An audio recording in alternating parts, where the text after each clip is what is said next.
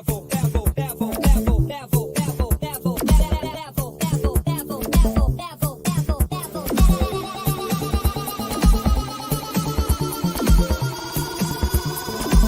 it to the next level.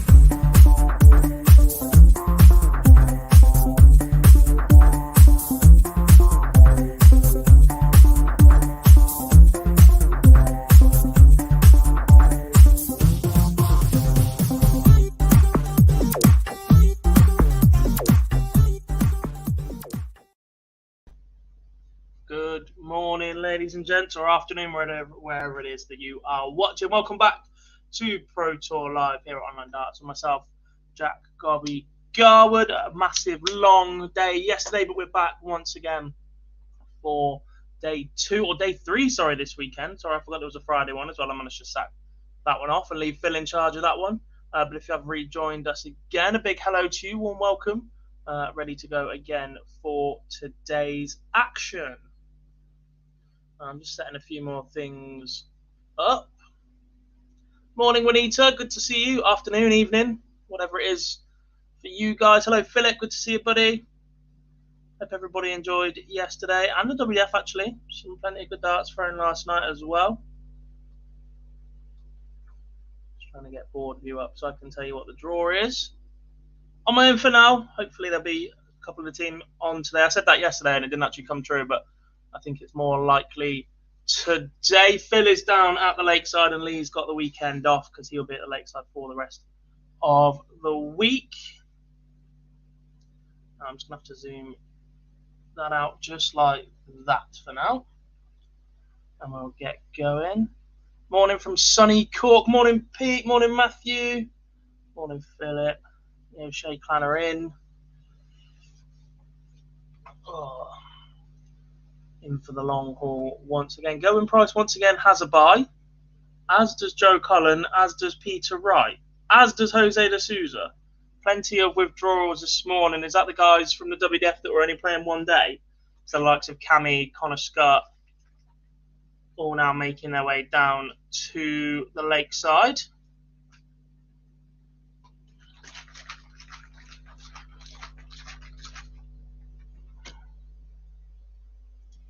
Hi JJ, morning Sam. Stay till Max Hop gets beaten.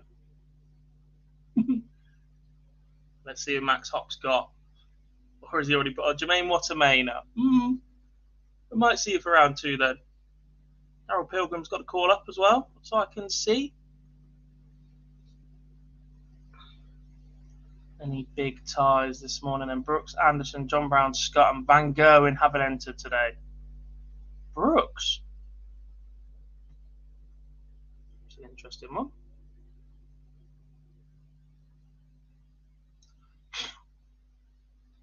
Wasn't expecting that.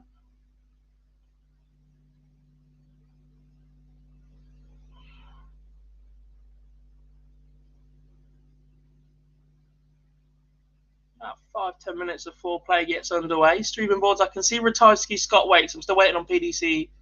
You can't change to Stream Board 2 until the event actually starts. Does anyone know what Stream Board 2 is today, please?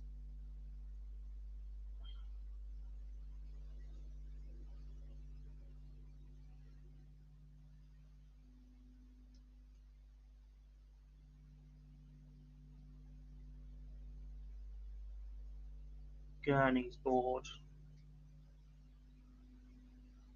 Darryl Gurney, Steve Lennon, Louis Williams, John O'Shea, Chris Dobie, Steve Beaton, and Neil Zonderville, James Hughes. I can get behind that. And then the other one is Christopher Ratajski versus Scott Waits, Matt Campbell against Florian Hempel, Danny Noppert, Rusty Jake Rodriguez, and Roby John Rodriguez against Brian Roman. Is that the RJR derby that we all need and want in our lives, potentially on for round 2?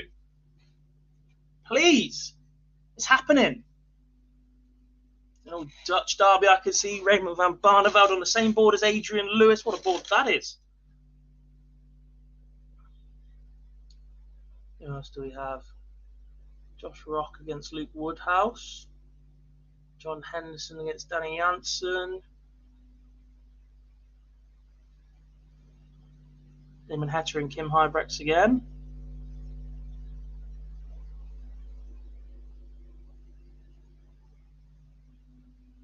Glenn Dorrant's got a tough board today. Board 7's a bruiser. Rob Cross, Jules Van Dongen, Glenn Dorrant and Joe Myrna, Mervyn King and Luke Peters. Danny Baggish versus Devon Peterson. Oh my. Michael Smith, winless in the last 2 days, I believe, takes on Sean Wilkinson. And Diving Bader against Jose Stissy. We've got an all-Belgium derby to open up on 15. Dimmy versus Mike De Decker.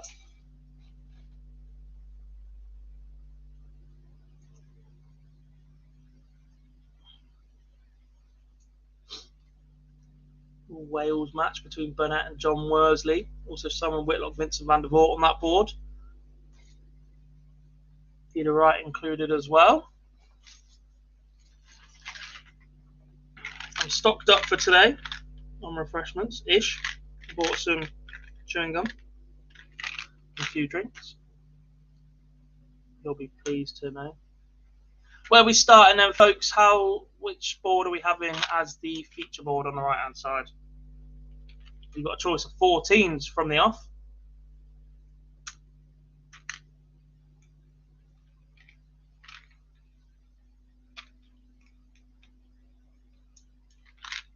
Morning, Daniel.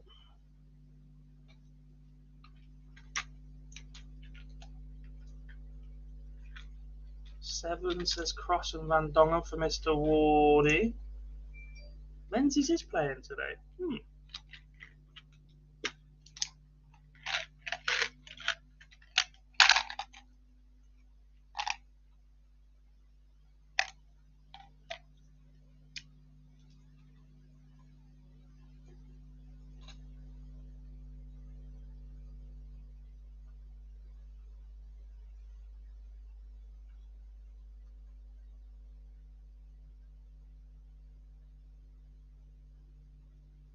So just the one challenge to our event today as well.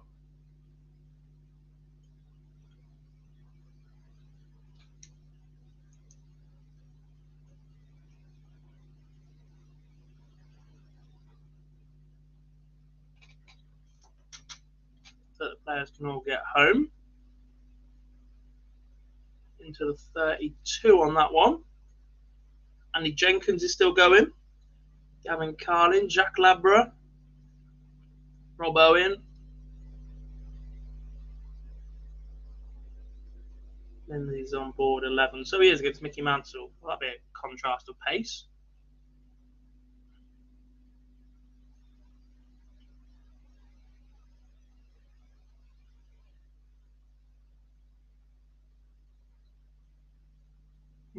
I could never be Jack, mate. He's funnier than me. And he's got a far bigger bank balance. Something about recording videos in your shed and slagging off YouTubers for years makes a mint, apparently. I wish I'd known.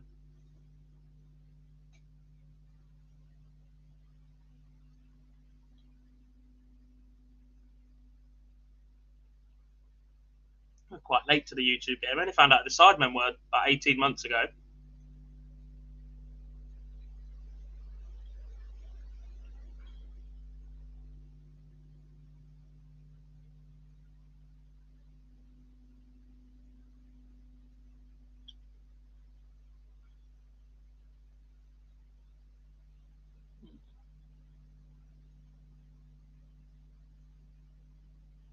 I'm going to look through a few results on the Euro Tour.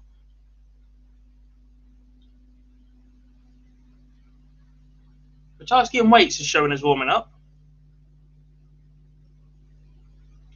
Hiding under a rock.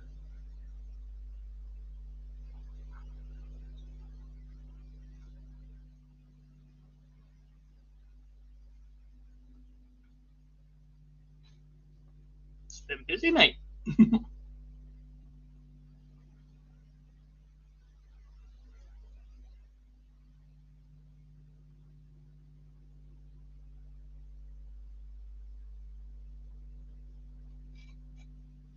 Lots going on these days. Yeah, come on and get your predictions in, folks. A couple of minutes before games start going live. In fact, there we go. No time for me to get down to Lakeside, unfortunately. That's why the rest of the team are down there. Phil's down there now. I've got to work the week. Leave voices down there instead. I go travelling next weekend. I'm in Reading for the World Seniors qualifiers. So I'll be in Lakeside for the Seniors Masters back end of May. 8 weeks to go now.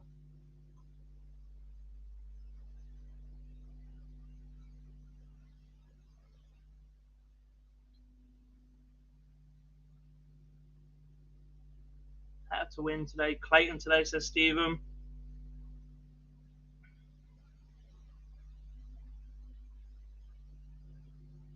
Stephen Bunt is due in. I thought that last weekend, Mr. Wardy.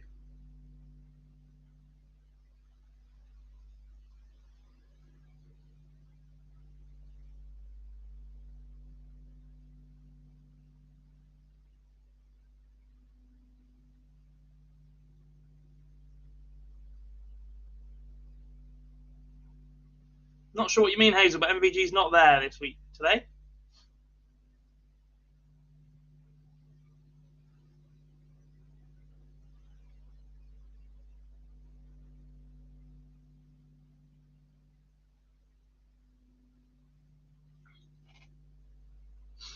Should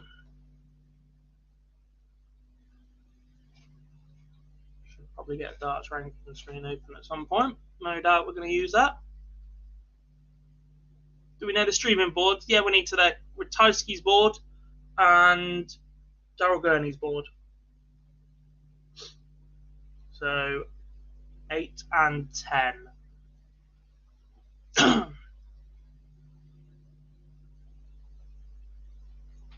Featured game, featured game, featured game.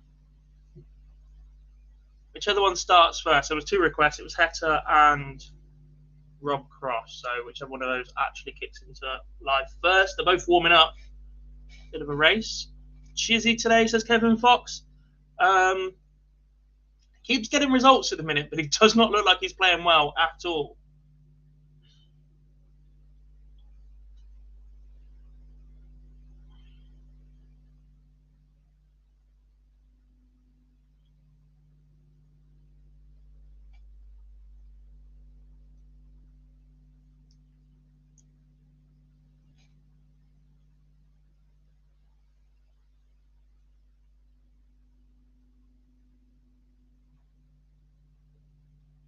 HJV says Sunday right, last day right, ain't it? Yeah, speaking of, I didn't get a chance to leave these up for very long yesterday, but these are the darts he was throwing with yesterday.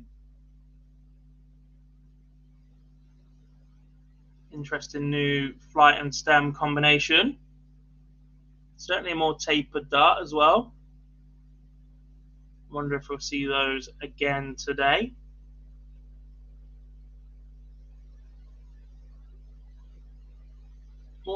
Morning 21 up bowls.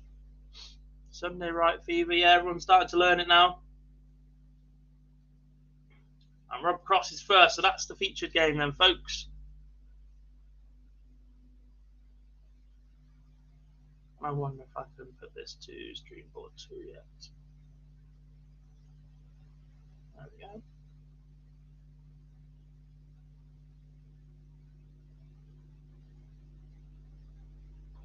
Yes, the Rangers.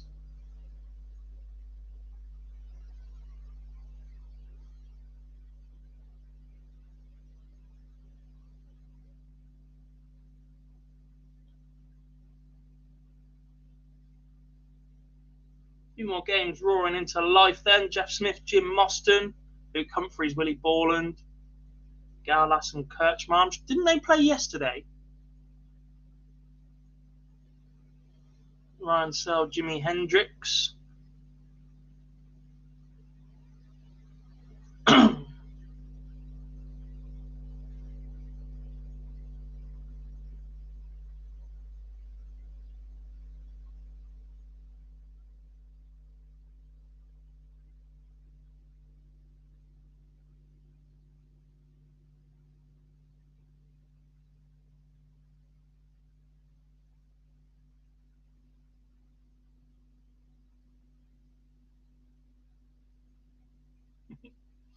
Mr. Wardy, that's terrible. It's also incredibly fake.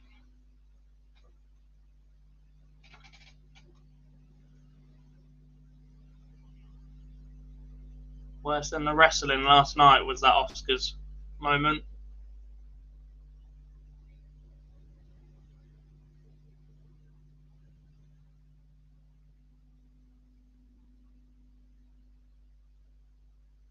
Rob Cross takes the opener in 15.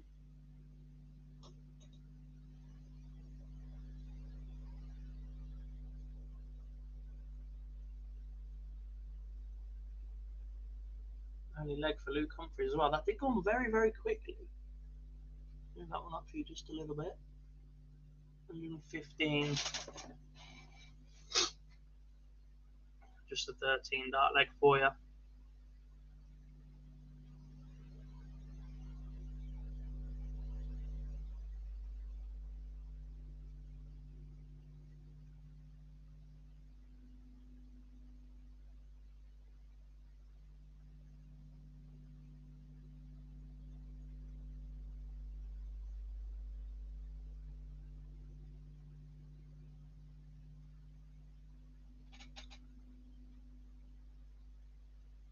Scott Waits' beard really is fantastic on stream board 1. But it does not get anywhere near Harrison's from yesterday.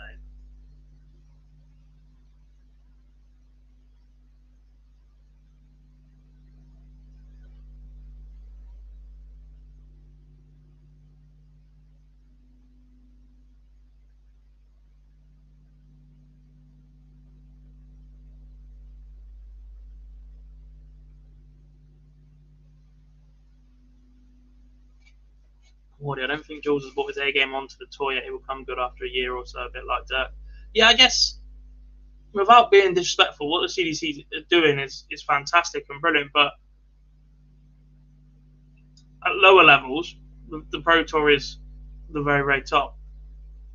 At lower levels, you tend to get a nice game or two to ease yourself into a tournament. You don't get that with a Pro Tour. You have to hit the floor running from the very first game, and that's a different kind of pressure.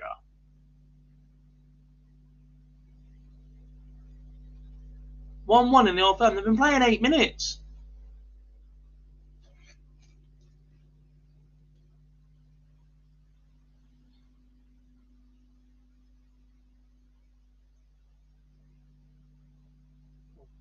Poor. WF doesn't start till 1, and here I am sat watching yesterday's games like I haven't already seen them.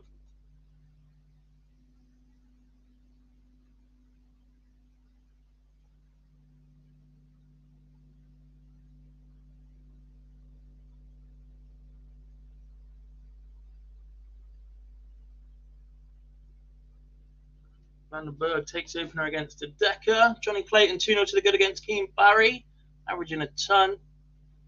Jeff Smith won the lot. One apiece now, sorry.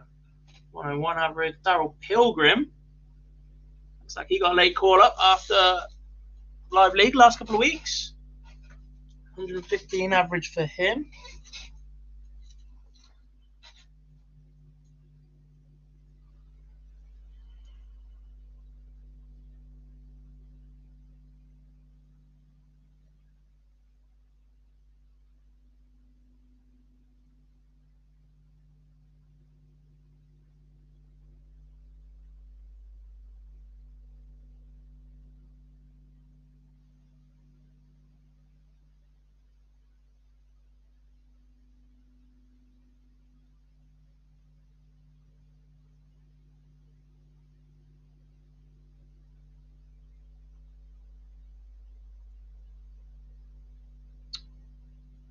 Oh, definitely can't put that one there. Sorry.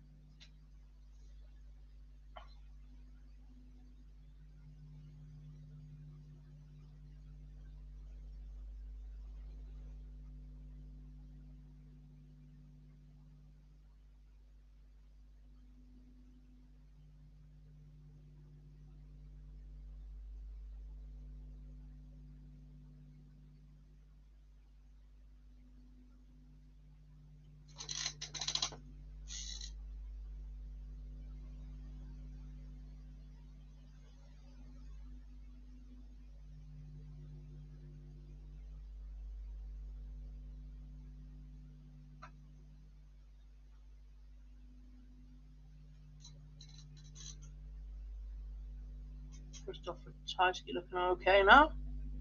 1-1 with Scott Waits. Ransell tuning up on Jimi Hendrix already, just averaging 81.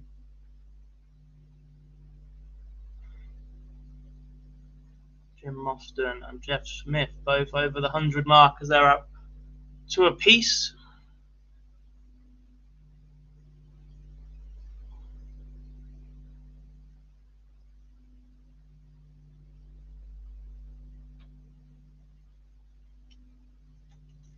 No, Chris Murphy just did Friday at the Pro Tour. And then he went straight to the WDF yesterday. I believe you've got Dan Dawson, Mark Webster, possibly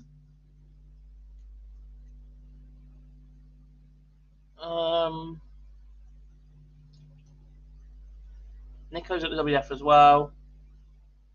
Who's the other one? Nigel Pearson might be doing some. I'll be honest, I haven't heard a single piece of commentary this weekend.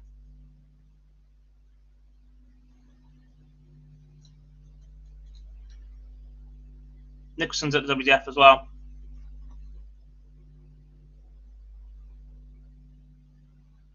Stream 1 sounds like Chris. Is it Rob Malarkey? 1 second.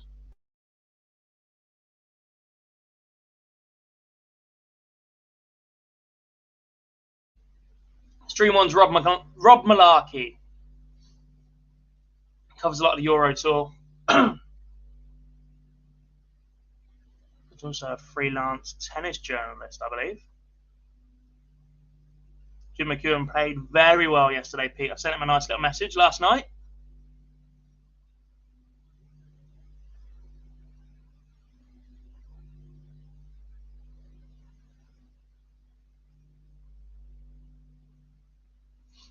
Rob Cross moves to 3-1 lead over Jules Van Dongen.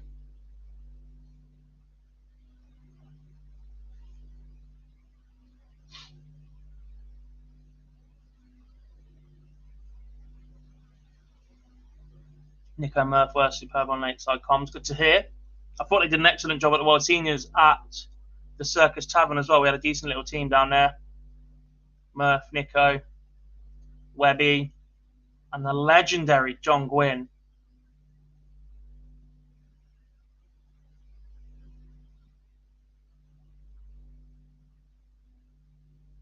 Managed to grab a photo with Gwynny just before he left. Keep that one for a long, long time.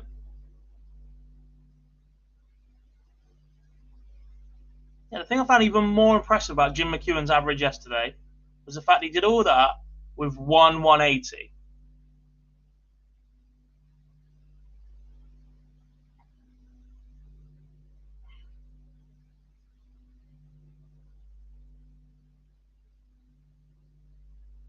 What was your top 4? We did a top 5 about a week and a half ago on the live lounge. I'm not even sure I managed to come up with 5. Now you want me to drop even more of them?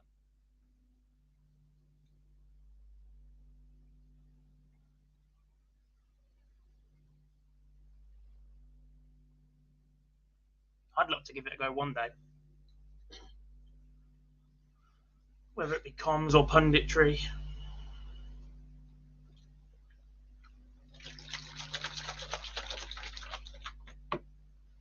The PDC do finally expand their Pro Tour, Euro Tour coverage to have like a studio in between games. Oh my god, I'd love it.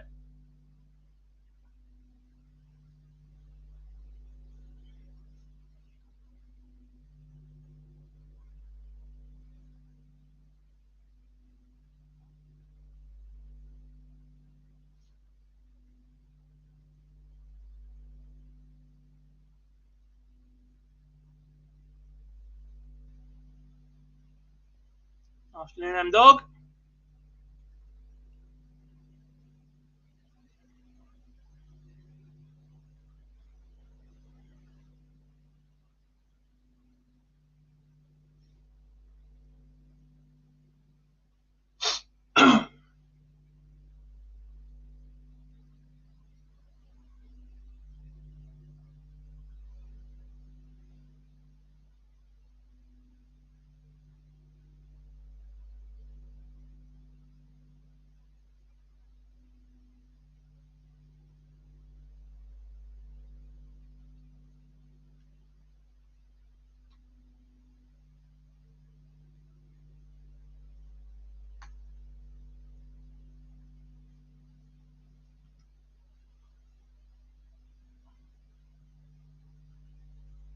Darts fan. What happened to Paula Jacqueline yesterday? She lost in straight sets.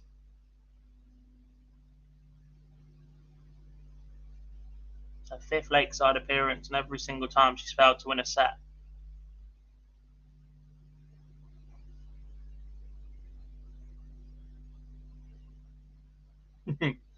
Careful, Dan.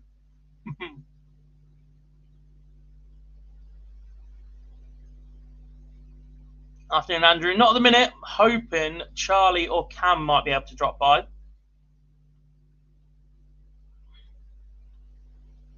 They both got plans this morning.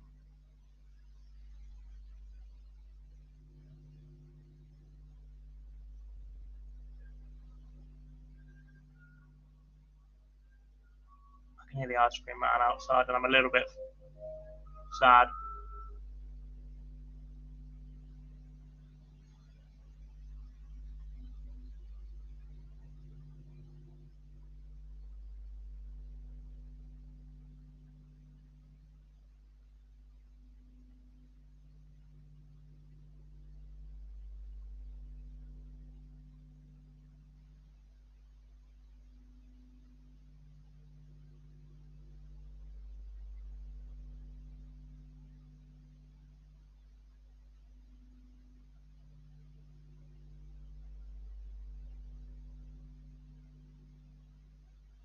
Adam Gavlaps is absolutely flying. He's gone 5-1 up on Boris Kirchmer. Ryan Searle also looking good. He's 4-1 up against Jimi Hendrix. Rob Cross has had chances and he gets more to make this 5-1 as your featured game as well. Johnny Clayton, though, is the first man to win a game and be into the last 64. There's already 3 there by virtue of a bye. He beats Keen Barry 6-2. 103 average for the Ferret. Not a bad way to start the day today.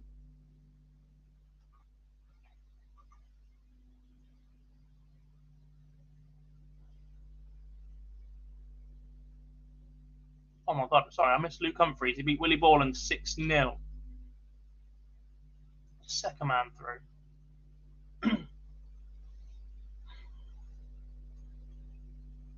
Humphreys did bagel him, sorry. I didn't see it pop up.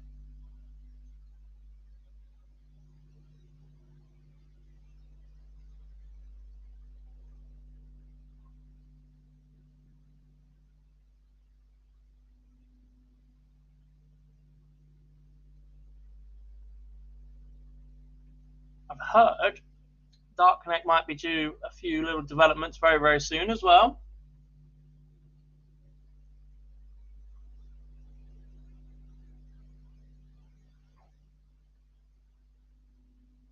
There's talk of them being able to implement which board number is currently in play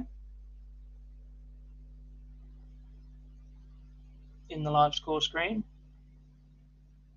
I'm going to keep requesting it till I'm blue in the face. We need a little bar just above where it says 1st to 6 or under the actual current score at the minute, right at the bottom under the player's names. Just move that up a little bit.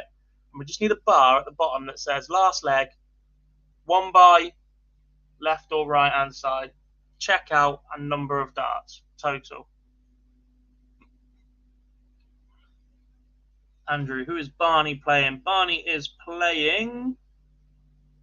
I've seen that one somewhere. Is it an All Dutch derby?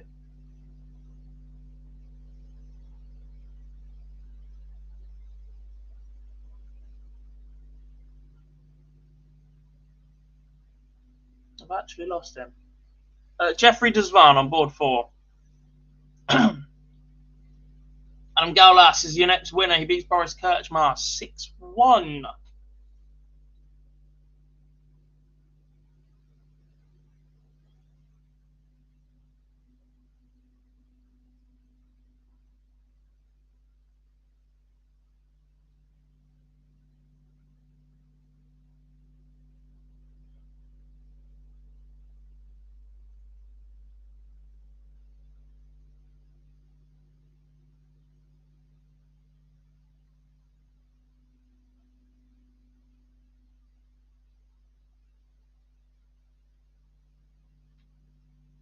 Van Dijvenbode moves 5-2 in front of Jose Justicia.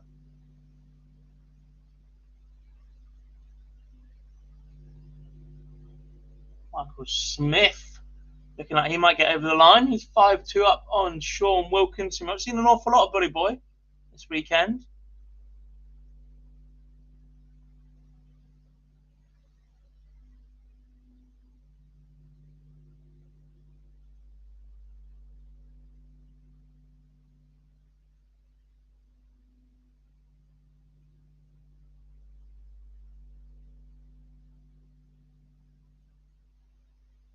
Scott Waits just look like a man devout of confidence right now.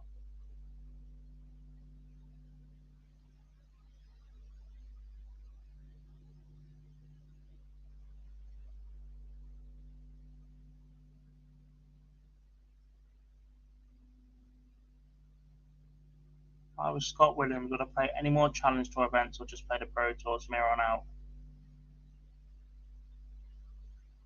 Good question. Rob Cross takes 129 for the match against Jules Van Dongen.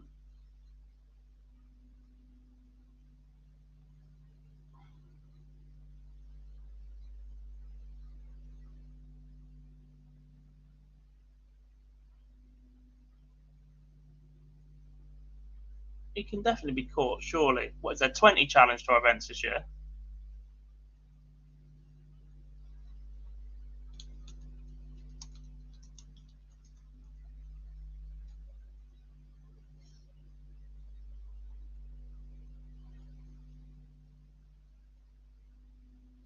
"24 events. Yeah, they've only just finished 10.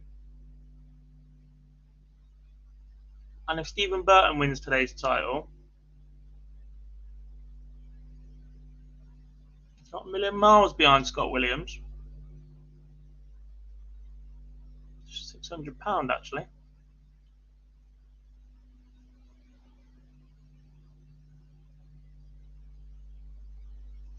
I'd still be keeping my eye on that Challenge Tour, very much so. Is there many more where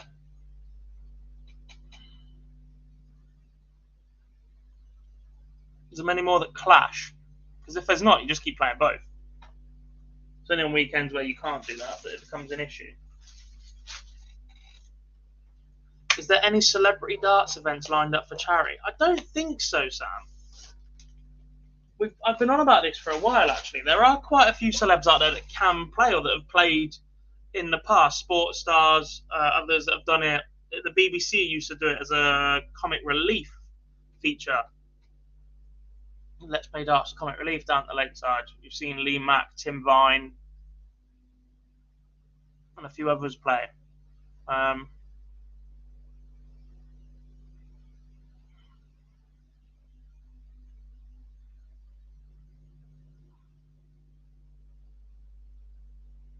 I think it'd be brilliant, but it's just getting the crowd, the right atmosphere, the right promoter.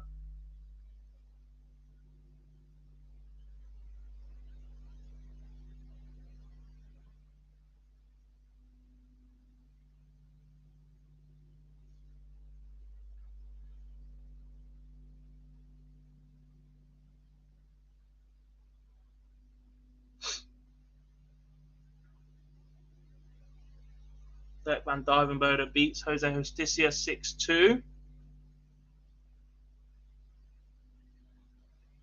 Andy Bolton's one away from knocking out Damon Heta. Jeff Smith had a great run yesterday. He's 5-3 behind to Jim Mostyn.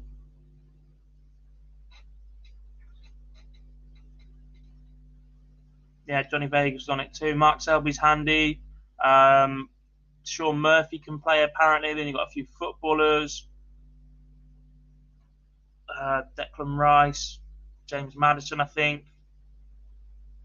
Alex Hales can play, the cricketer.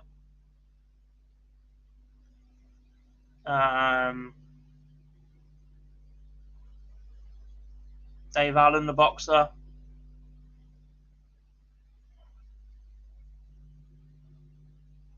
Alan Chamberlain can play.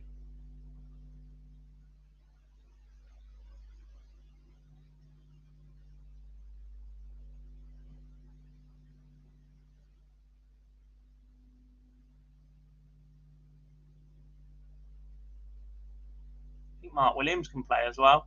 The snooker players, quite a few that can cross over. Not sure there's an awful lot of snooker players going back the other way. I know Joe Cullen likes the game. Richard North maybe.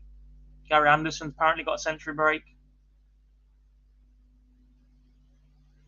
Probably doesn't practice at that either.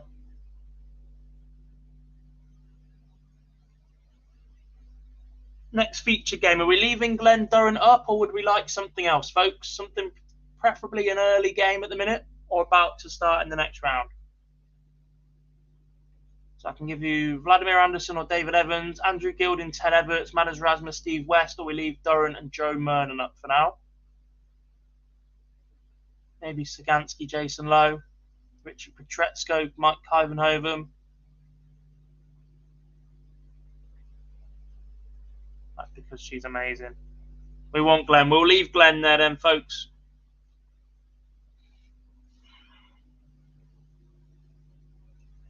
Don't be jealous, Teresa, but I got a very nice photo of myself and Helen at the Circus Tavern. She's absolutely brilliant to work with as well.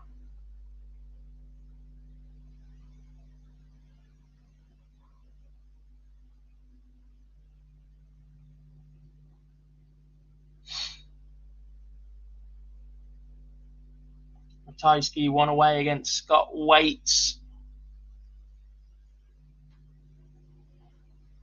Dimitri wins the All-Belgian battle with just an 88 average, but he does knock out Mike De Decker for today. Ryan Searle, Jimi Hendrix going all the way. Richie Burnett's 5-3 up on John Worsley.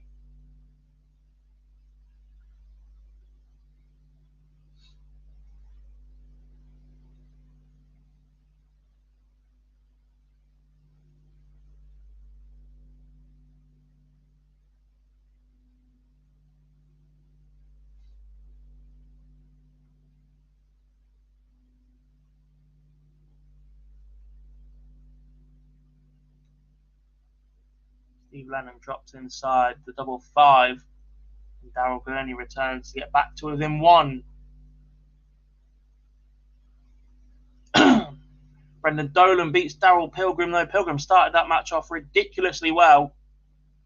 He has been playing first to 4s a lot over the last few weeks, so maybe that's what's done him in a little bit there. Brendan Dolan gets the job done on him.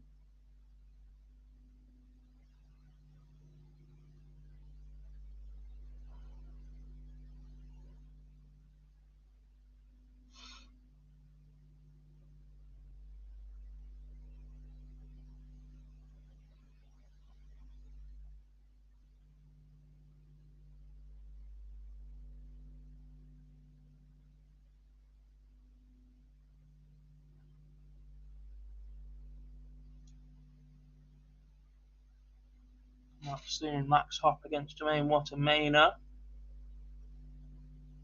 Ryan Searle, Jimi Hendrix still 5 apiece.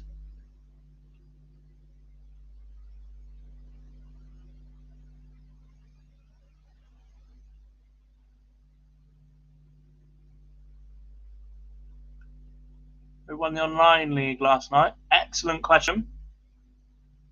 And the answer is Adam Smith-Neal.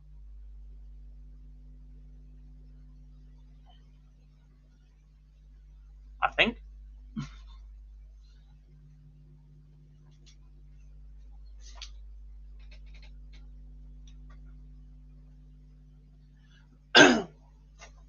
Was Smith-Neal, yeah. Damon Heta has gone. He's lost 6-3 to Andy Bolton. Christopher Tyski has also just seen off Scott Waits, and Steve Lennon's beaten Daryl Gurney.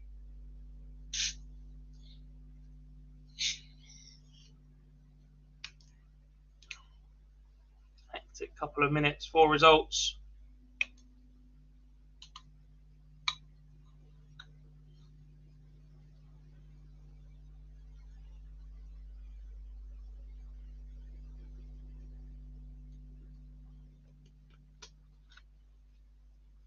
I'll be honest, I was already asleep by the time the live league got cracking. I wasn't a million miles off. Who's my standout match at Lakeside today? What's the schedule at Lakeside today?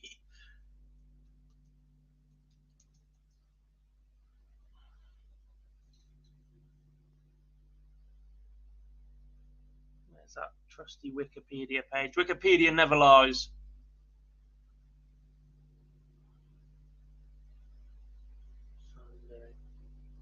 Ian Jones, David Cameron, John Desramu, Donovan Lotterin, Lorraine Hyde, Tori Kewish. Lorraine Hyde, Tori Kewish could be a very, very good game.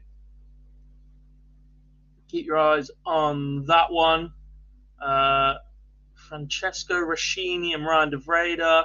Expect Ryan to come through that pretty good. Lee Shu and Jordan Brooks. I think that one's an absolute coin toss. They're pretty good mates as well. Vicky Prum and Desi Mercer. I don't know a lot about Desi, I'll be honest. Vicky Prum's been okay at the women's series as well. Found your answer though. Dave Paletti, Sean McDonald is an absolute belter of a game. Paula Murphy, I'm seeing a lot of the American guys talk her up against Veronica Ihaz. Connor Scott against Sean Burt. I don't know an awful lot about Sean, I'll be honest. Steve Hine against Kevin Luke. Again, don't know an awful lot about Kevin, but Steve Hine had the pleasure of marking a couple of his games in Newbury 2 weekends ago, last weekend now, for the Seniors Open Series. Still playing very, very well. Laura Turner, Mikuru Suzuki. I thought this would have been a little bit closer than perhaps I think it will be now after seeing Mikuru in the live league last week. And James Richardson, Sebastian Steyer. Look, Steyer's steady, but I just think if Richardson turns it on for a leg or two, then he's capable of running away with it. So, yeah, the ones to keep your eyes on, Lorraine Hyde and Tori Kewish, I think will be a very, very good game in the ladies. And Dave Paletti, Sean McDonald, absolutely.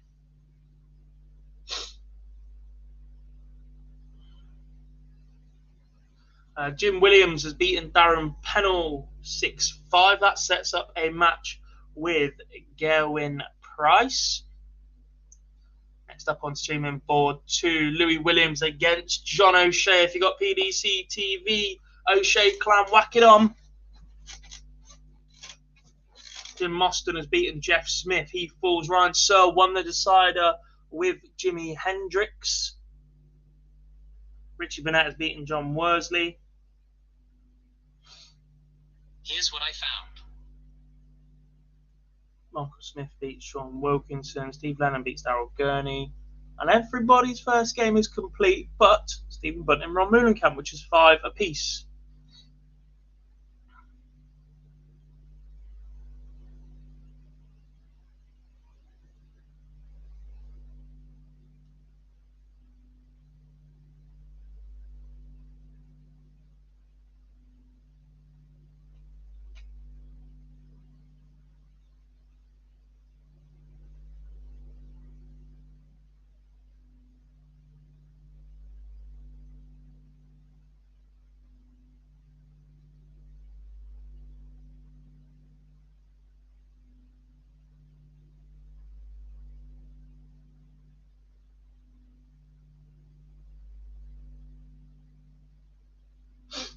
On the bomb, Moolenkamp does defeat Stephen Bunting in the last leg decider.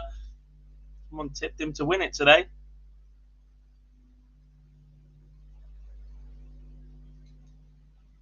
Joker's got a fresh cut. He has.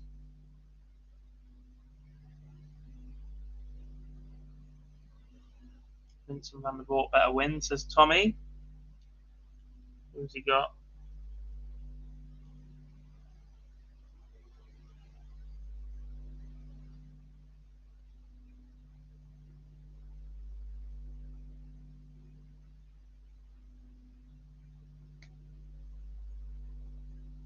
Really struggling to see players today on this list.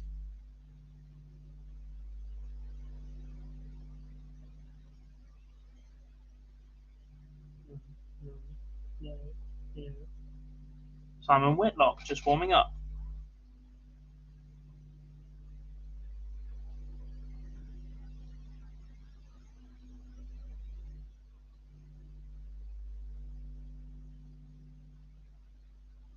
Morning, Sanchez.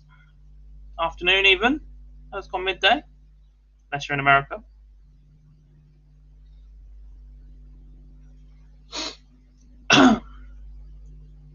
And O'Shea takes out tops for the first leg.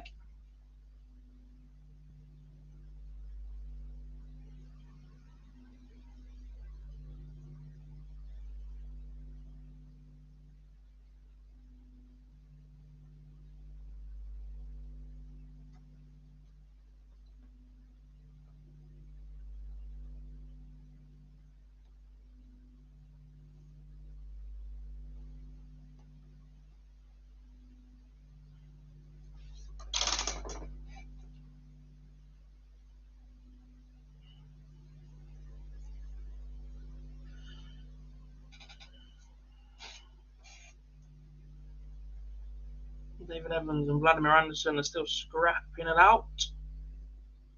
Madders Rasmus 4-2 up on Steve West. Glenn Durrant is double 10 away from 2 apiece with Joe Mernon.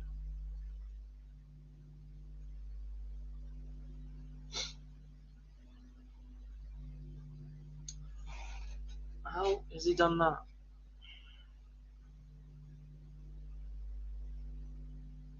He dragged it into the 6, the big 6. It's a big miss. We're back for double 7 now. Matt Campbell's on stream. I love his action.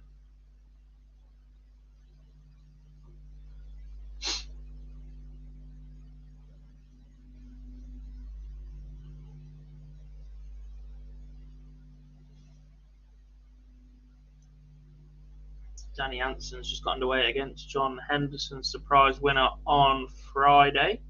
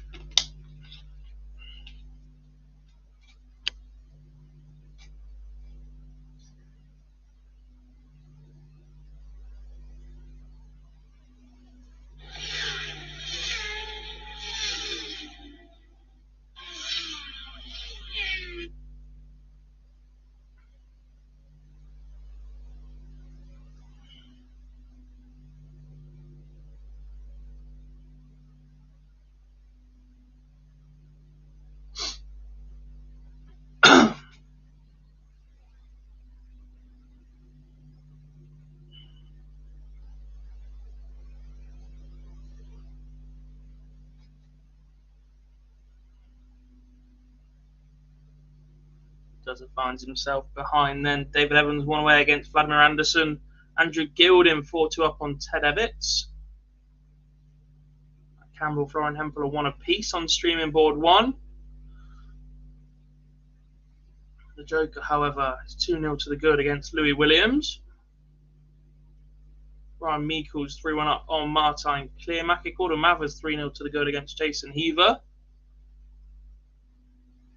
J-Lo 3-2 up on Radek Sagansky.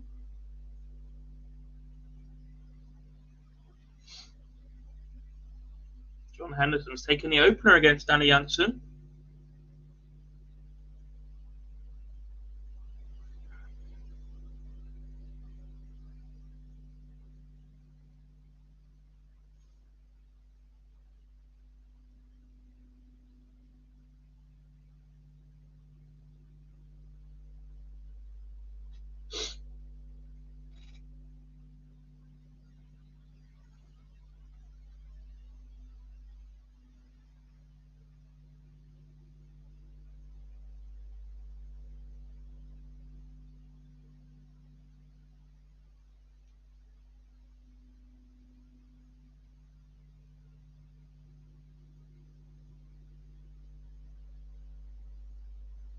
That'll hurt Glenn Durrant. Also hurt Steve West, who's just been dispatched 6-2 by Madders Rasma. 100 average for the Latvian. Ollie Gezi is playing. He started by first round. He'll take on Jim Williams in 2 games' time on board 1.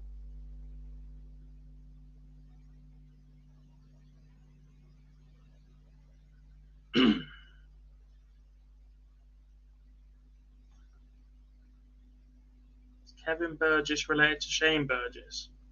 I don't know who Kevin Burgess is. We've got Kevin Burness from Northern Ireland, but I don't think he's related to Shane Burgess. Saw Shane last weekend.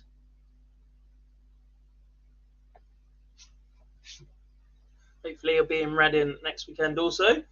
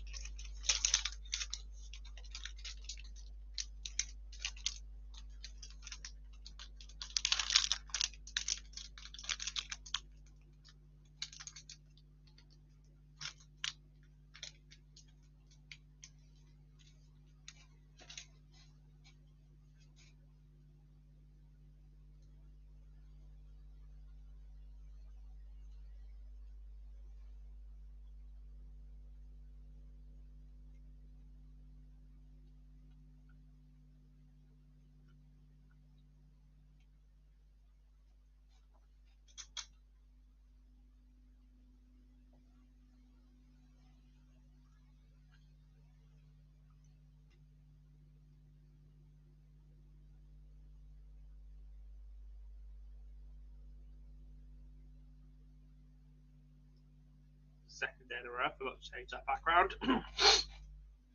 No worries, Jim. No idea where Jamie Harvey is, I'll be honest. I've seen his name floated around a couple of times for seniors events, but couldn't tell if he's still playing or not. Afternoon, up. You're definitely from the Midlands with that name.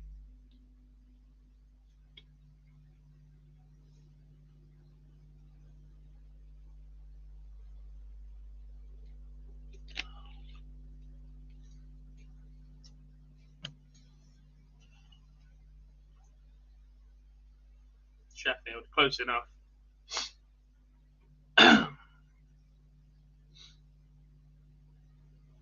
Does it gets one back against Joe Mernon, still trails 4-2 though.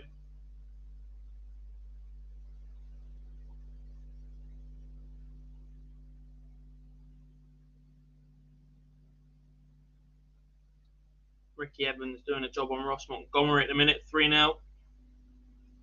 Mike Ivanovan's 1 away against Ricardo Petresco.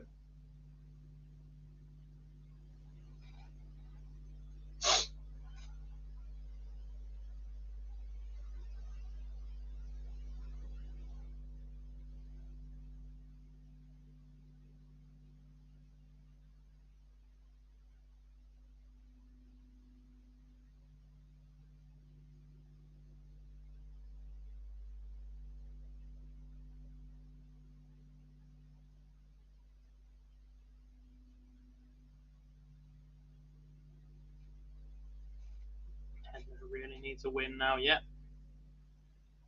And he is 3-1 up on Danny Janssen.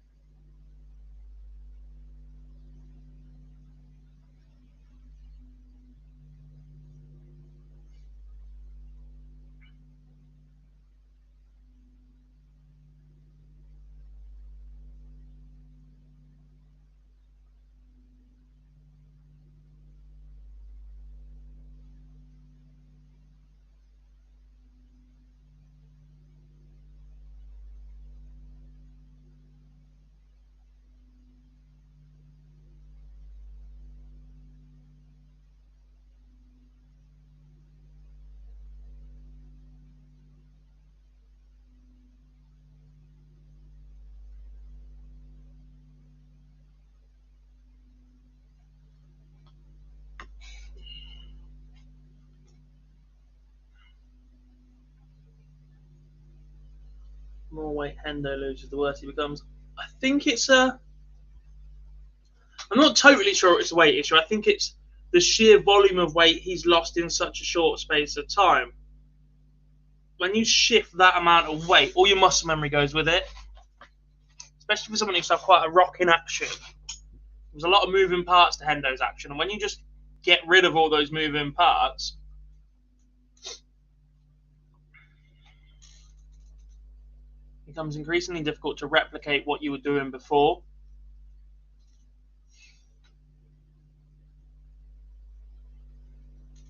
Brian Meikle does defeat Martin Clearmacher 6-1, and Kevin Burness also does the similar job on Keegan Brown.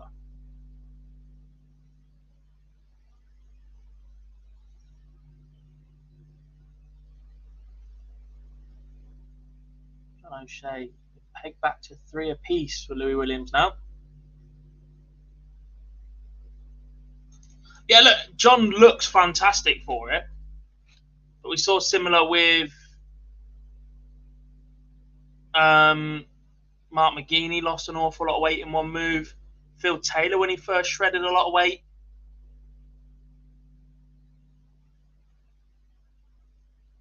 Ron Moulenkamp seems to have gone the other way.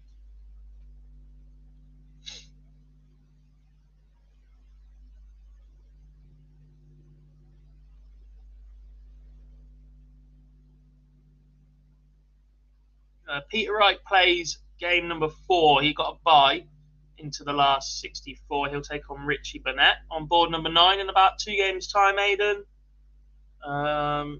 It's a Sunday, so Gary Anderson's gone fishing. So he plays again next Saturday.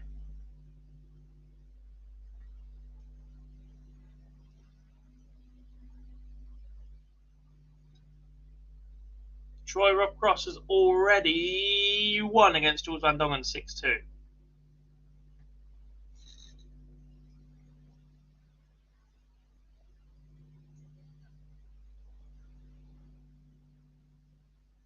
Luke Humphreys lost a lot of weight, yeah.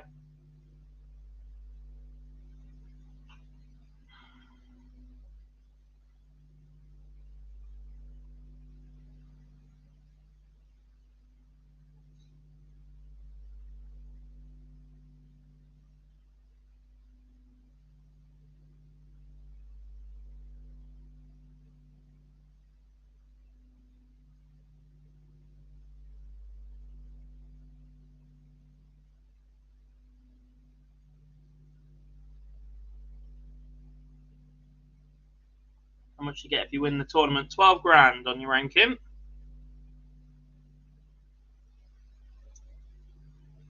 Main has lost a lot of weight. Yeah, I wish I knew all their secrets, to be honest. Because they all seem to rock up to one event, normal, and then rock up to the next one 3 weeks later, losing up that 6 stone. I wouldn't say no to that.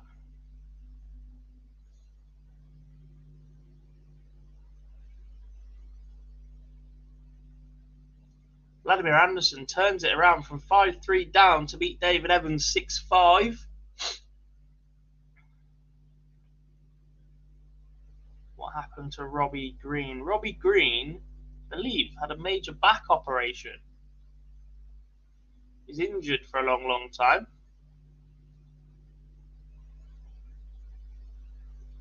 He's back playing county, though, for Wirral. They created a new county side this year. I believe his partner plays as well. Hunter Buckner was a tidy player in the BDO, very steady. Yeah, look, I think that's the issue with the WDF. Obviously, they've had 18 months off, so all the players that would have done 1 or 2 years in the WDF internationally and then moved across have all just made that jump straight away.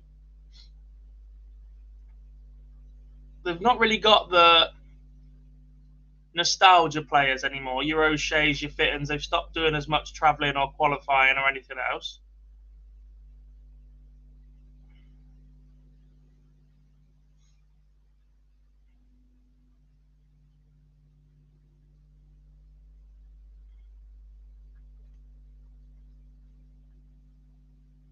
I don't think Price goes number 1 if he wins today, because Peter Wright made the final yesterday.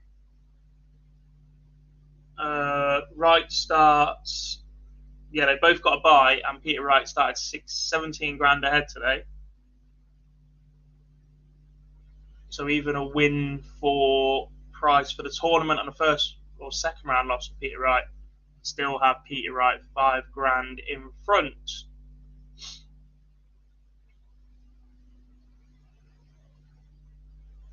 James Wade can jump Michael Smith.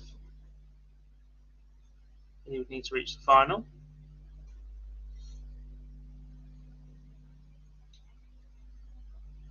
Johnny Clayton, Dimitri Vandenberg, and Nip and Tuck as well.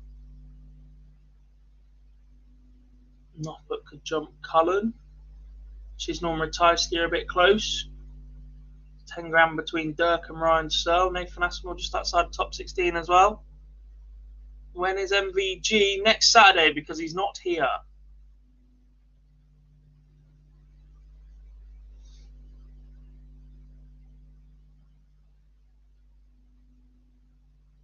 He does not like Sundays. Jermaine Wattermain has beaten Max Hop, which is not a good sign because someone said they were only here until Hop loses. Andrew Gilden's beaten Ted Ebbett. The game that we had on screen, Glenn Durrant has lost to Joe Mernon.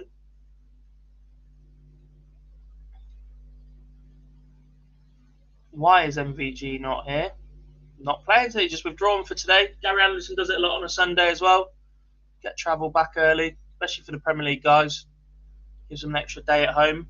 See the family. Simon Whitlock 5-3 up on Vincent van der Voort. What do we want is the feature? And am I leaving Mervyn King, Luke Peters up? I can offer you James Wade, Gert de Vos, Nathan Aspinall, Mario van den Boogaard, Kim Hybrex, Jack Main.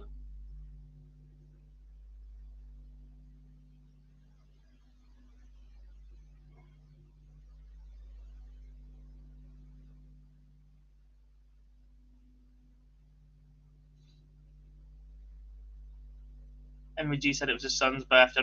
Oh, I'll let him off for that one then.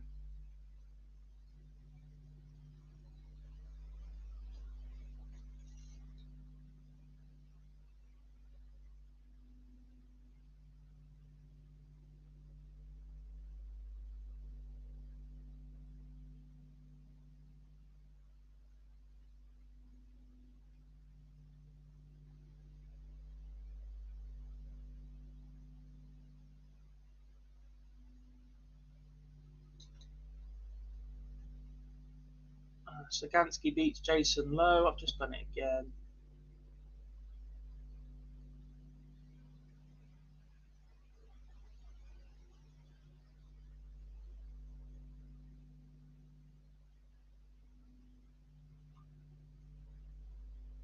Aidan, give me a second. You're not the only person in the chat room. I'm trying to sort out which game we're going to watch live. Thank you.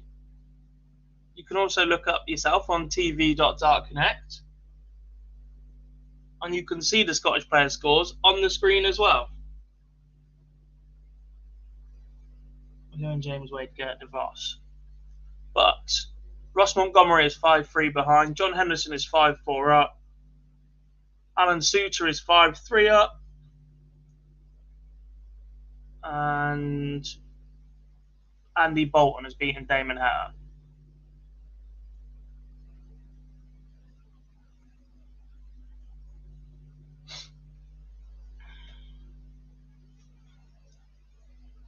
I'm happy to help anybody and answer any questions, but give me a second.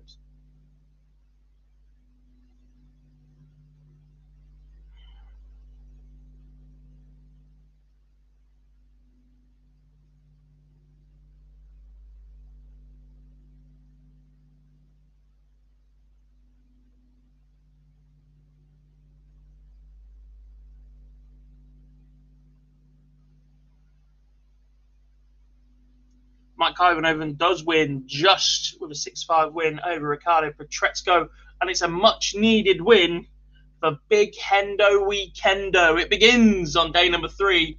Henderson beating Danny Janssen 6-4. Michael Unterbuchner is 3-1 up on Kevin Dutz. Callum Ridd 2-0 to the good against Darren Webster. Laura, you could look again now. John O'Shea's just beaten Louis Williams 6-5. Can hear Maisie screaming here from here. Matt Campbell's one away against a win. One away from a win over Florian Hempel. Emma Payton. I'm not that well connected, guys. Janssen back-to-back first-round exits after winning on Friday. Darts ain't easy is the biggest understatement I've ever seen. It is, quite frankly, on a level with the most frustrating sport in the world as golf. Those two kill it.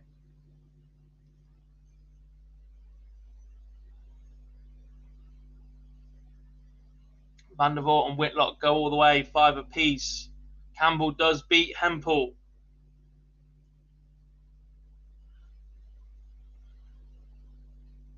Adrian Lewis is about to go against Christoph Kachuk.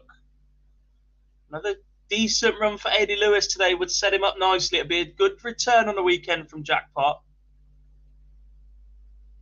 He's on a tough board if he wants to do it, though. A win here would set up a match with Barney or Jeffrey Desvan.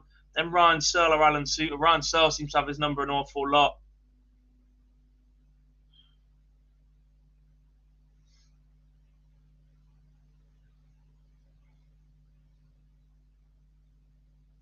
James Wade doubles his lead over Gert de Vos, still averaging 116. That's back-to-back 14 dart legs. I picked a good one for you. Gert de Vos has been playing some very good darts recently as well.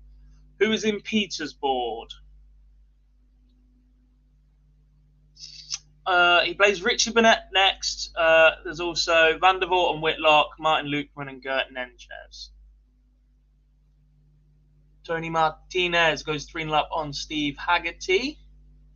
Gabriel Clemens and Ian White's just got underway. Pete says, I thought Ian White would be playing a lot better lately. Yeah, it's taken him a little longer to get back to where he left off. Obviously, Ian White used to rely an awful lot on the Euro Tour. He was pretty much there constantly. He also had an injury last year, though. And I guess it's just difficult to jump straight back in again. There's no real off-season with darts. So there's no real period for players to rest and go away. You just start the next season straight away.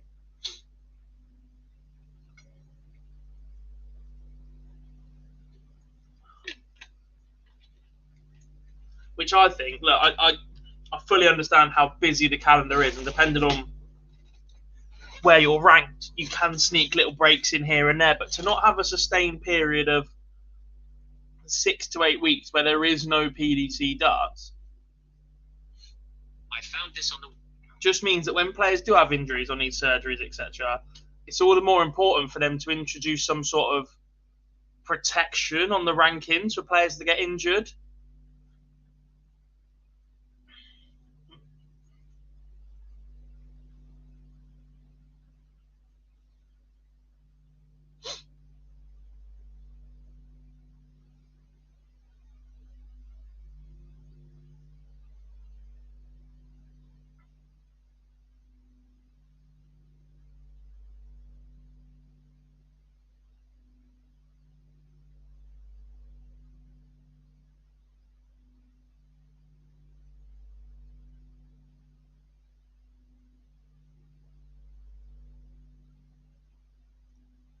Maybe there's too much darts. Nathan, a good example.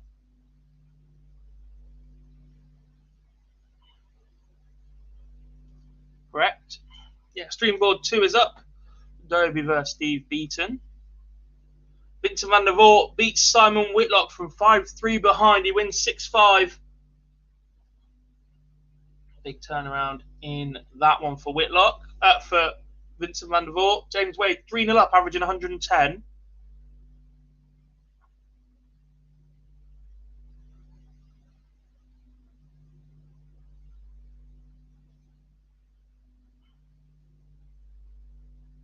Simon Whitlock playing every tourney going if he could. Yeah, he's constantly out of down on the south coast, isn't he? But Golf Tour has an injury exemption you can use for a season. Doesn't tennis as well? To a certain extent. And this is just where darts needs to evolve a bit. It's not the same straightforward turn up, play darts, disappear again that it used to be. There's so much more involved in it. The logistics of the game is so much more advanced now. You think about the money snooker players and golfers are earning.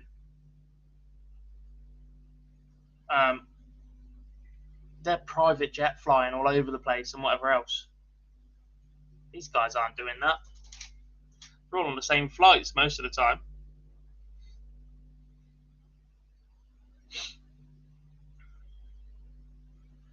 Alan Suter's defeated Nick Fulwell 6-3. It's board 4 broken. Still waiting on Lewis versus Kachuk. It's finally warming up. Kim Hybrecht's Jack Main just got underway. George Killington, Martin Schindler. That should be a good game. Both players in form.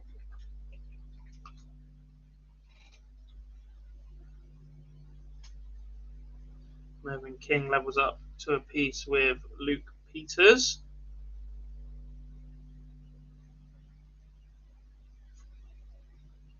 Absolutely.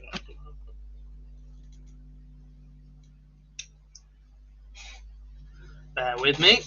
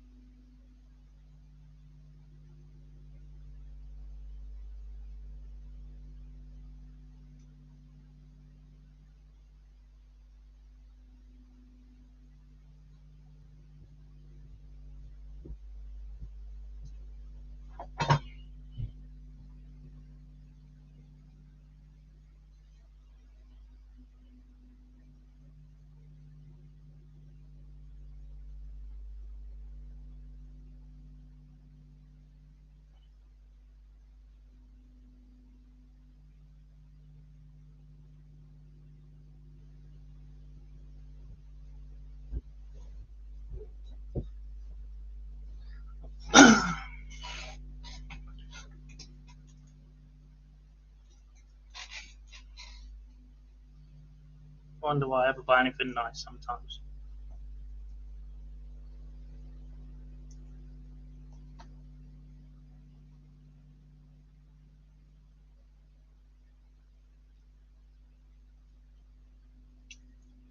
Steve Beaton's raced into a 2-0 lead over Chris Dobie.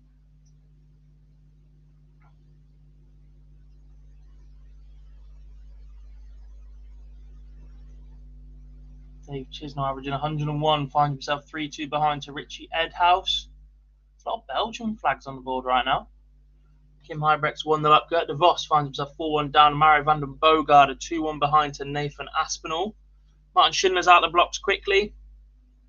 2-0 up against George Killington, 115 average. A.D. Lewis takes the opener in 15 darts against Christoph Kachuk.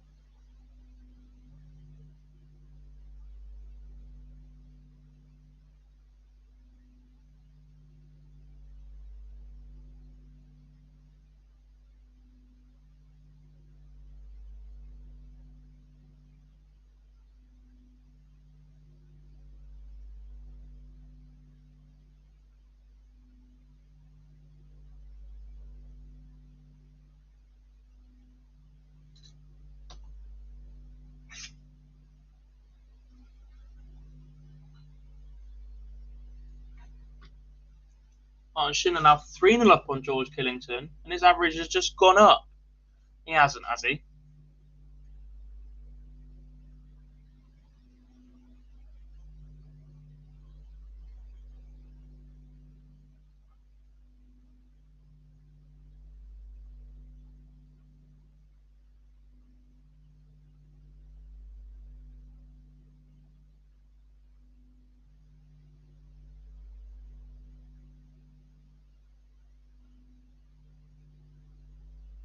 $11, $15, $12 so far for Schindler.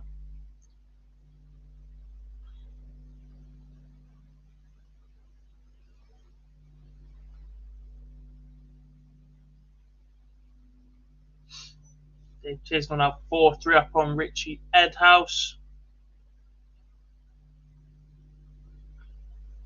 Kevin Dukes is out, beaten by Michael Unterbuchner. Next up on that board, Jose de Souza plays his first game of the day. As Lewis played today, he's on now, Stefan. He's won a piece with Christoph Kachuk.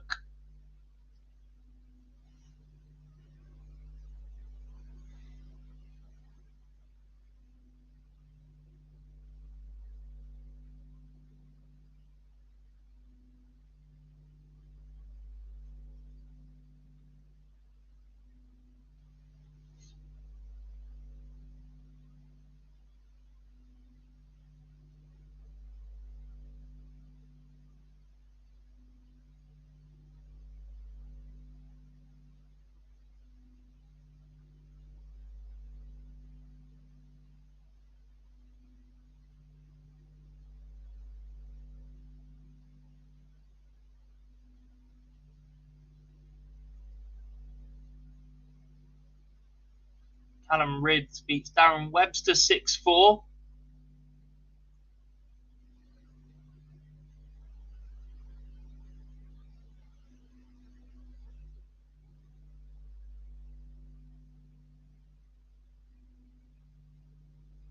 James Wade's being pegged back a little bit here by Gert de Vos.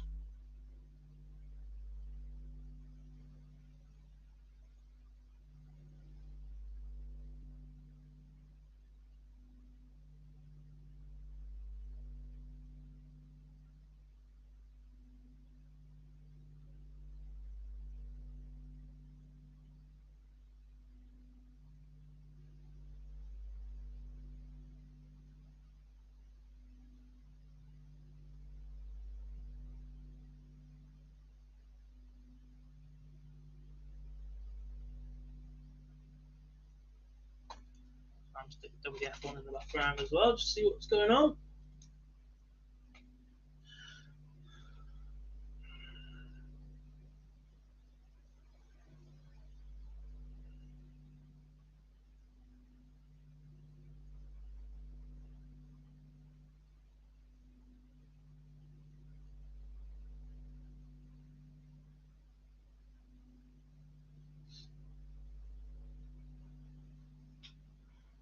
Familiar twist in the throw.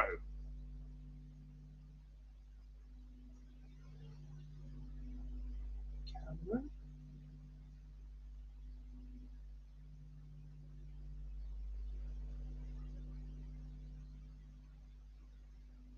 It's quite refreshing to see somebody nicknamed Jones, somebody called Jones, whose nickname isn't just Jonesy. We're clearly not the most original bunch in the world. James Wade beats Gert de Vos 6-3. A win for the machine.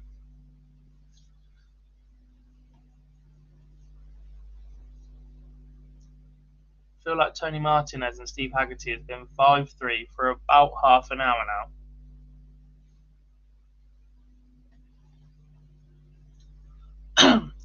What would the total cost have been to go to every session at WF? I honestly don't know.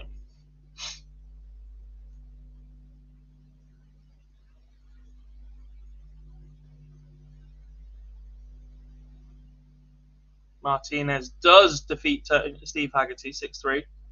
So we move into the 64 in that game because Joe Cullum also received a bye. Martin Schindler has absolutely trounced George Killington 6-0. He's averaged 107.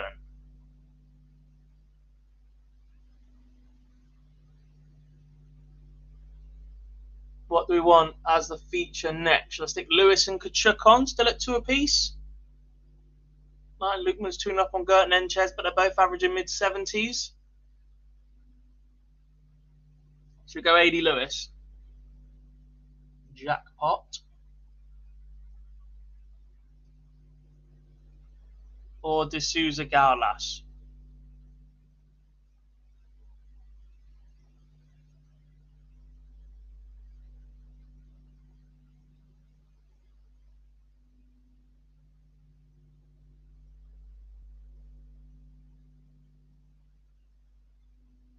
Clemens White's 4 apiece, then I'll have to change it again too quickly.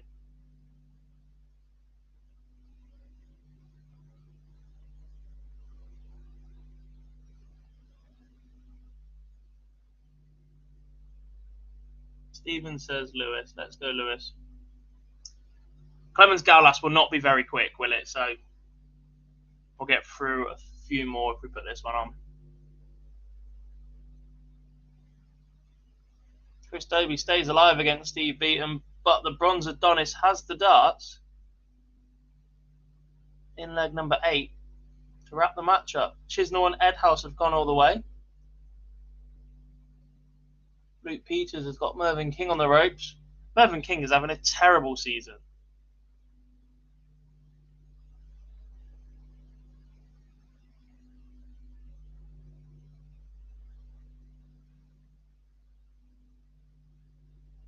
Maliki, you're an absolute jinx, fella.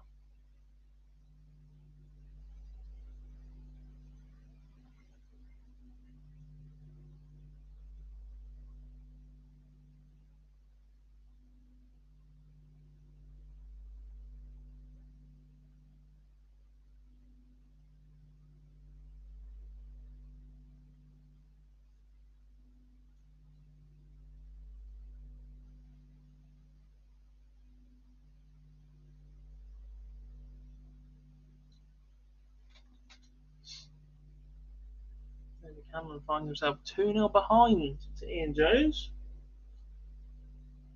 Jones it. King gets one back. Hybrex 4 up on Jack Main.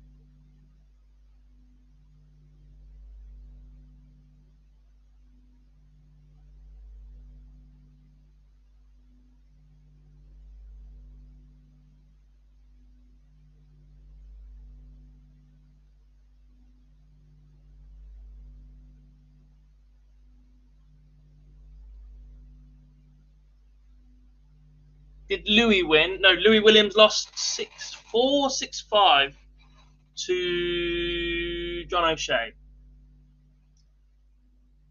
remember which one it was now. Did it go all the way? Wales flag, Wales flag. 6-5 in the end.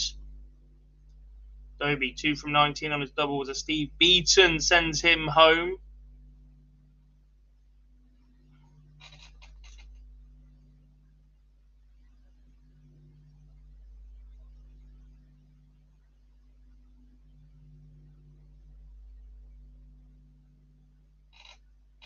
Eddie Lewis now 4-2 up on Christoph Kachuk.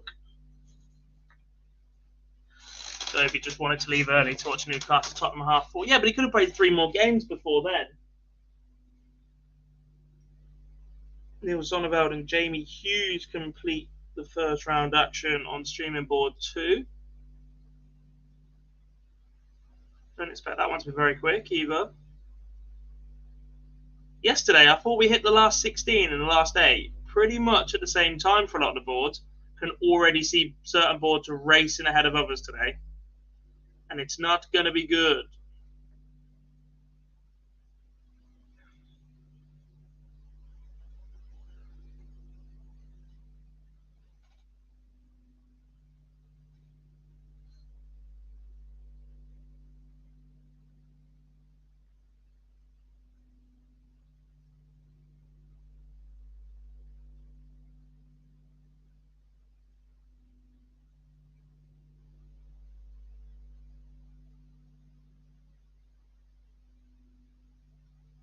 Mervyn King back to 5 apiece.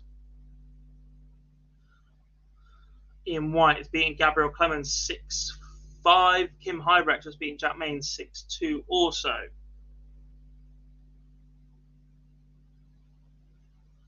Josh Rock and Luke Woodhouse are underway. That could definitely be in contention for the featured game if A.D. Lewis wraps this up pretty quickly. Nathan Rafferty, Scott Mitchell underway as well. Jose de Salza, 2-0 up on Adam Gaulas, averaging 107. Oops. Danny Noppert levels up with Rusty Jake on stream board 1. Jake Jones, 5-2 up on Ross Smith. Ross Smith is not having a good season at all.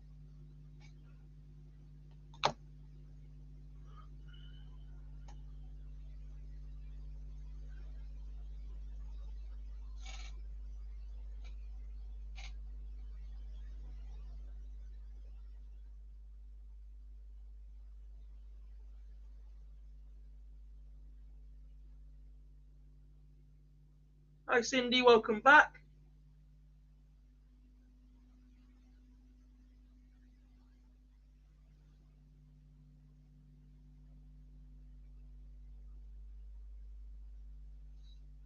Ryan Lukeman, Gert Nenchez, 3 apiece.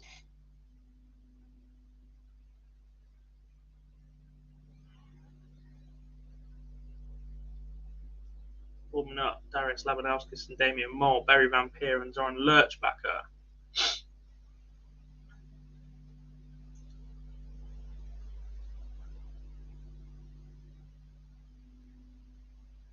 Mervyn King's terrible season has just perhaps started to turn. He's just beaten Luke Peters 6-5. He was way back in that one. Devon Peterson versus Danny Baggish up next on that board as well. Jose de Salza's 3-0 to the good against Adam Gaulas.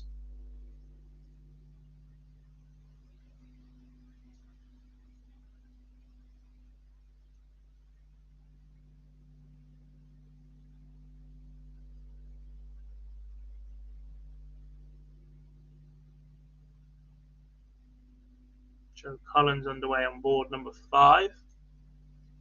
Board 1 just taking a while to get going, but it will be going. Price against Jim Williams.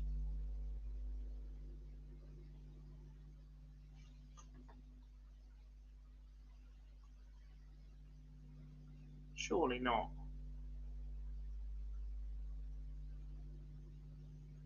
Gabriel Clemens just averaged 108 and lost to Ian White, who averaged 93. Because Clemens winning legs were a 13-13, an 11, a 12, and a 13.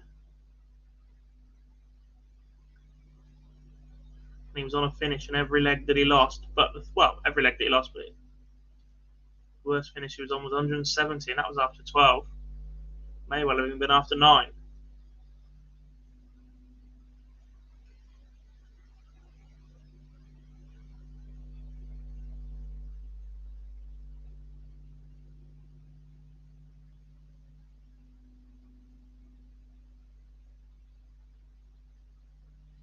No, Aiden. He's not played yet. He's on next.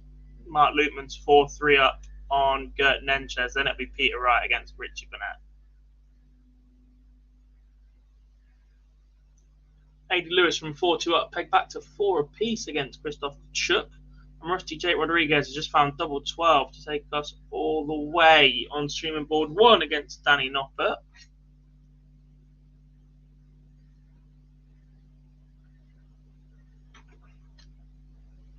Yeah, there's not many people at Lakeside at all, unfortunately. Reminds me.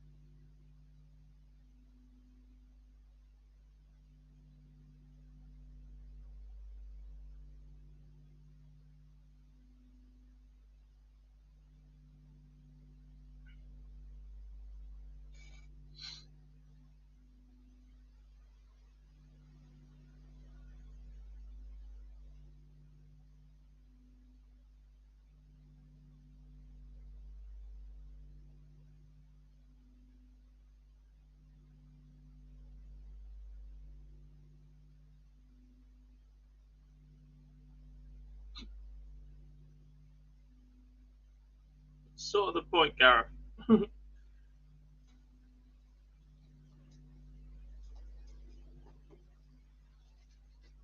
don't have the rights to show anything else live, so you get Pro Tour coverage from Dart Connect.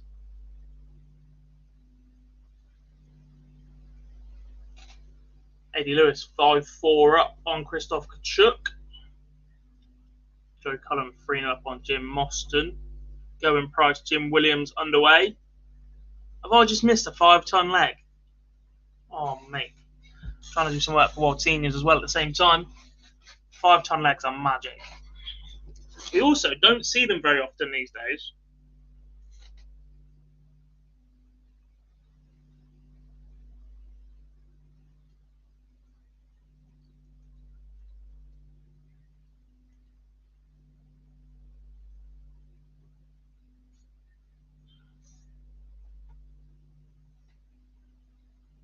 Also, fair point worth making.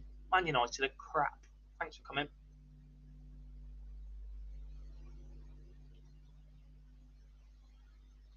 Lewis could be about to be pushed all the way. They both players are 180 in this leg, but it's Kachuk that through first.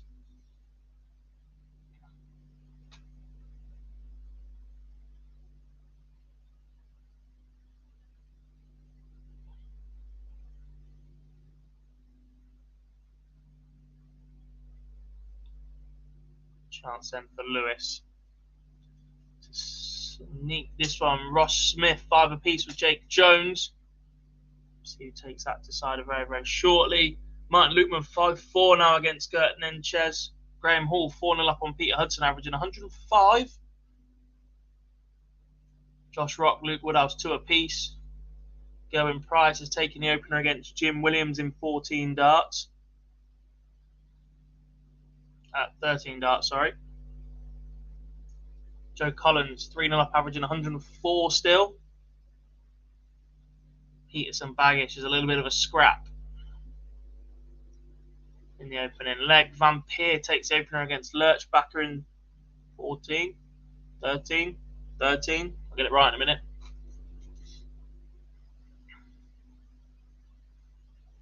Into a no ball then between Lewis and Kachuk. Off time for a maximum against the darts.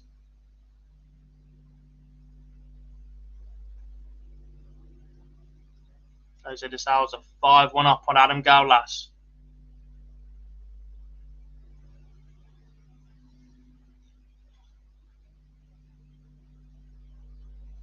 Is that the slip from Kachuk for AD Lewis?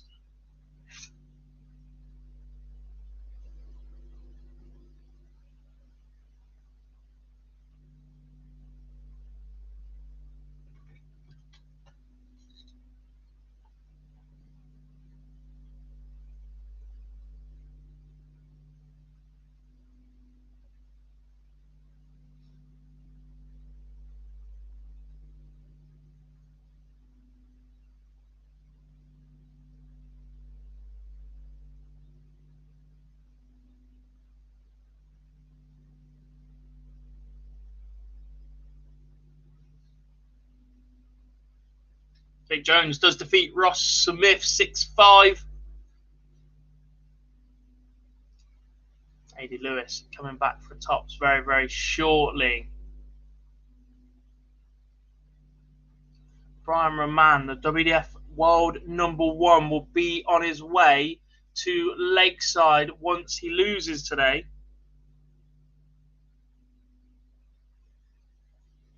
Will that be at the hands of Roby John Rodriguez? They're about to get going in the first round. AD Lewis over the line against Christoph Kachuk. Jose de Souza beats Adam Gaulas as well. Mad to think that was 2 each when we started that one. And I'm just going to leave that one up there, folks. Why not? We all want to see that. And you know what's coming.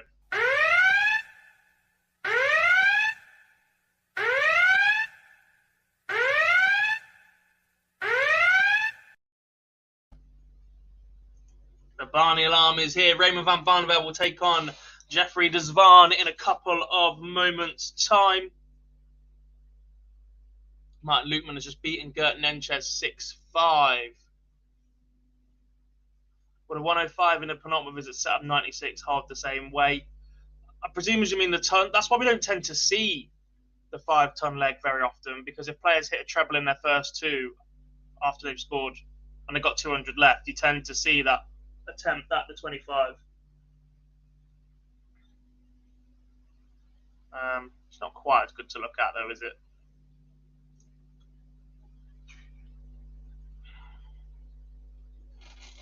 It's also weird in local leagues that count like ton plus visits, you get punished for hitting that 105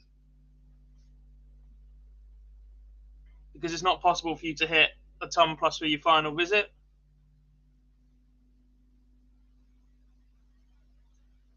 Gezi back playing some good stuff. He is indeed. He's averaging 109 against Jim Williams. He's played some good stuff throughout this hand injury, which has been peculiar at times.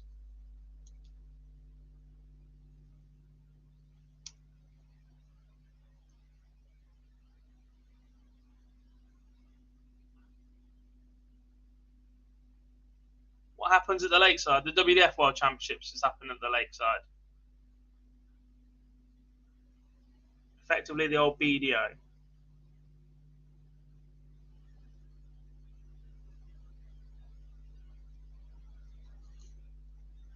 Where is Adrian Lewis right now? Adrian Lewis is currently 39th in the world.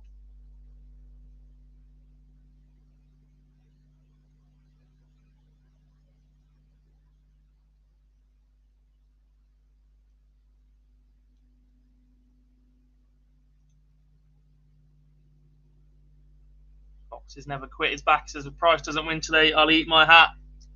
He started this well yesterday, but when you are nursing a hand injury like he is, to play like this all day would take some doing.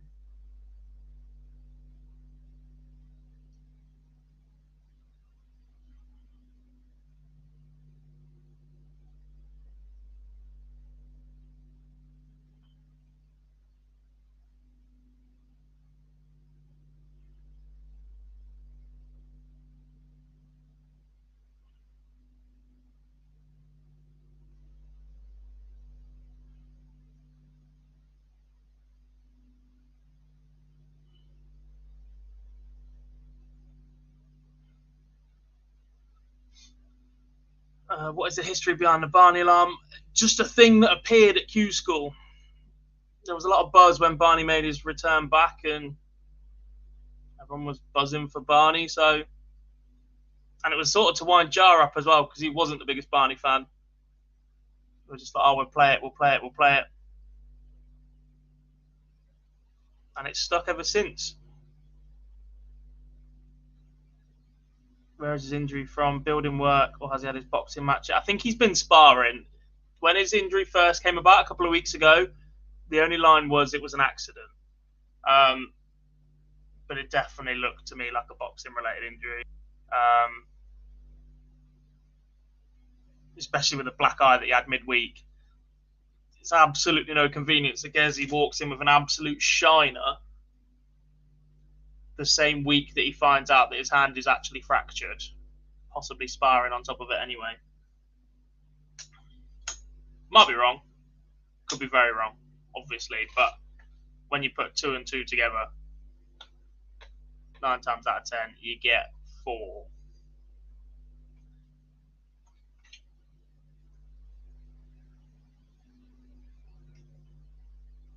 Yeah, Phil left me alone all again. Hoping one of the boys might join me very, very soon.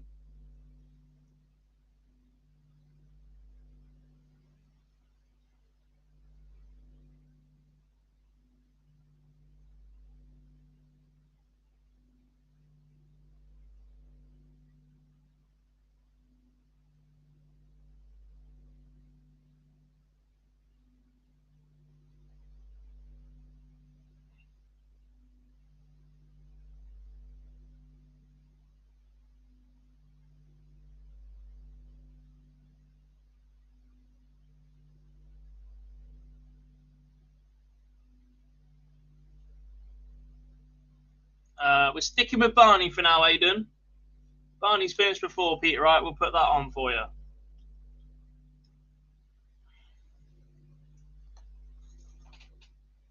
After the way Peter Wright played yesterday, there's a very, very good chance we see him later on in the tournament. There's less of a chance we see Raymond van Barneveld all the way through the tournament.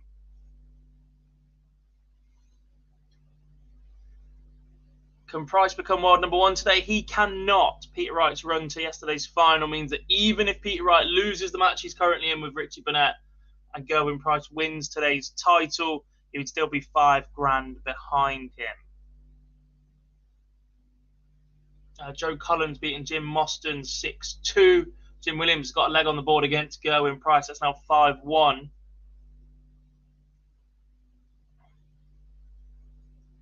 Phil must trust me on my own with his baby. Yeah, well, the thing that you guys don't realise is the live lounge was my idea and the Pro Tour streams are my idea. So there might be his baby on OD as his channel, but yeah, you know.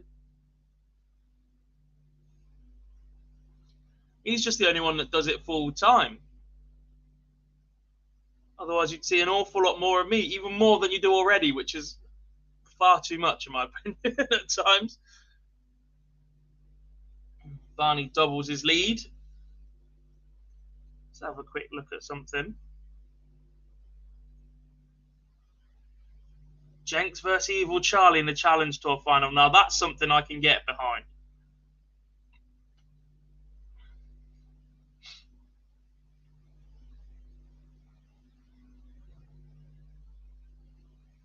Or we're not counting Premier League individual night wins as titles. No chance.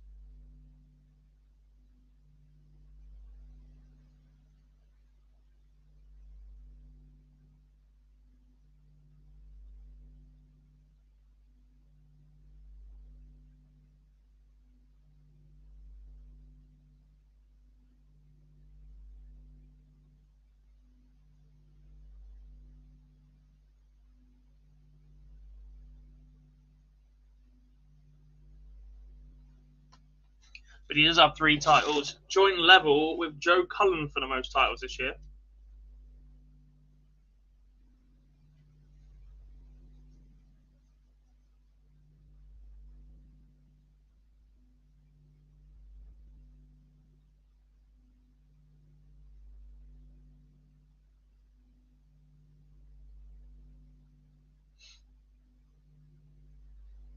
Was that the fish from Jazwan?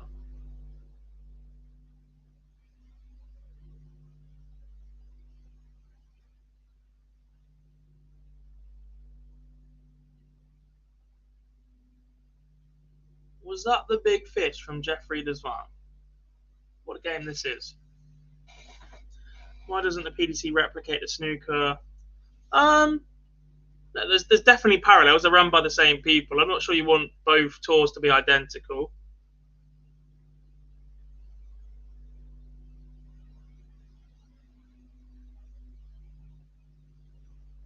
And the snooker doesn't really have floor events. You've got the Champions League thing. But other than that, everything is televised, Eurosport, etc. Crowds in because it's so much more worldwide than this.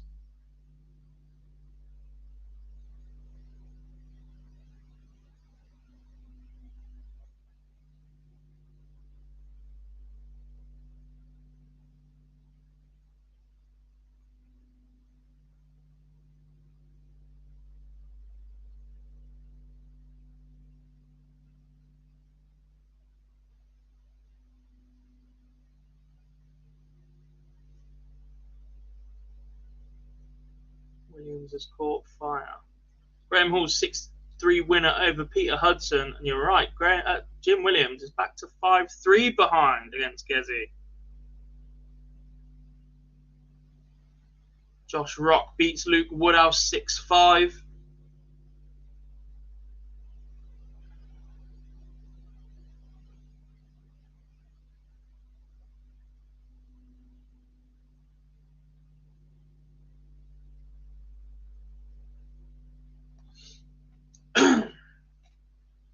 Danny Baggish, Devon Peterson are still going at it. Barney moves 3-1 up on Jeffrey Desvan. Foxes says he'll get his hat ready. He said he'll eat it if Gerwin Price doesn't win today. Well, he still is only one away. Could switch it on at any moment.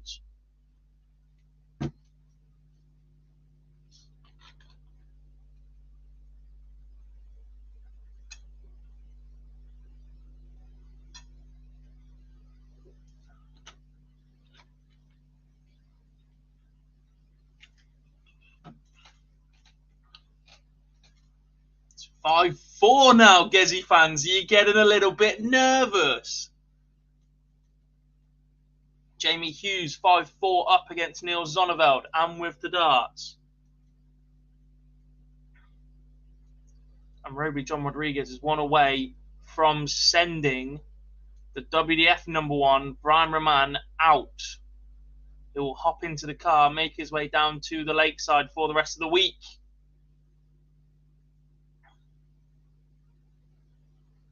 Jim Williams, a 1-6-4 out for that 5-4. Zonneveld has stolen the 10th leg against Yozza. We're going all the way with Zonneveld with the darts. Peter Wright's 2-1 up on Richie Burnett, averaging 106. Mikhail Unterbuchner 3-1 up on Madas Razma so far. John Michael 2-1 up on Eddie Lovely.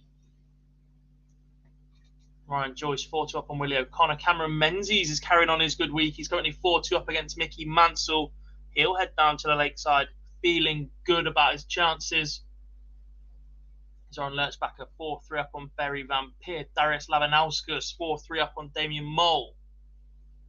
Scott Mitchell sneaks over the line against Nathan Rafferty 6-5.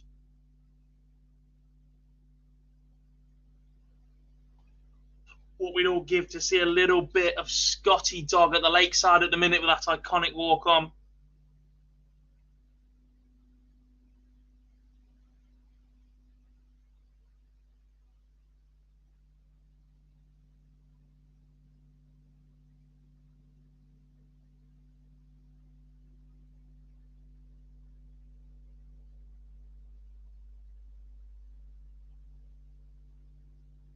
Gerwin Price sneaks over the line 6-4 against Jim Williams from 5-1 up.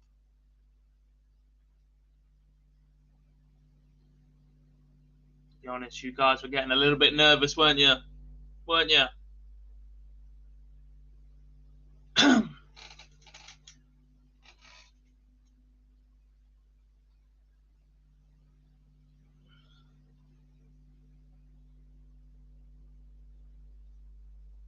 There's 130 out for the match.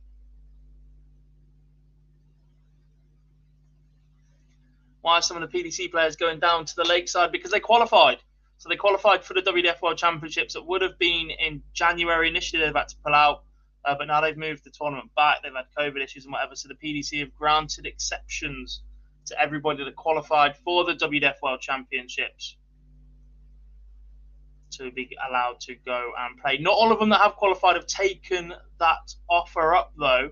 Ross Montgomery could have been playing at the lakeside, as could have Mario Vanden Bogard, but they've both opted to stay away. Everybody else has taken up their options. Connor Scott, Brian Roman, Cameron Menzies,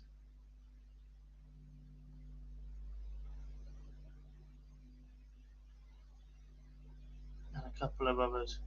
Jamie Hughes just missed tops for 100 checkout against Neil Zonneveld. And Niels wants 97.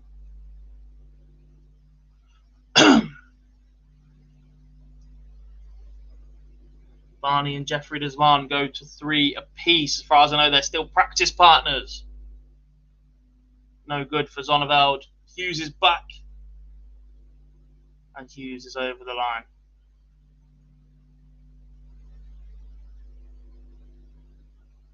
No, if the PDC players win the WDF, the ranking money and organisations are different. So that'll be it.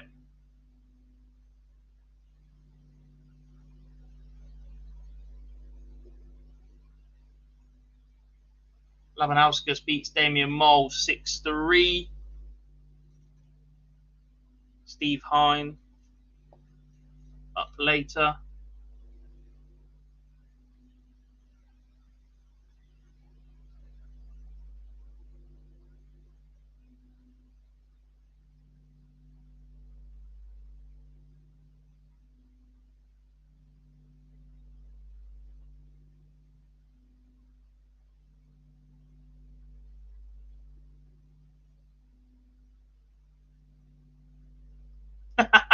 Of course.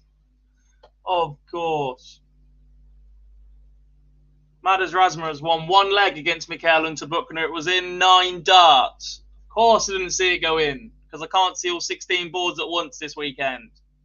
We didn't get one yesterday, but we've got one today. Jeffrey Desvan moves 4-3 up on Raymond van Barneveld. Steve Hine played on the Live League last year. I think he may have done like a 2-day stint. I don't think he was in Group A. I think he might have got a Group B or C call up.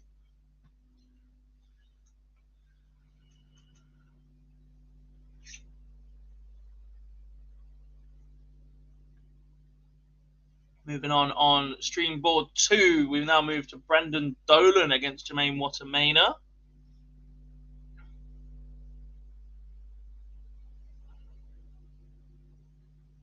Johnny Clayton's taken the first leg against Andrew Gilding.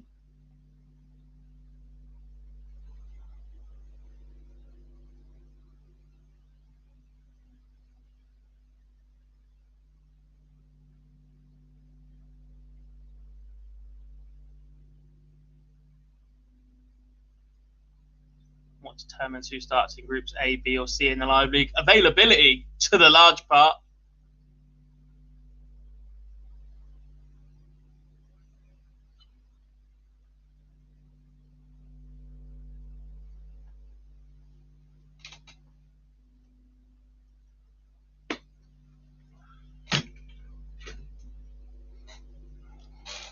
Winning darts has gone in for Roby John Rodriguez, who sends Brian Roman out of the Pro Tour this weekend. He'll now make his way down to the lakeside. Barry Van Peer 1 away against Zoran Lurchbacker. Cameron Menzies 5-3 up on Mickey Mansell. Ryan Joyce 5-4 up on Willie O'Connor. Not looking good for the Irish boys right now. Barney's missed darts and Desvan's punished for a 5-3 lead in that one. Eddie Lovely levels up at 3 apiece with John Michael. Peter Wright 4 up on Richie Burnett. Unterbuchner 5 up on Madas Razma right now. Ryan Meikle 2 up on Tony Martinez. John O'Shea and Steve Lennon just got underway. At least the Irish boys are going to win in that one. And a few games warming up for you guys. Ron Moulenkamp, John Henderson, Joe Mernon against Rob Cross, Dimitri Van den Berg against Kevin Maness, and Andy Bolton against Gordon Mathers.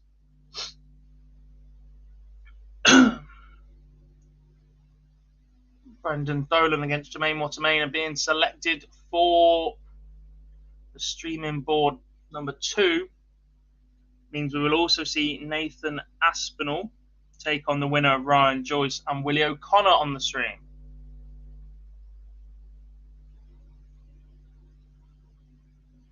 I'm going to wait for stream board 1 to say what's coming next.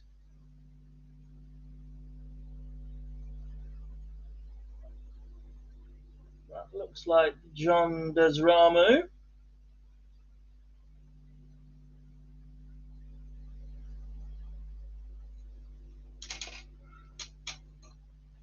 Cameron Menzies beats Mickey Mansell 6-3.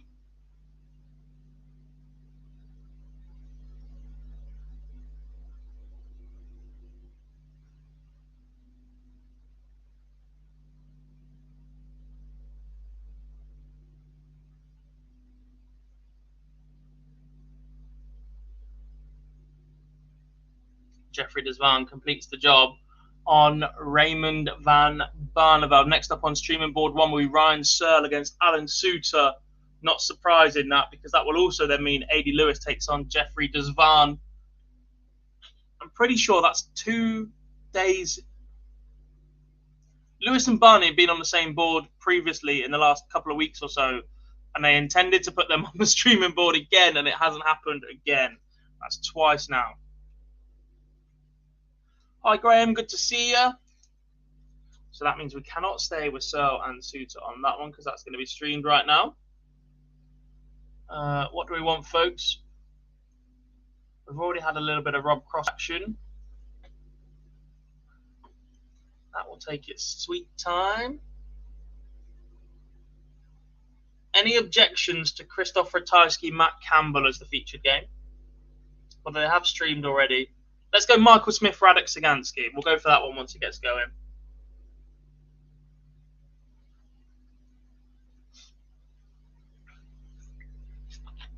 Did we see Damo yet? We did, and unfortunately he's lost 6-3 to Andy Bolton in the very first game.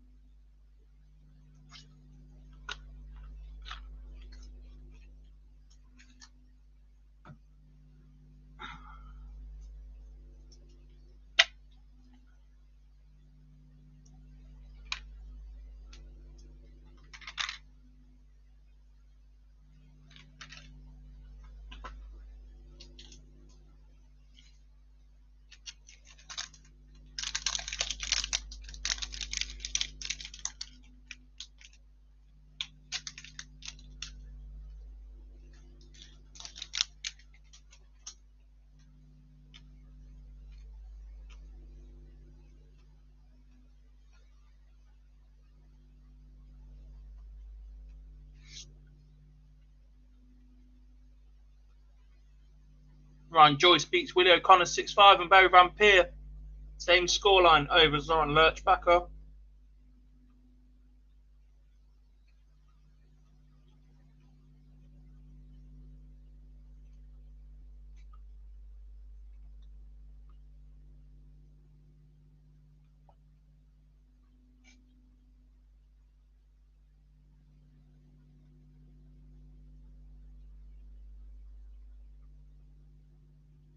An 11-dart opener for Gordon Mathers against Andy Bolton.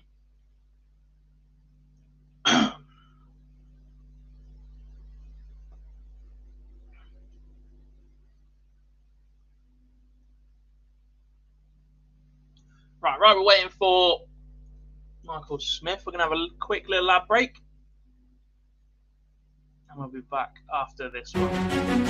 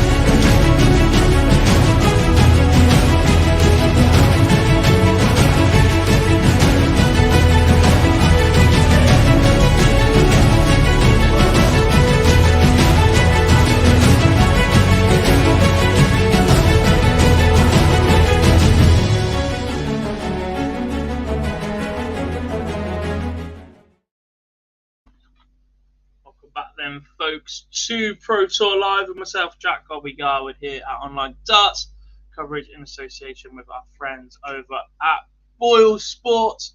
If you're on the market for a new set of darts, do check out Windmill or Red Dragon. Massively grateful for their help and support as a channel as well. Michael Smith is underway against Radek Sagansky. That's what we've gone for as your featured game. I'll just run you around some more scores on the boards. Ricky Evans is 2-1 up against Brett Claydon on board 1. On board 2, John Henderson has taken the opener against Ron Moulenkamp. On 3, Andy Bolton and Gordon Mathers are level at 1 apiece. Bolton's average has just gone up by 7 points. Alan Suter, Ryan Searle are next up on board 4. That'll also be available on PDC TV, streaming board number 1. Ryan Meikle is 3-2 up on Tony Martinez on board number 5. And Johnny Clayton finds himself 3-1 behind to Goldfinger.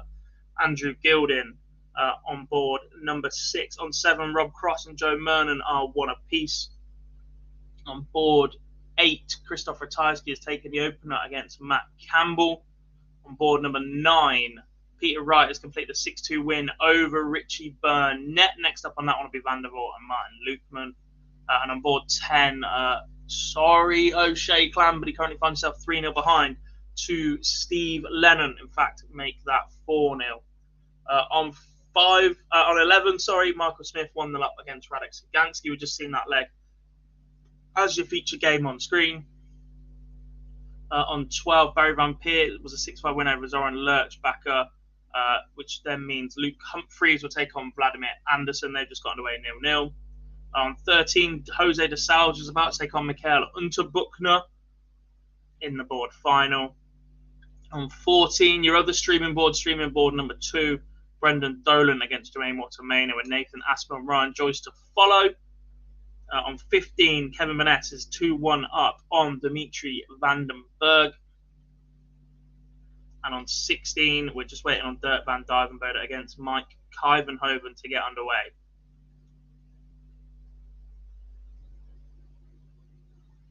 Where can you find the live stream for the suited game? It's on PDC TV. So search pdc.tv into your search bar in the top right-hand corner.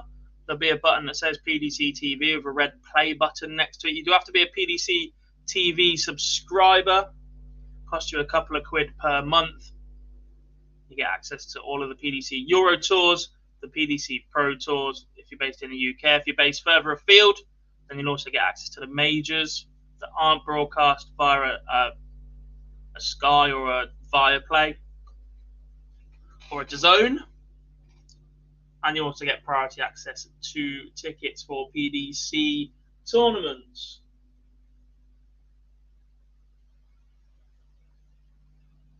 Lotterin looks like an interesting character.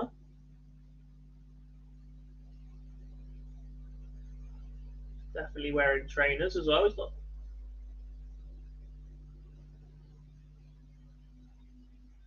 The Nike Airs on the lakeside stage. I'm not sure we've ever seen that before.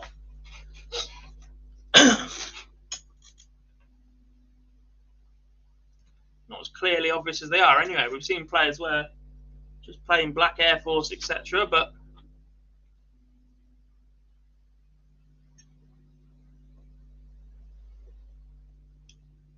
which boards are streamed right now? For the last 32, they're streaming board number 4 and board number 14. But they change it every round.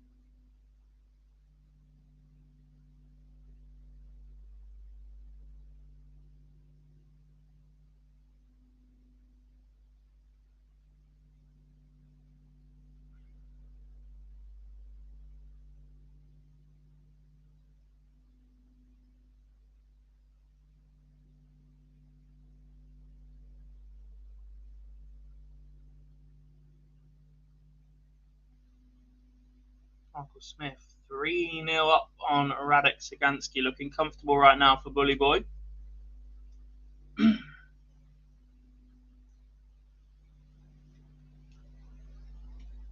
Which bit was too rehearsed?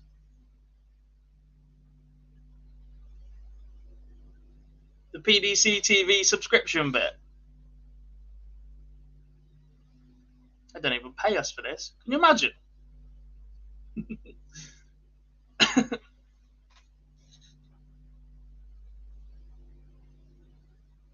I'm the best advert they've got.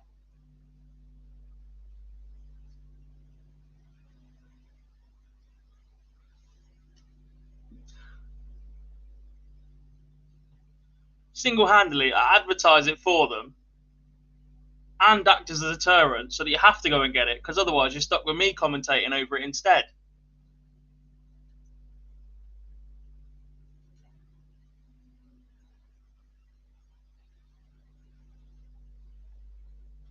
No, I don't get a free subscription. Even worse. Well, I have access, but I don't pay for it. It's someone else in the teams, and I just piggyback off of it.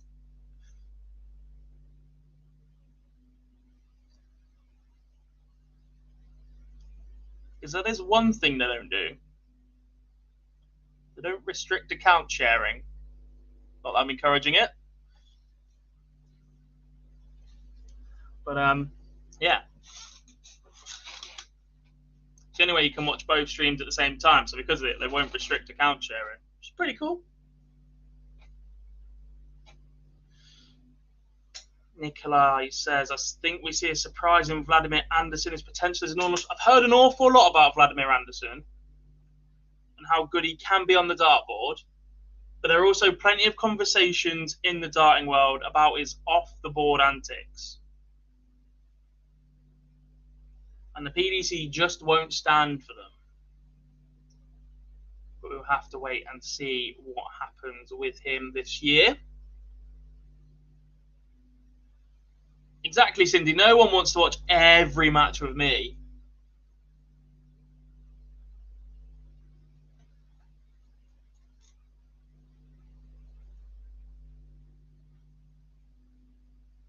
This is a necessity.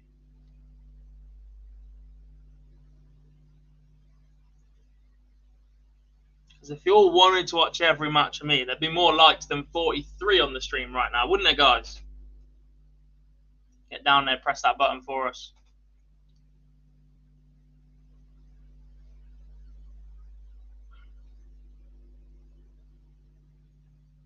Make sure I'm not wasting my Sunday.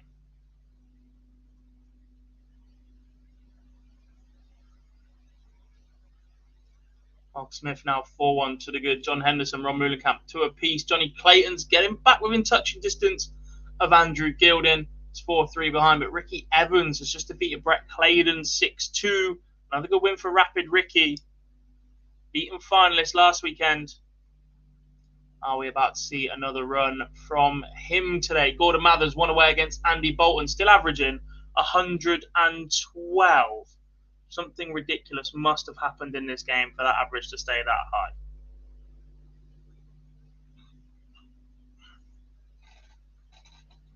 Vlad's nickname has to be the Impaler. Get behind that. What do we have so far from GG? An 11, 14, a 14, a 14, and a 12. And the Legacy lost in 12 and 15. Just ridiculously good.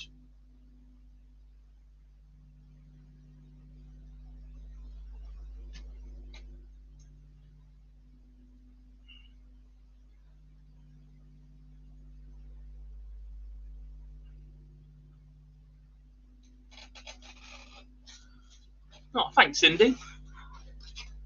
I know a little about cycling, but not a lot. I could have been at Silverstone today, though, folks. Watching some motorbike racing.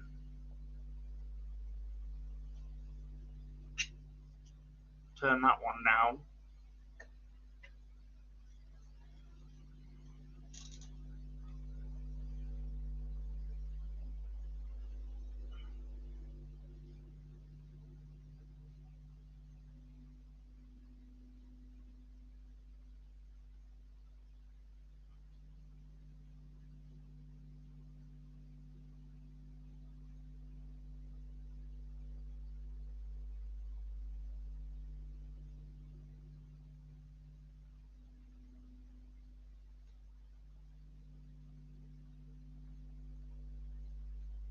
Vladimir Anderson now 4-1 up on Luke Humphrey. His averages start to drop a little bit.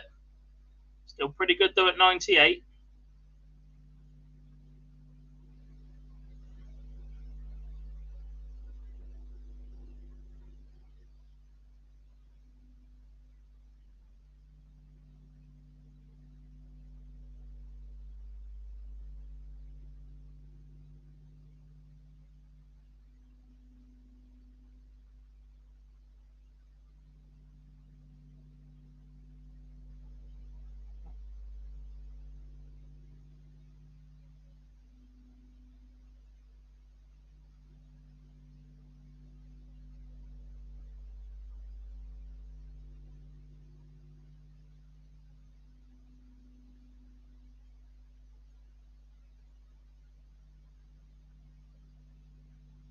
Gordon Mathers beats Andy Bolton 6-2. Average finishes at 109. What a performance that from GG. Looking pretty good recently.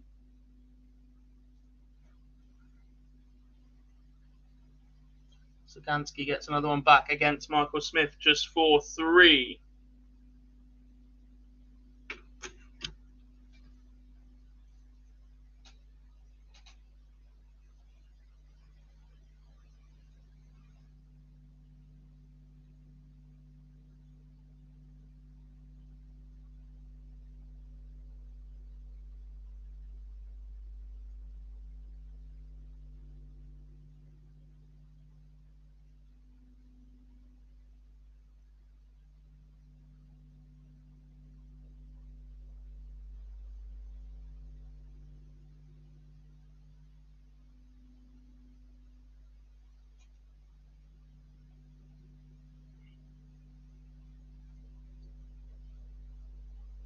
Evans beats Brett Claydon, so he'll now face off with Gerwin Price in the last 32, and I wonder if they're going to hold that one for a streaming board game. Surely not, as these two are still the first of 2 last 32 games to go on these boards.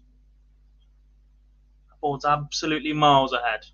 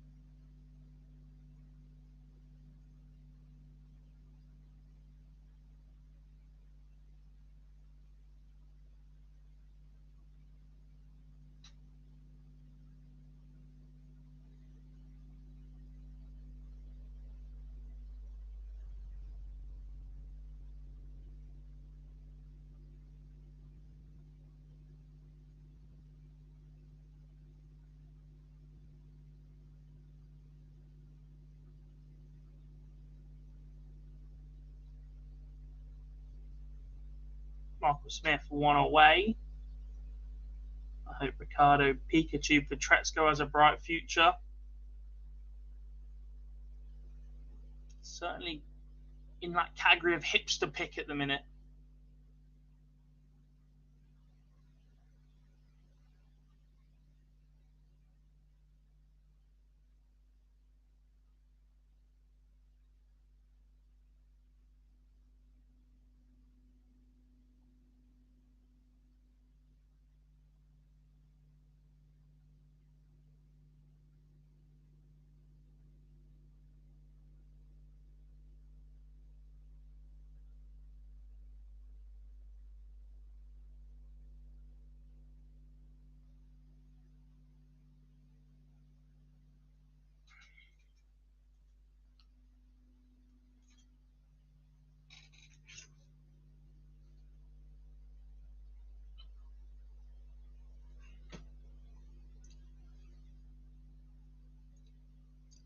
Christopher Tysky beats Matt Campbell 6-2.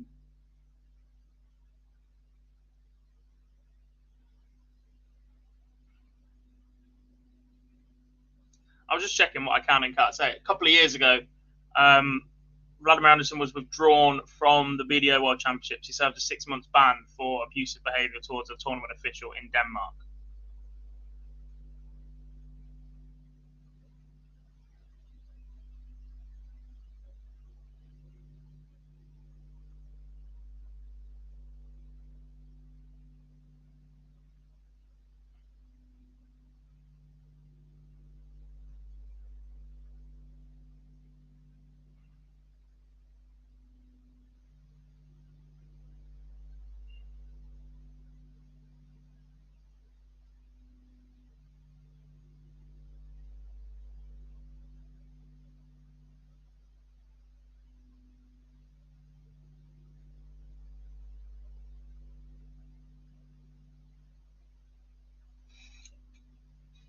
I would have played Peter Saiwani, the Swede with the most interesting phrases in the world.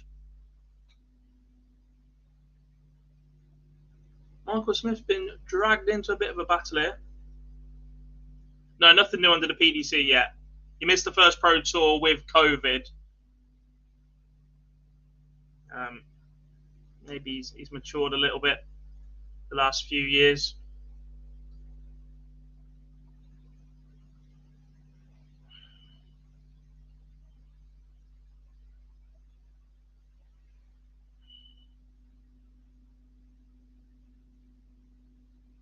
Still waiting on the DRA finalists for the last 18 months now. They're leaving that an awful long time.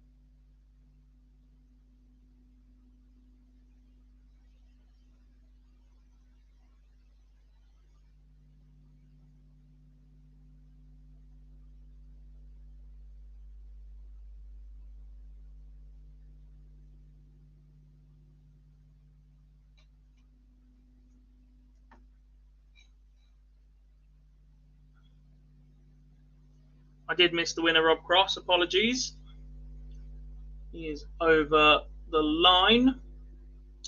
Scrolling through any more. Ryan Meikle beats Tony Martinez. So Joe Cullen will take on Ryan Meikle in a few minutes.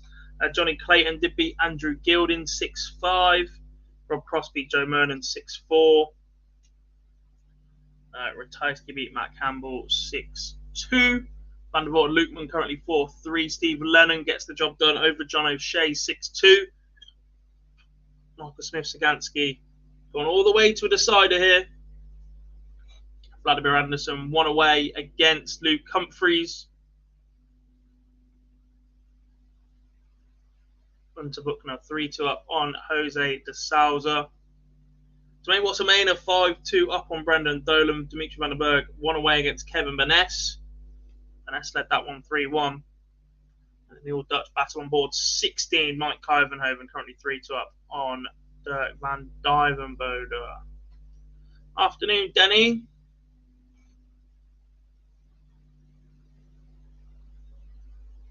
And we have it then, folks. Michael Smith over the line against Sagansky 6-5.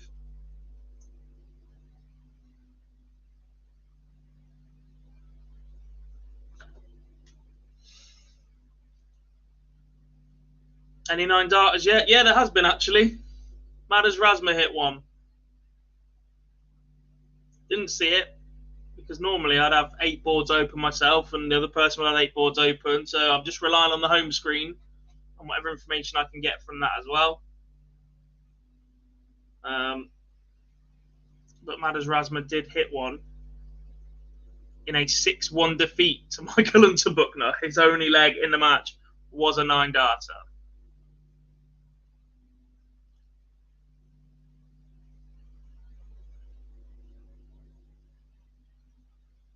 Jose de Souza is averaging 108 here and is currently 4-2 behind to Jose de Souza. What was Hector's result? He lost first round. He lost 6-3 to Andy Bolton.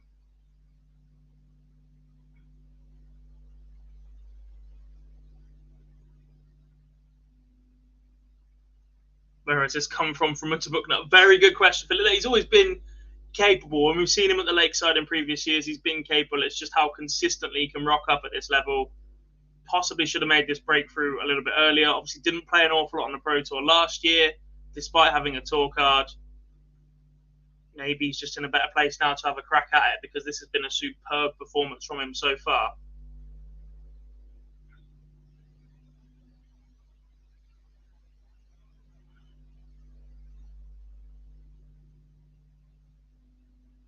Following that 6-1 thrashing of MODUS Razma.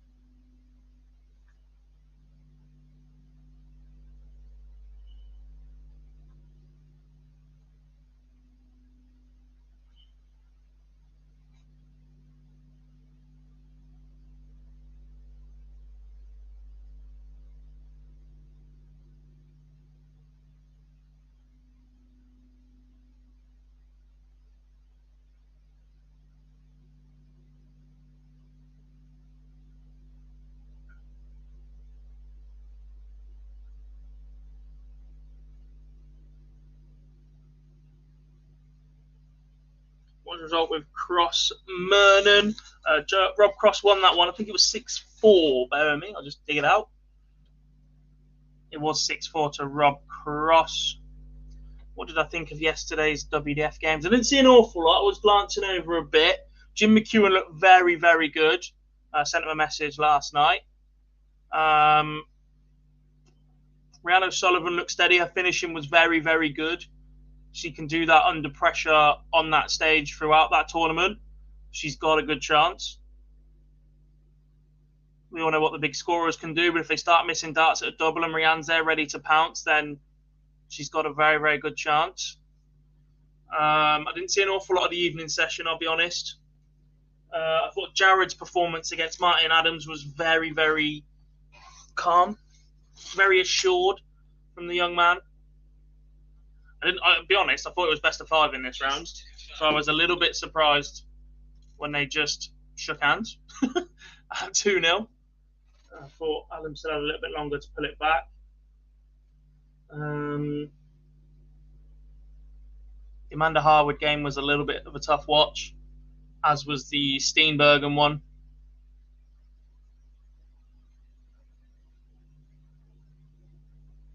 Jose de Souza back to within 2 now, but Unterbuchner has the darts. 2 breaks of throw still needed for Jose.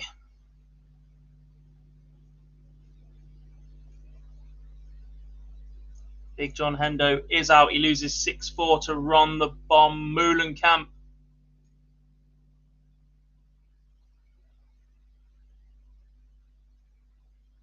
Ryan Searle was a 6-4 winner over Alan Suter. So Adrian Lewis is about to take on Jeffrey Desvan. Vladimir Anderson has beaten Luke Humphreys 6-5. The Dane is over the line. He'll take on the winner of Dave Chisnell and Barry Van Peer in that board final. And this is where those buys are playing absolute havoc on boards that have played pretty quickly as well. Going Price, Ricky Evans, they're still being held at the minute as a top 32 game. Joe Cullen, Ryan Meikle the same, whereas some boards have still got 64 games going. Has anybody still got a first round 64 game going? That's the second one. That's the second one just. That's the second one just. Second one. Van der Voort beats Martin Lukeman 6-5, deciding leg win for Vinny. Unterbuchner 1 away from the last 16, and there's players that have still were nowhere near 32 games in some on the majority of boards. No more so than board 14, which is also a streaming board. Brendan Dolan and Jermaine Watermain have gone all the way, 5 apiece. That is still the first of 2 last 64 games to go on that board. Nathan Aspinall against Ryan Joyce next. Then the winner of that has still got to play before they catch up. Michael Unterbuchner, who is 227 points away. Probably not going to get there in this leg. Callum Ridge against Scott Mitchell, about to go on 15. And board 16 slightly behind as well. Kyvenhoven, Dirk van Dijvenbode.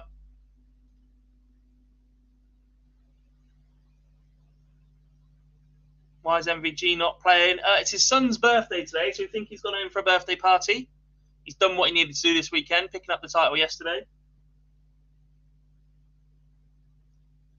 Bit of family time.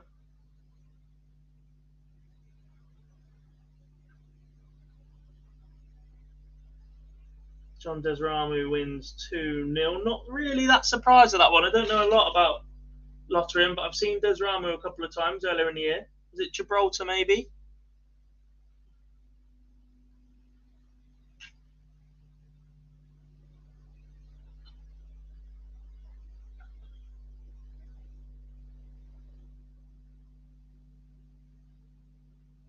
Brendan Dolan cannot take the 161. Jermaine Watermainer returns to clear up double 10 for a 6-5 win.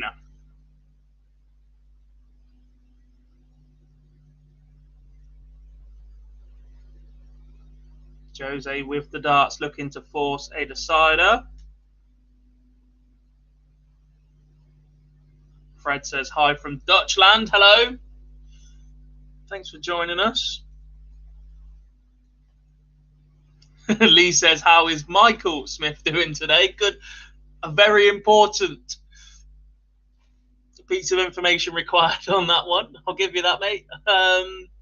Did he win his round 2 game? Yeah, he did. He beat Radek Sigansky 6-5 in the last 64. He beat Sean Wilkinson in the first round.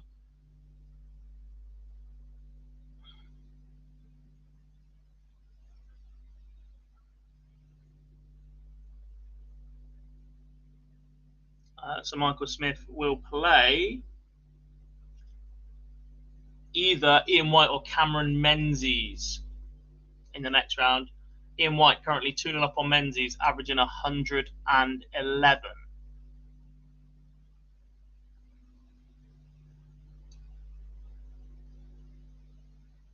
Nikolai says, where can I see which board being streamed? You can watch them via PDC TV. They don't tend to release the information massively. They'll do a graphic at the start of the day to say which boards are starting there on the PDC Twitter account.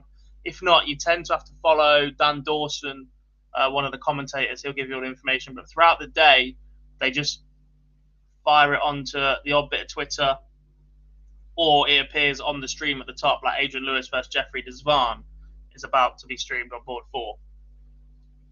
Looking forward to that one.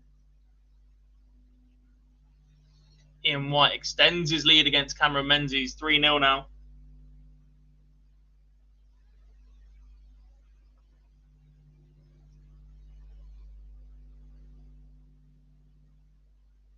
Hunter Booker has never kicked on in the off like I thought he would. The issue was he just didn't play an awful lot last year. He got his tour card and then was one of those that we barely saw.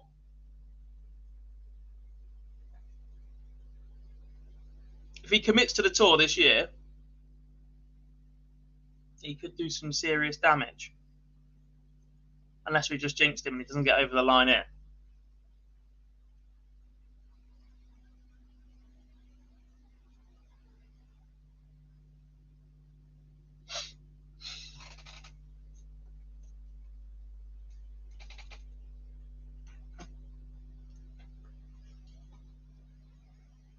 And he's in a little bit of trouble now after 9 darts.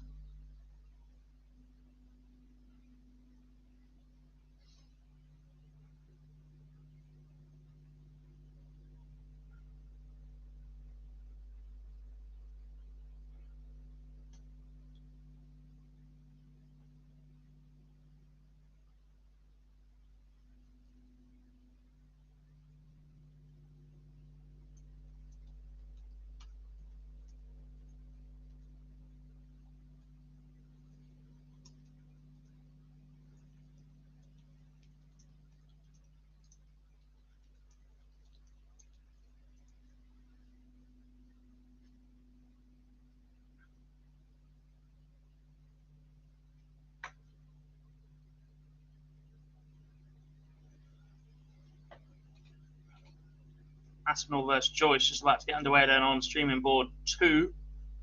No protective tape for Nathan Aspinall again. Jose de Souza from 5-2 behind, I think it was, against an absolute rampant Mikael Unterbuchner. He wins 6-5. The special one, doing special things. 14 dart leg to get over the line.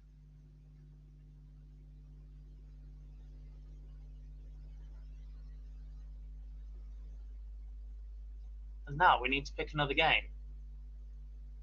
And I've picked one for you already. It'll be this one. Martin Schindler versus Josh Rock, 1 apiece.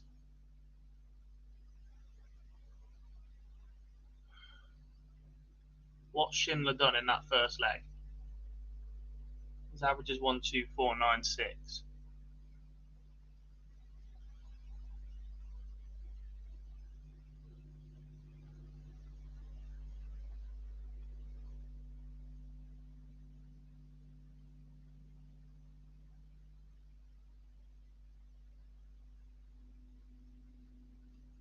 Banged in an 11 in leg 2. That's what he did.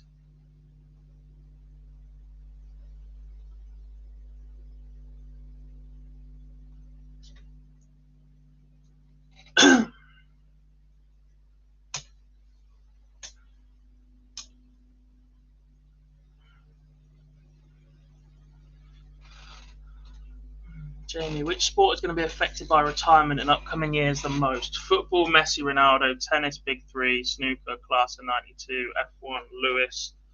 I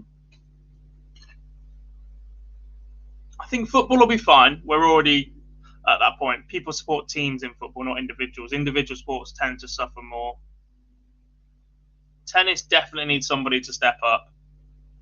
The next gen are okay, but they're not exceptional. To have been in an era where you saw Federer, Nadal, Djokovic, Murray to an extent, you think how many titles Andy Murray would have won if those other three weren't around at the same time, and everybody else.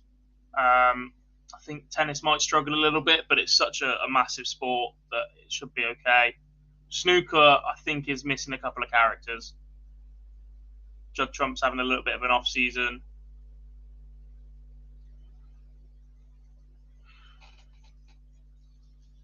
And other than that, look, I'm not even sure it's the class of 92. I think the minute you lose Ronnie O'Sullivan, the sport struggles. He is just that big. It's not very often you say someone's bigger than a sport, but Ronnie O'Sullivan just is. Just magnetizes it. It's ridiculous.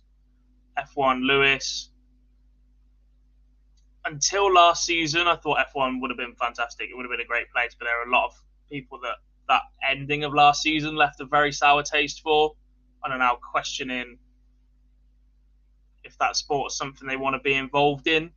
But Charles Leclerc, Carl Sainz, you've got George Russell, Lando Norris. They're good young drivers that are characters. I think F1 will be absolutely fine as long as they make some rules and stick to them rules. So the answer is snooker.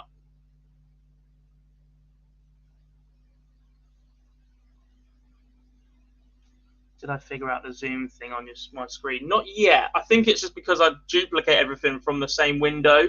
I just create a new tab rather than open a new.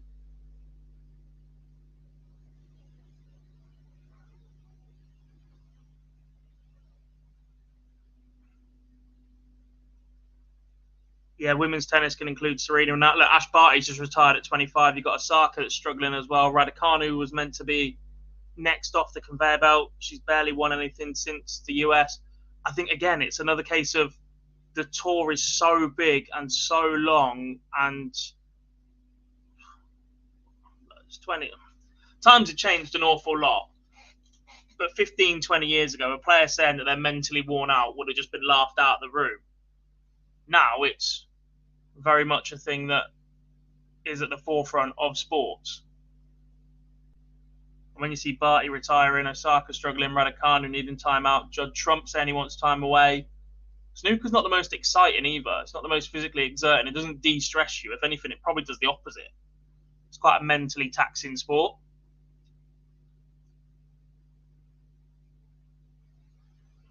See how much fun Judd Trump had when he was playing in the 9-ball US Open.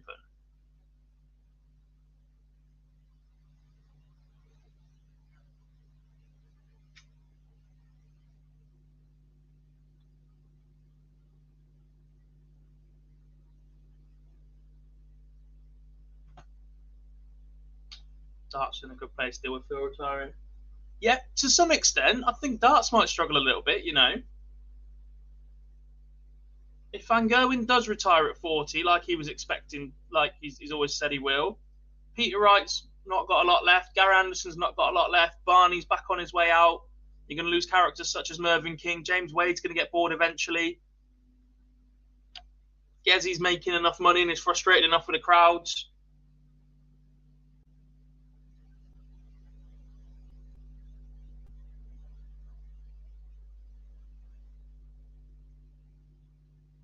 There is only one Challenge Tour event today. They've done 5 for the weekend, but the 5th one just allows people to travel back on the day of. Big win that for Andy Jenks. It started to look good in Newbury.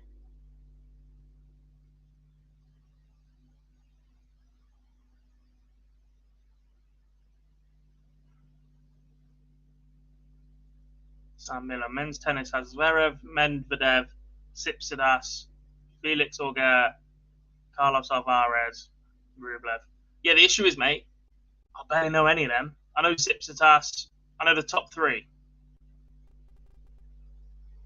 Whereas Federer, Nadal, Djokovic are household names. I consider myself someone that likes sport, and I couldn't tell you what they've done.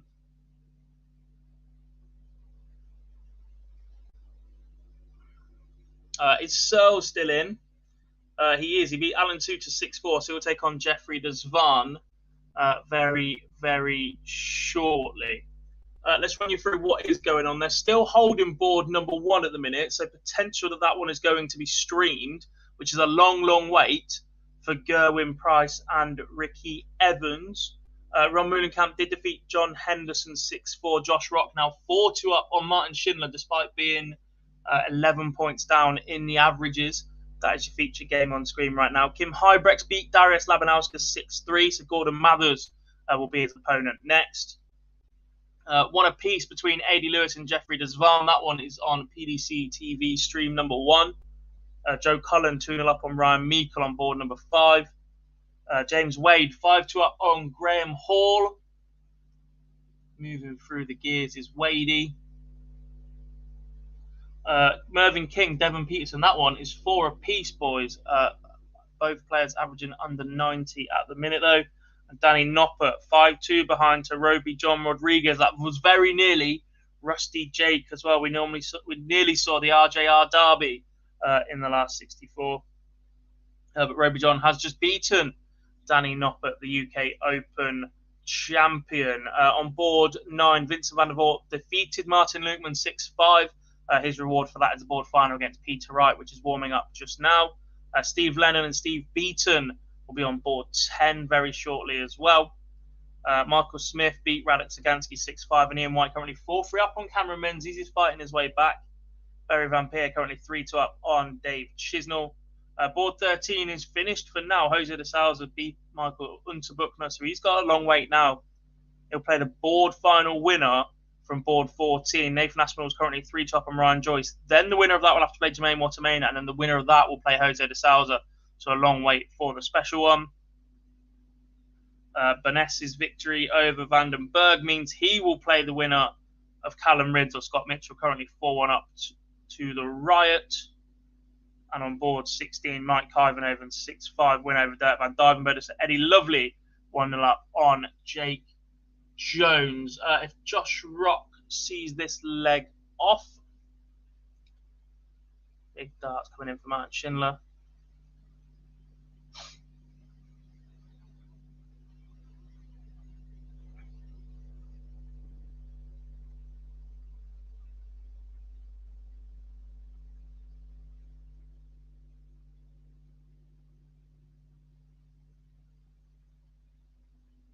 There we have it. Josh Rock does beat Martin Schindler as a feature game. I'm going to change that over in a couple of minutes. Very, very quick ad break. I might not be here as soon as the ad break finishes, but I'll be back very, very shortly after that. So see you on the other side of this, folks.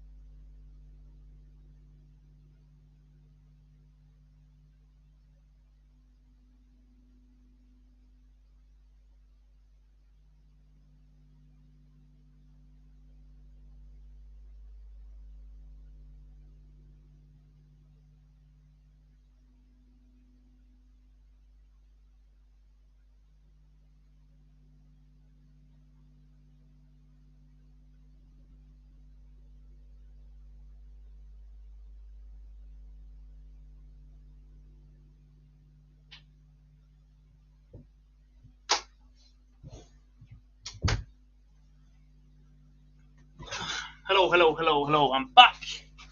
Ready to go. Mervyn King just beating Devon Peterson 6-4.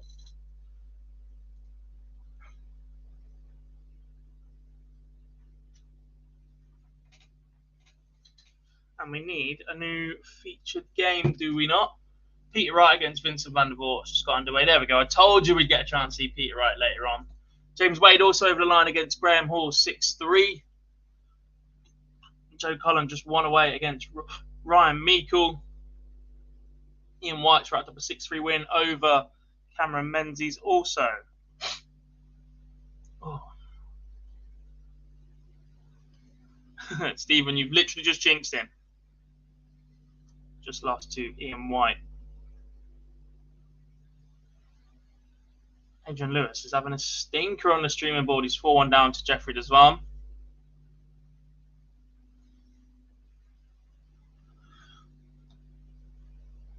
Welcome back to Pro Tour Live with myself, Jack Garvey-Garwood, if you just tuned in.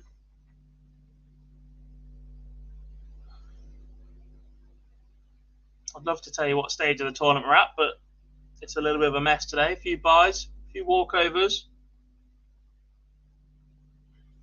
Not walkovers, just buys and quick boards. Quite a few last 32s now, still a few last 64s draggling along.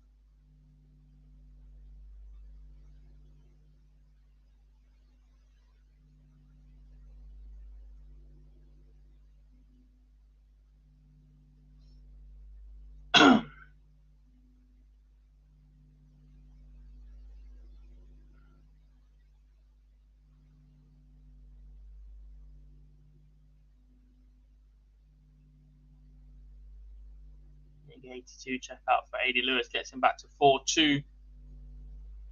Still needs another breaker throw though. 2 more breaks to throw. Nathan Aspinall's beaten Ryan Joyce 6-3. Solid performance from the Asp. Which means we might finally get a last 32 game on that stream, and I have a feeling it's going to be Gerwin Price against Ricky Evans.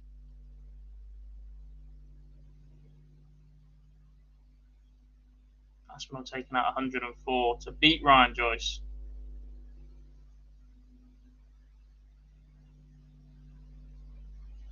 Joking glance at the averages. Was that very good, was it? 109.73 to beat Ryan Joyce. Some performance that.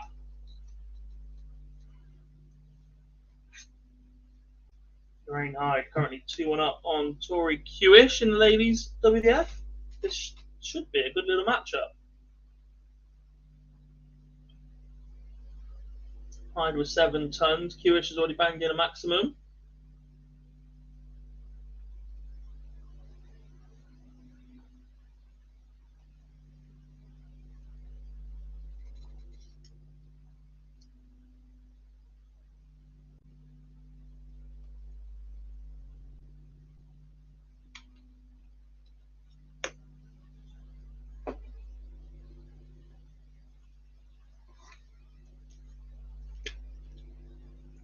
Joe Cullen rounds off a 6-1 win over Ryan Meikle.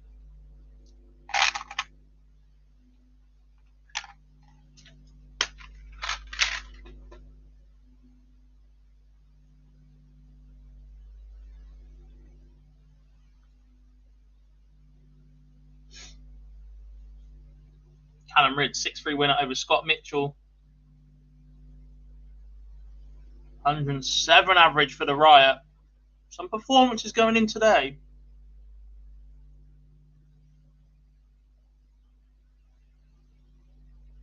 Considering during lockdown, the big complaint from the players was that they were drained for playing 4 or 5 days in the Super Series. And they're all waiting to return to weekend events. We're on day 3 now. And the standard just feels like it's getting better. Who's my pick? I've completely forgot to put a pick in earlier, and now it feels like a little bit of cheating.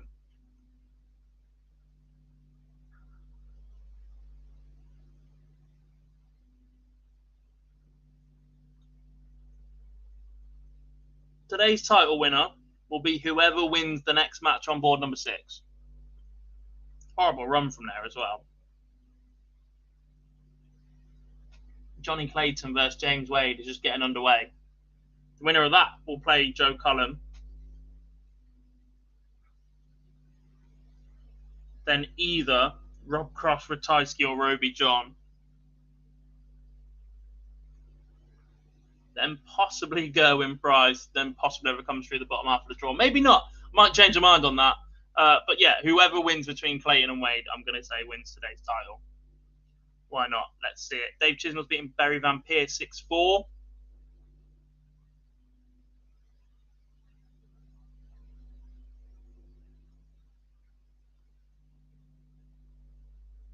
How much do you earn to the ranking to get in the top 32? Let's have a look what the top 32 is on. 32nd in the world at the minute has earned £157,000 over the last 2 years in ranking money.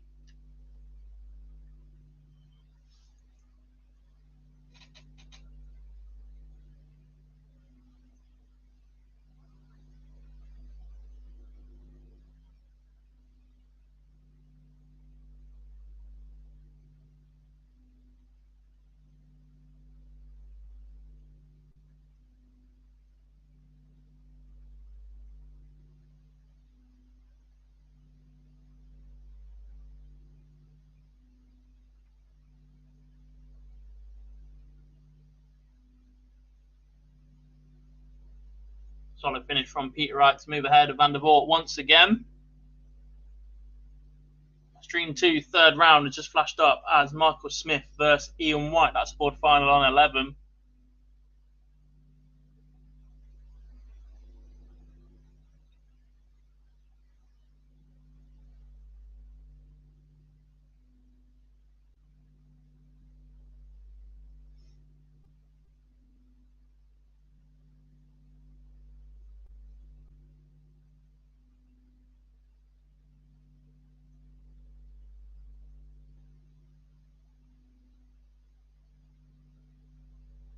This current format of Premier League was in place from 05. There's no way Phil would have gone unbeaten for as long. Probably. Law of averages suggests the more opportunities you get given to beat the man, the more likely you are for it to happen. But he was just so bloody good, wasn't he?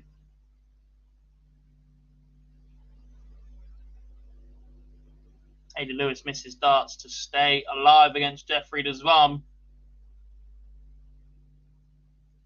And it's a 48 checkout for the Dutchman to send jackpot packing.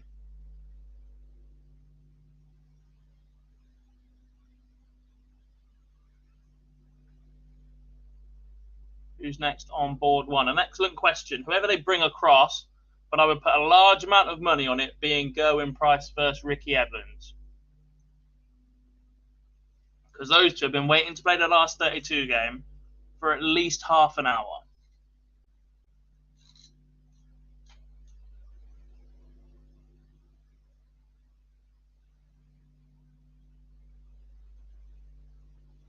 Ooh, pressure getting to Tory Q-ish a little bit.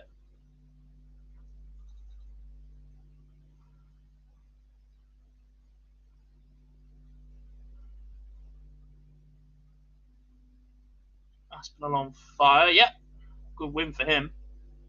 Dan Dawson just said it's them. I thought he might have.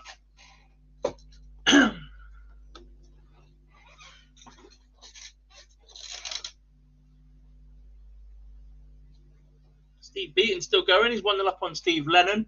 Gordon Mathers carrying on where he left off. He is on absolute fire right now. He's 1-0 up on Kim Hybrex. Christoph Ratajski's just fired in an 11 dart leg to open up against Roby John Rodriguez.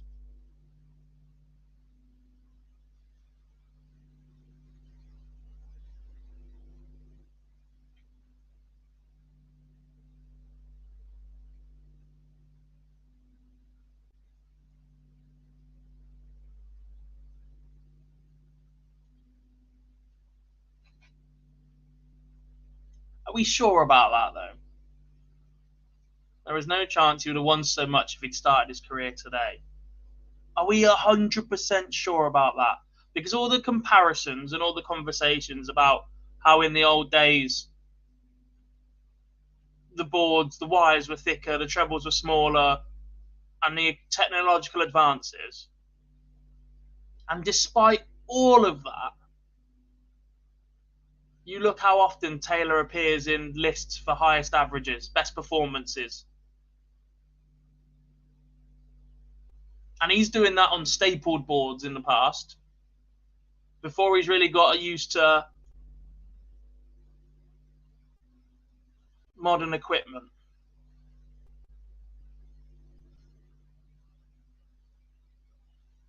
I genuinely think he could have won absolutely anything he wanted with a certain set of dart combination. When he was at Unicorn, the last set he used there, the Rossos, the gold ones, with the slick sticks and the bright pink flights. My God.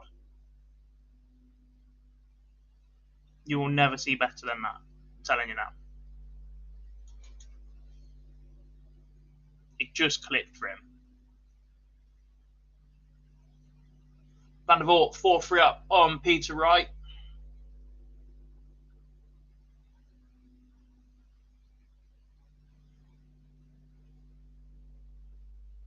Yeah, look, opponents today, far more good players. The strength in depth is certainly there a lot more. But you look how dominant Van Gerwen was for a couple of years, and the fear factor was there. Phil Taylor comes in, starts exactly the same way, develops exactly the same thing, and is bashing players. Do you know the only event that Van Gerwen has a positive head-to-head record in over Phil Taylor is the Premier League? And part of that includes a season where Phil Taylor first moved to target and everybody was beating him.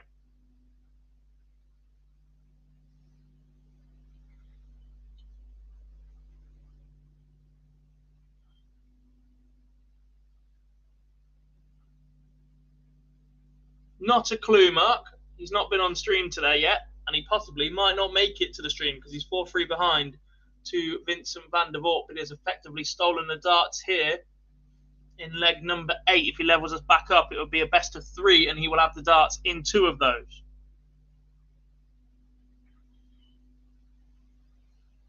Gordon Mathers has doubled his lead over Kim Hybrex, but the average has crashed massively, which means they've had a stinker in that one.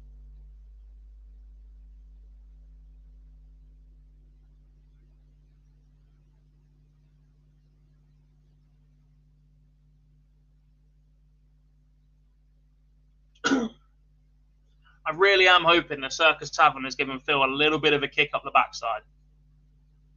And he's going to rock up at the lakeside. Not Phil Taylor that wins upset for him, but in better shape.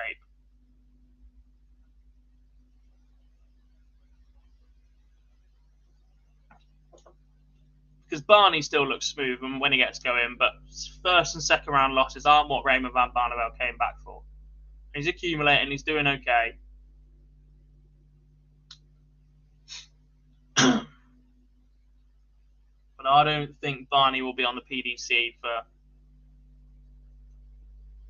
many years to come.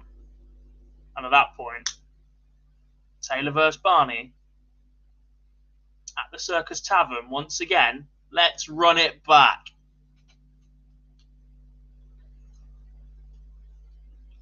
Sell that one out 1,000 times over.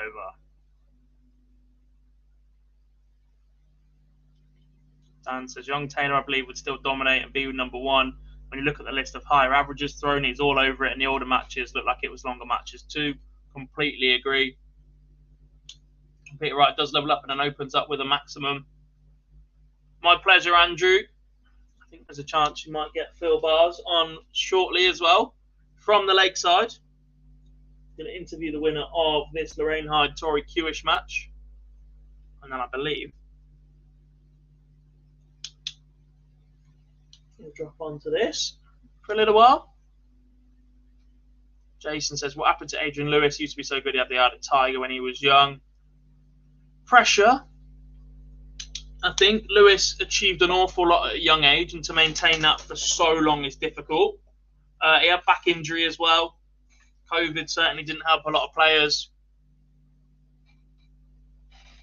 Combination of things, really.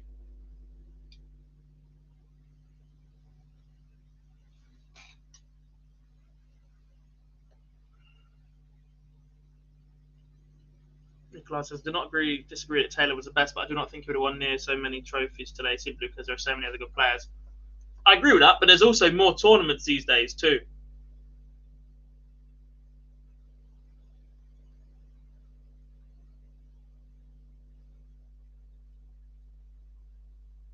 Phil Taylor won, what, 5, 6, 7 world titles during an era when you rocked up to play the World Championship and to win my World Masters.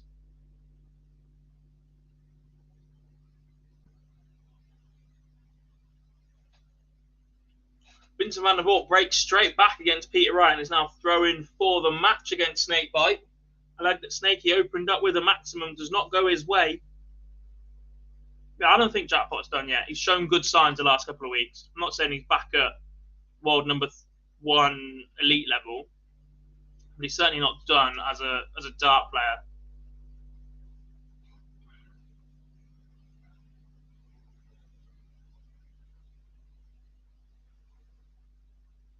Back to back 140s for Vincent van der Voort as well.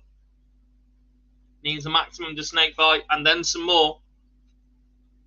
135. Now I have to start switching around the board a little bit.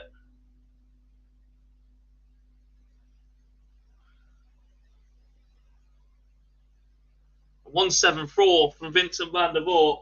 Say goodnight to Peter Wright on Sunday. He normally loves a Sunday run to Snakebite.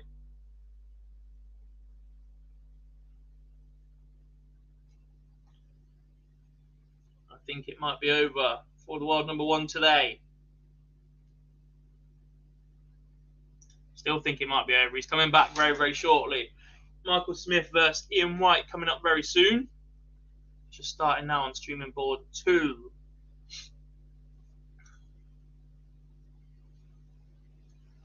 At this point, I have to change this view. Bin that one off.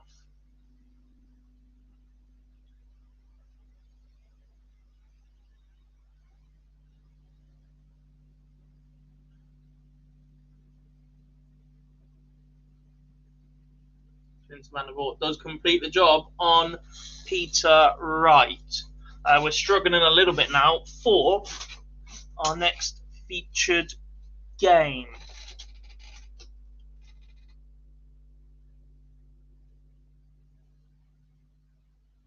We've already had Wadey. Should we go Ask Jermaine when it comes up?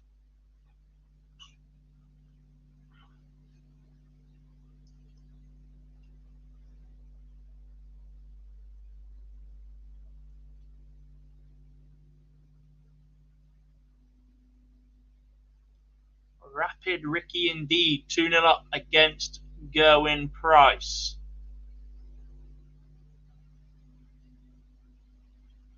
The good news is for Gezzy, he's only a break down.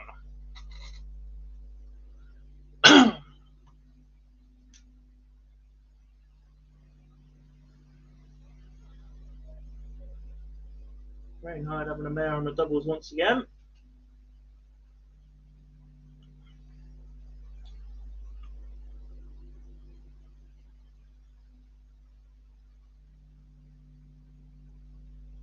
Has Chizzy played? Yes, he has. Who did he lose to? Is Chisnell still in? Who remembers?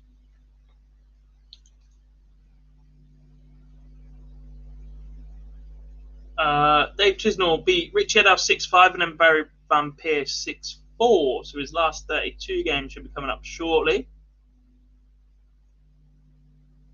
He will play Vladimir Anderson. Why is that one not showing?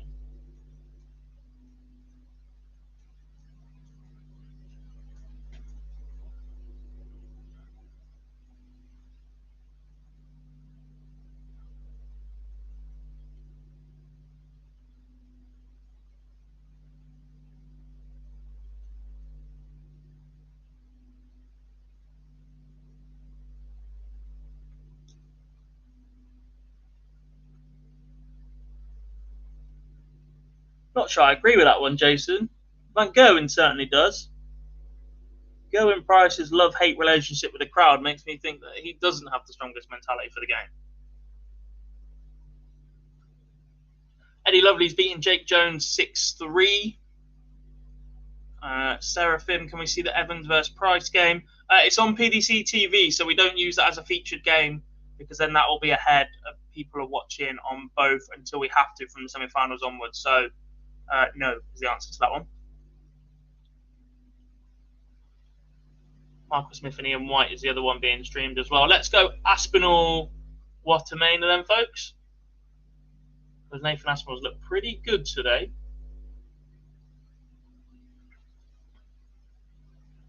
We've just seen Jeffrey Desvada, Brian Serler streaming games as well.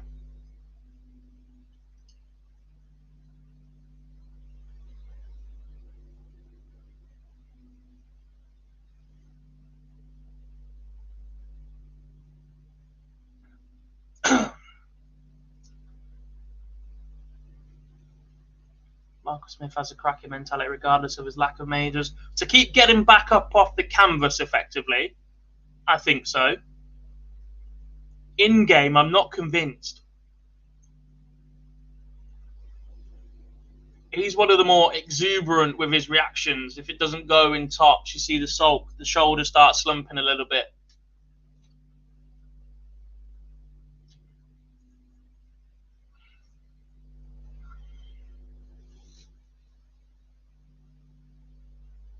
Not sure Price will get anywhere near what he's achieved without his supreme confidence.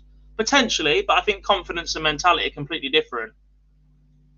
Because on top of that confidence, especially that outer confidence that we see on stage from Gerwin Price, he talks about it being different to his natural personality as well. And the minute you have to have a different persona to do your job as to what you are naturally, there's a fragility underneath that if you get hold of that, and you can expose it as an opponent, you'll have fun with it all day long.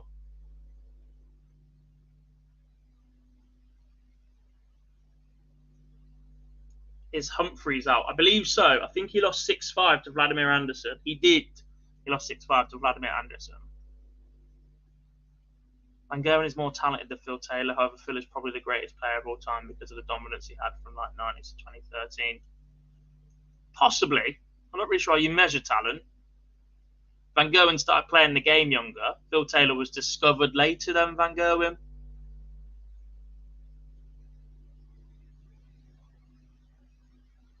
There's absolutely no way that Van Gerwen picked up a dart one day and averaged 90. And like you all said, up until 2013, Phil Taylor's record was good against him, and then it just clicked for him. That's not natural. That's going away, learning your trade. The development tour was massive for him in that. I'm not convinced that once you've got a tour card in the current system, you should be allowed to do that. Completely different matter.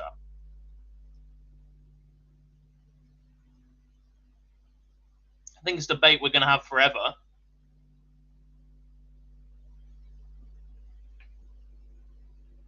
But I do sit on the side of Phil Taylor.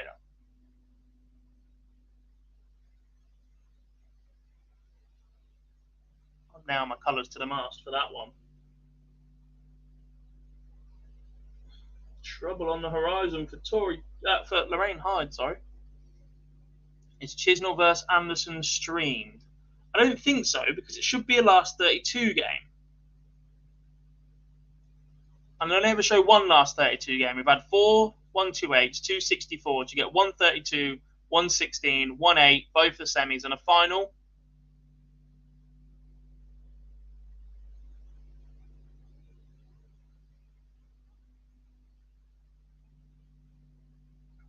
$16 is a lot more than 3, yeah, granted.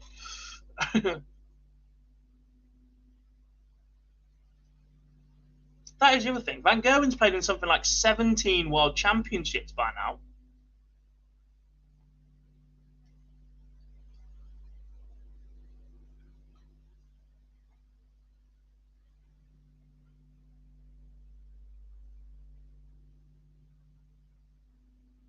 For a player as dominant as Michael Van Gerwen has had patches, his Ali Pali record could be better. I'd still take his career in an absolute heartbeat.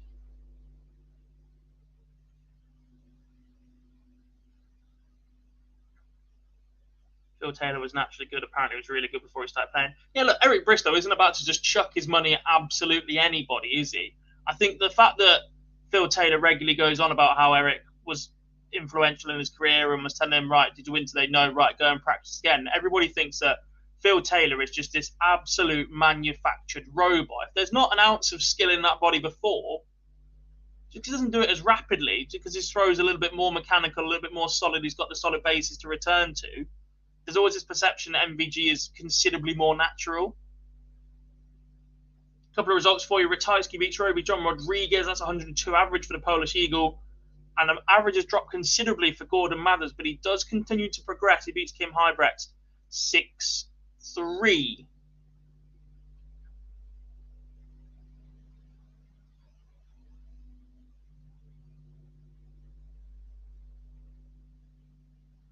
The only thing I will 100% hold my hand up and bow down to Michael Van Gerwen's counting ability over Phil Taylor's.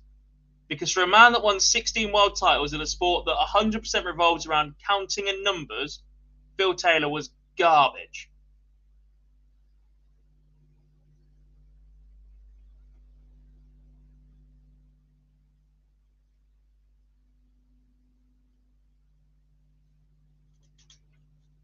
Steve Beaton beat Steve Lennon, and the Bronze Adonis is into the last 16. Every single time we start writing Steve Beaton off saying, is this the year he loses his tour card, he goes on a little bit of a purple patch.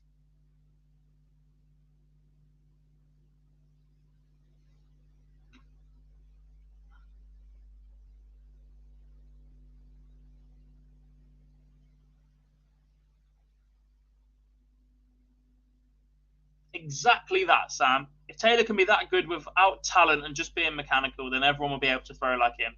A local darter to me had a tour card for a while, and his entire throw, stance, action was built around copying Phil Taylor.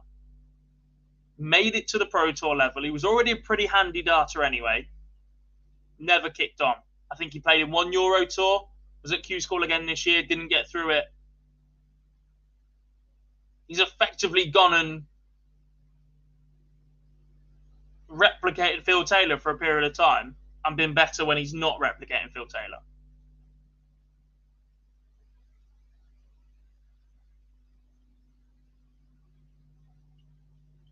This is a guy who, through lockdown, went and asked the PDC what angle the cameras are showing from the board for his webcam so it looked the same. through his practicing and seeing it the same way that you see it on TV.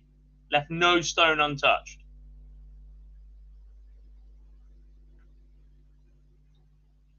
Gordon Mathers into the last 16. He made last 16 last weekend as well, didn't he, GG? We're starting to see that form a little bit more often from him. Simon Whitlock's getting a little bit better at the minute. Damon Hector, superb at the minute. Are we seeing the Aussies strike back a little bit? As if they've not won enough after winning the Women's World Cup yesterday.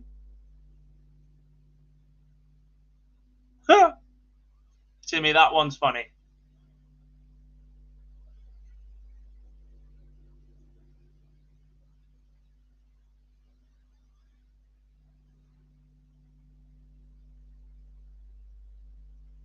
Marcus Smith finds himself 4-1 down to Ian White. Make that 5. Vladimir Anderson and Dave Chisnell finally get underway. No idea what was holding that one up. Rob Cross is one away against Mervyn King. Josh Rock is a leg away from the last 16 as well. Still sat there waiting already is Jose de Souza after beating Mikael Unterbuchner.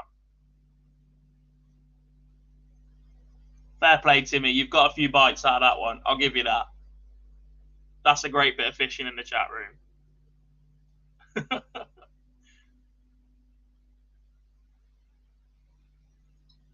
Cross and Rock both do get the legs that they needed to secure their victories. 104 average for Rob Cross, 92 for Josh Rock.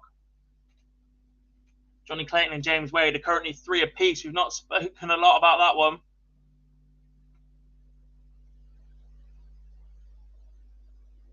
Serland and Zvana at 3 apiece. This Aspinall Watermania game has been pretty good as well. Rids and Burness 2 apiece.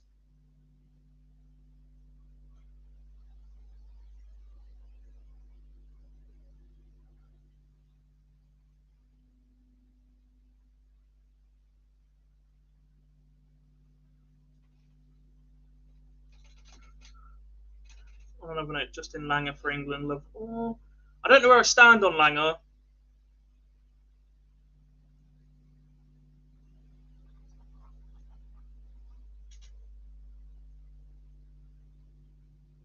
He's effectively just left the Australian job for a bullying culture. That's something the ECB can't really afford to take on right now.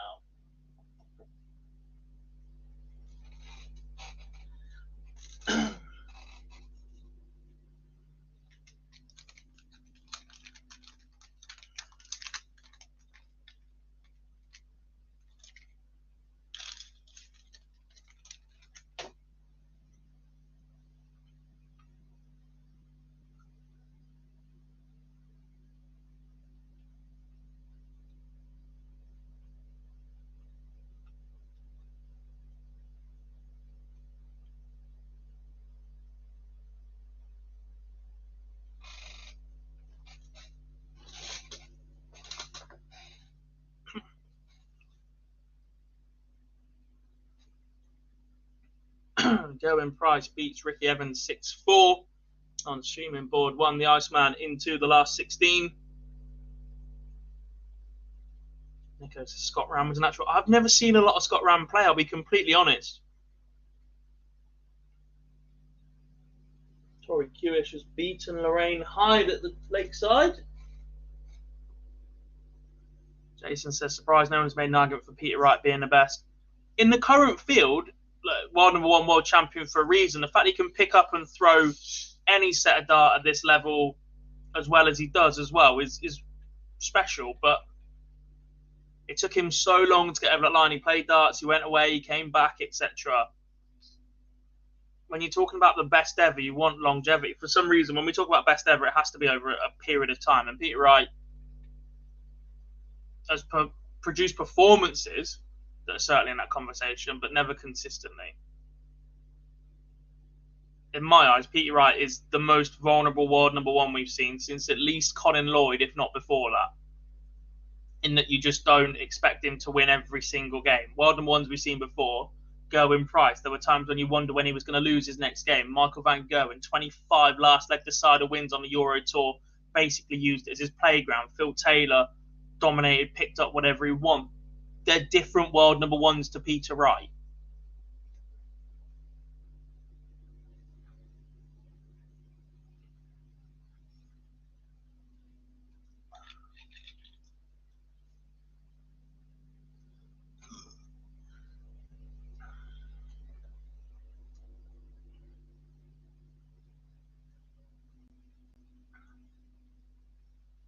Aspinall won away, big turnaround against Jermaine Watson-Maynard. We've also just seen results for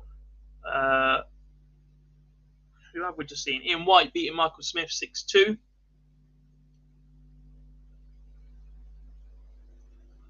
Tyler says if Gezi wins today, will he be world number one? He will not. He will still be $5,000 short of Peter Snakebite, right? In fact, it might be a little bit more than that.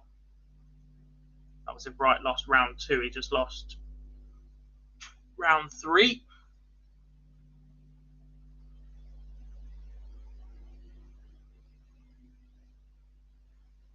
Sam, how long is for a period of time? I don't know. That's a little bit subjective, I guess. You're never going to have a definitive answer to who was the best of all time. It's always going to be opinion-based and just accepted by more people that you deem as having a reputable opinion.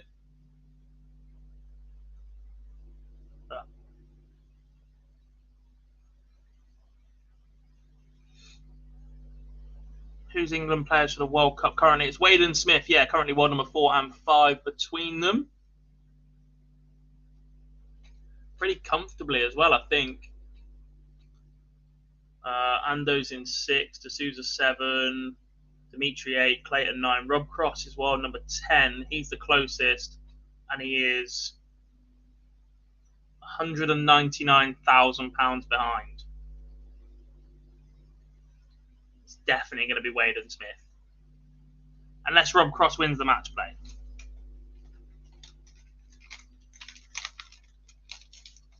Do I think Smith will ever be number one? It's not impossible. I think the problem is that the PDC is so obsessed with getting the World Championship to £1 million. Dragging the rest of the tour up behind is going to be so slow. You have to find that revenue from somewhere, so it's relative to each other that he has to go and win the World Championship, and he has to start winning majors. You can't be world number one without a TV title. It's just not going to happen. There's not enough prize money away from it, even in runners-up everywhere. So James Wade beats Johnny Clayton 6-3, which means I think James Wade's going to win today's title.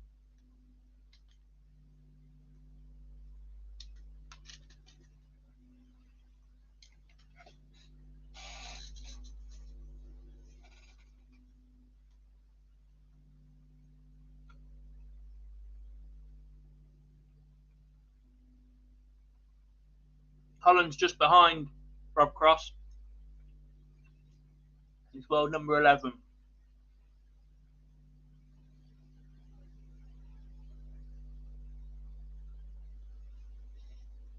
Nathan Aspinall takes out 110 to beat Jermaine Watson-Maynard on the deciding leg. Some day so far for the Asp. And finally, Jose de Souza has an opponent in the last 16.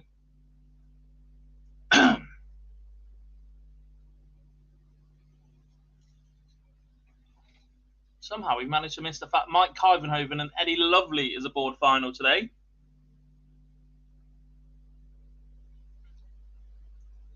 However, I'm going to stick this one on for now. Vladimir Anderson and Dave Chisnell.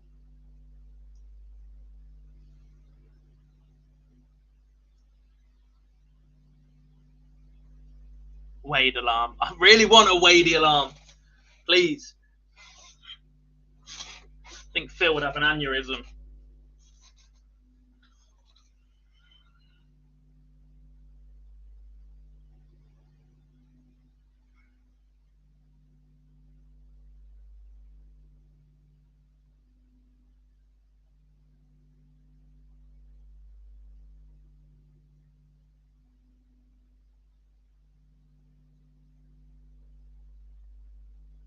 More like it from Chiz.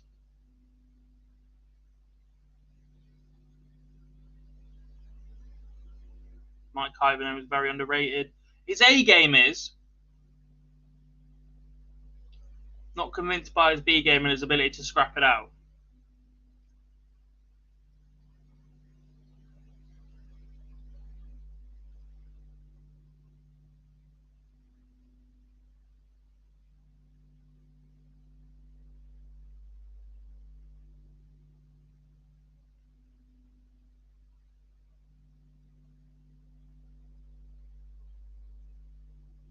Do I think anyone was robbed from being in the Prem this year?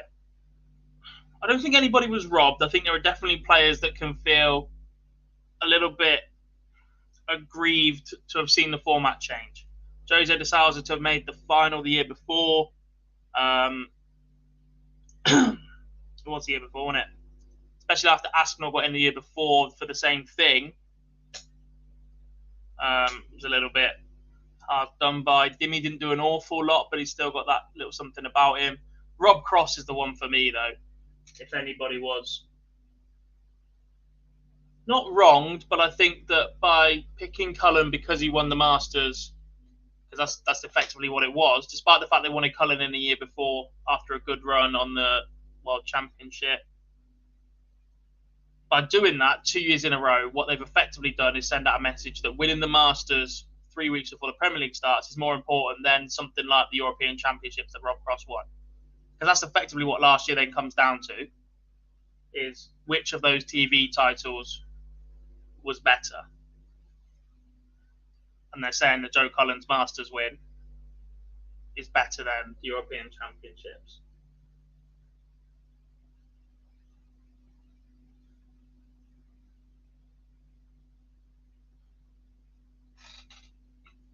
How's Chizzy's throw look today? I've not seen him on stream yet. He's averaging 90 here. It's not been the most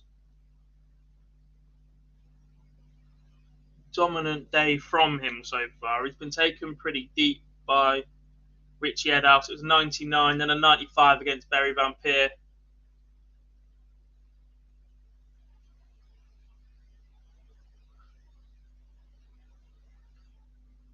Do you think there'll be any more first-time TV winners this year, and if so, who?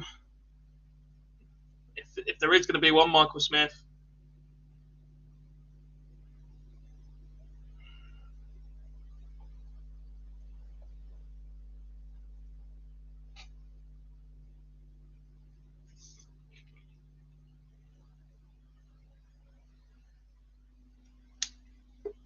It does a play today. He did. We had him as the featured game. He lost in the first round. Sam says you're more likely to be in form and generate a better product if you've just won the Masters. I agree with that to a certain extent, but the Masters is unranked. They've only just expanded the field last year. And it's a little bit silly season. It's the event that a lot of the pros use just to go through the motions that are in that position anyway, because they've all just been on holiday while Q School's on, etc. They're going to tinker with equipment or assign new deals that start or finish at the World Championship. They rock up with new darts at the Masters to test them out on TV for the first time. Yes, you have to beat a field of 24, the best players in the world. But I'm not sure those 24 are as pumped up and ready as they would be for something like the match play or the World Championship or even the European Championship, which reflects a tour. Durrant was averaging about 90 at one point. He looked okay, dropped off a little bit. He lost 6-3 to Joe Murnan and finished with an 81 average. So again, the first couple of legs were okay. I'm pretty sure it was 2 each at one point. They're both averaging 91 and 92. After that, it's dropped off a little bit more. Just sustaining it that's becoming a little bit of an issue for Duzzer. Callum Ridge is beating Kevin Burness.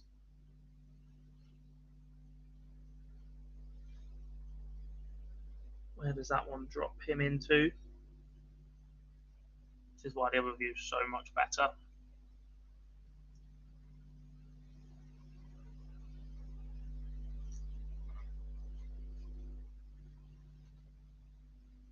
Oh. Yeah, look, Duzzer's definitely looked a lot worse over the last couple of years. Last 18 months or so.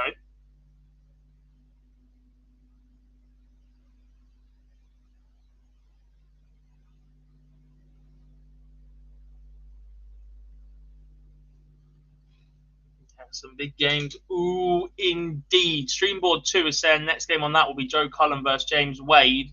We've also got Rob Cross against Christoph Ratajski. Gerwin Price against Josh Rock in the last 16. Callum Ridd's win means he will play the winner of Mike Kivenhoven and Eddie Lovely.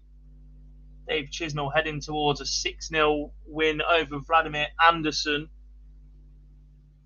He'll play Ian White in the next round. Is Smudger still in? He is not. He lost in the 64.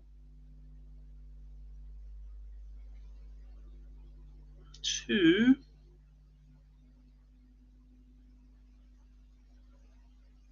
scratch that. Did he lose first round?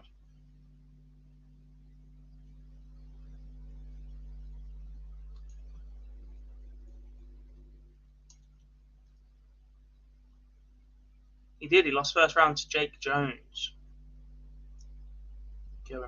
Jose de Salles and Nathan Aspinall will be streaming. We get the Asp on the streaming boards once again.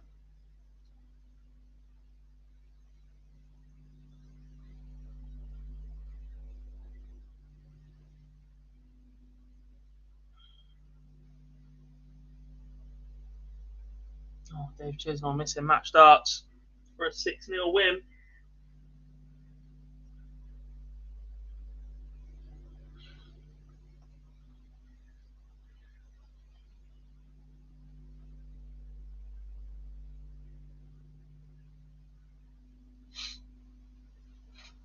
Sousa vs Aspinall stream 1 indeed.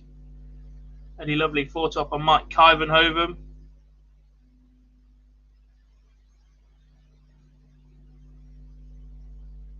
Chisnell busting 13. He's having a little bit of a mare trying to round this one out.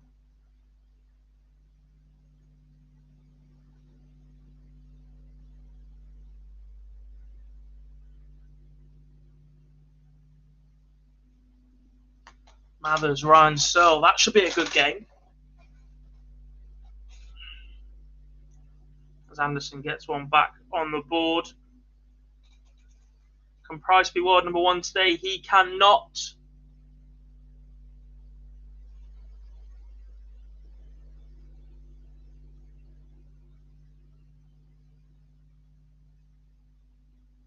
The closest he can get £6,500 behind Peter Wright.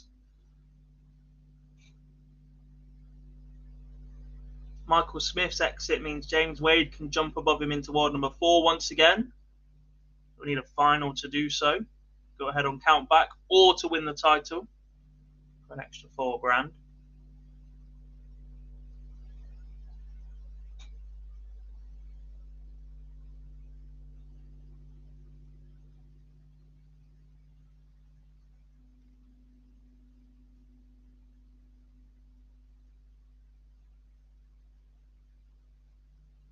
Yeah, he's not looked the same player since the Worlds, Aaron. He didn't come into the best form either, but middle of last year, Ross Smith looked superb.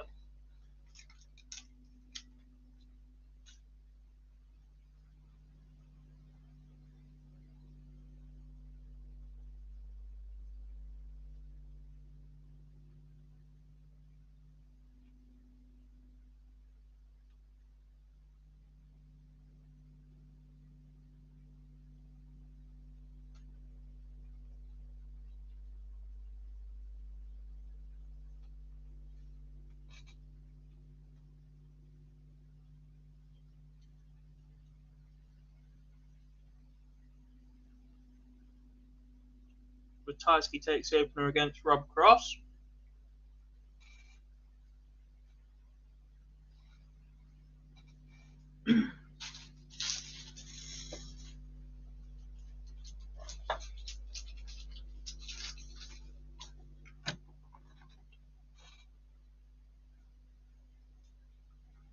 Dave Chisnell wraps up a 6-1 win over Vladimir Anderson. Yeah, because you asked first, Timmy, we will put Vincent versus Steve Beaton up as a feature. After, though, a very, very quick ad break. Hashtag choose Gary Blades.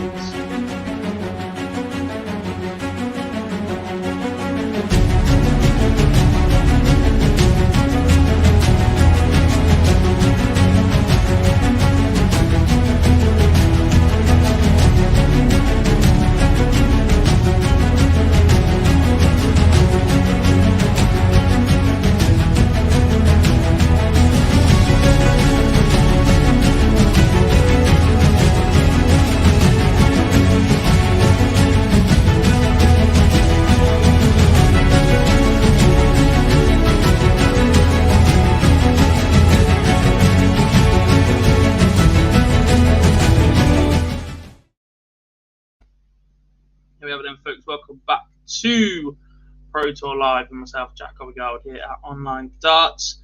Coverage in association with our friends over at Boyle Sports. If you're having a flutter on any darting or sporting action, please make sure you do gamble responsibly.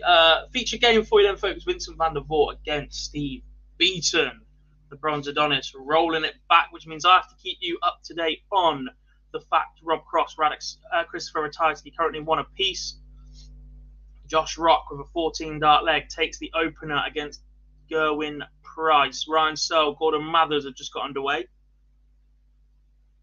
Eddie Lovely's 4-3 up on Mike Kivenhoven. That is the last 32 game in play.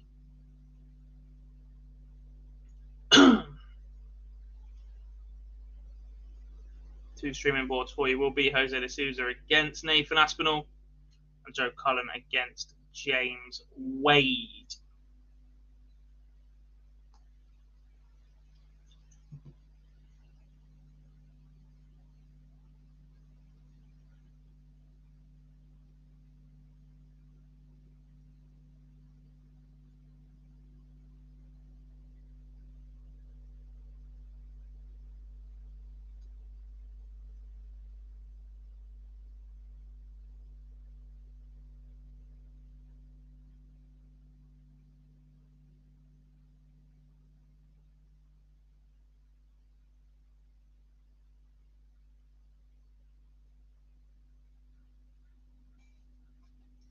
Let's do it like that, shall we?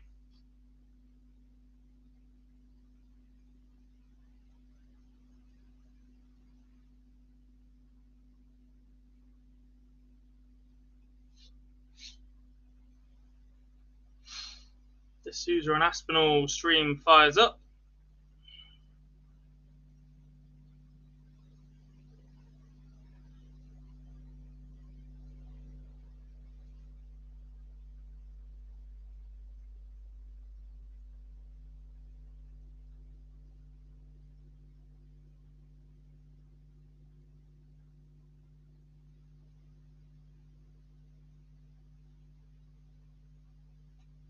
Lovely and Kivenhoven are level at 4 apiece.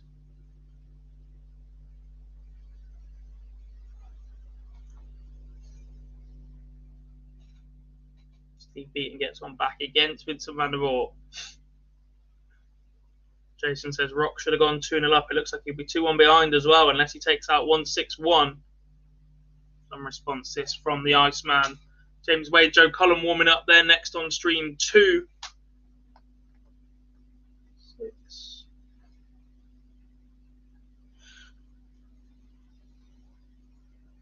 The other game we waited on Ian White and Dave Chisnell.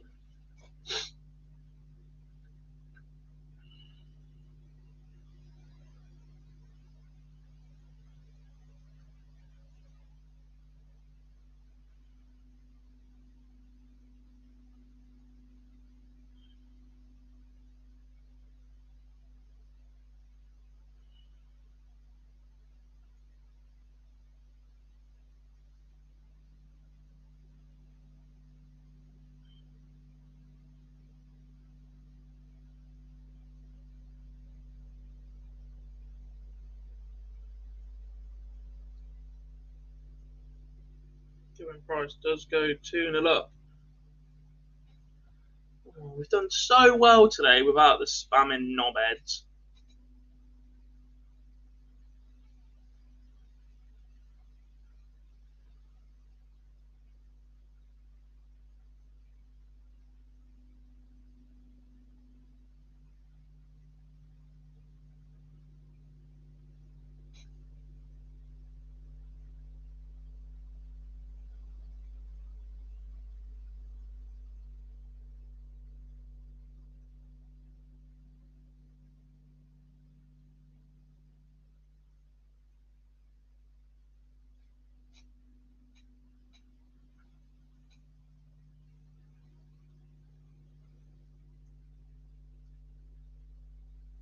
Maybe in the future, myself and Phil have a conversation where we start asking a few of you to moderate the chat room for us. You're going to be sat here all the time.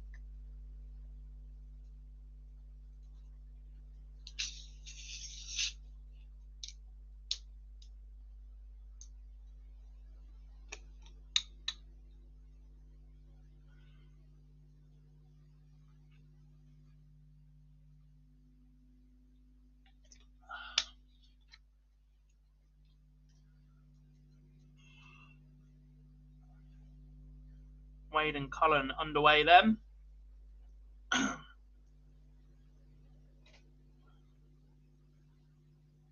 Izzy Price opens up a 3-1 lead over Josh Rock.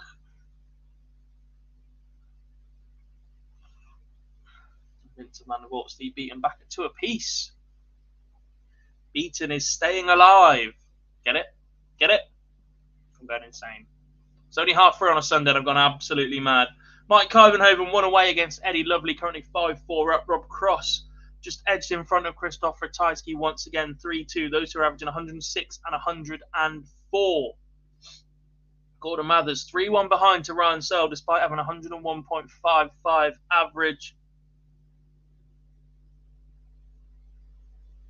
And the only last 16 game we're waiting on, 2 last 16 games we're waiting on.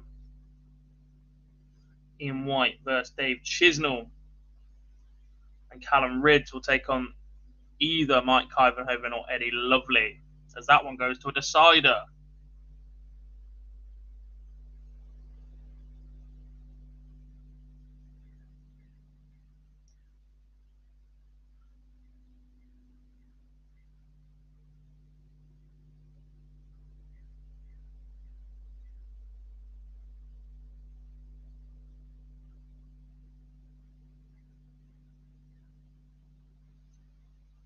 That's a terrible pun, Dan.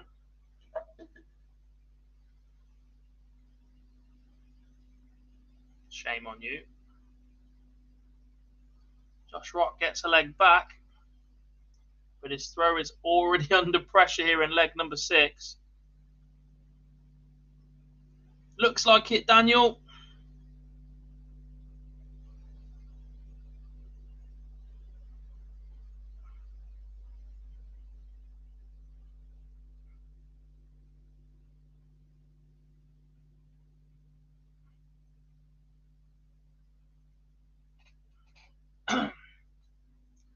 I remember Drake and Josh. I know of it. I never had Sky as a kid, so I never watched Disney Channel.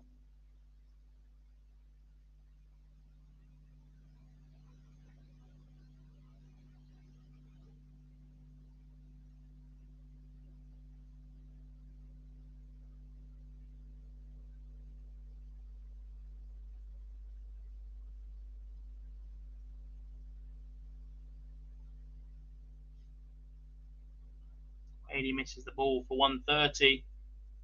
Gets punished by Joe Cullen for the first leg.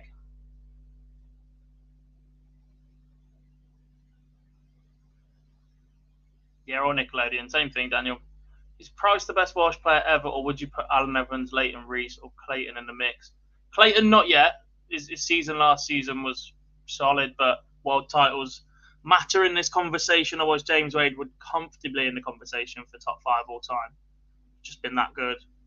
I don't know an awful lot about Alan Evans and Leighton Rees' career, but I still think they're edging Price at the minute. Another world title,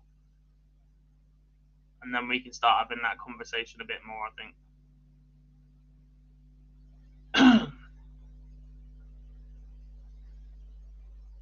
At the minute, Gerwyn Price has the same amount of world titles as Mark Webster.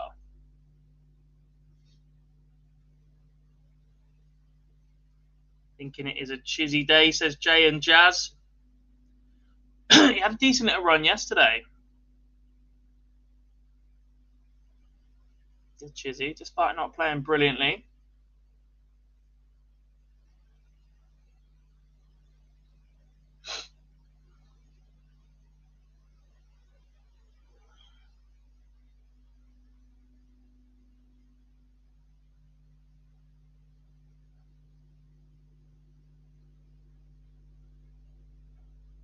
Rob Cross 4-3 up on Christoph Ratajski.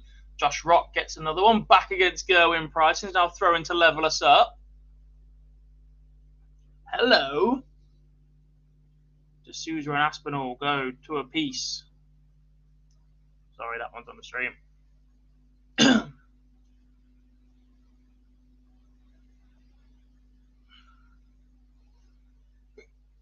Ryan Searle still 4-2 ahead of Gordon Mathers.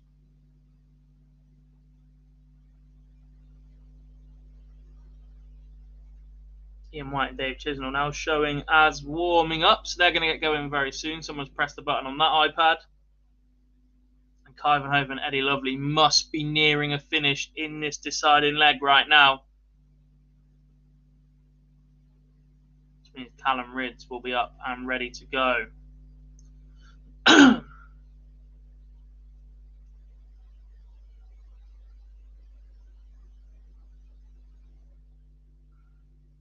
And it is Eddie Lovely that will take on Callum Ridds.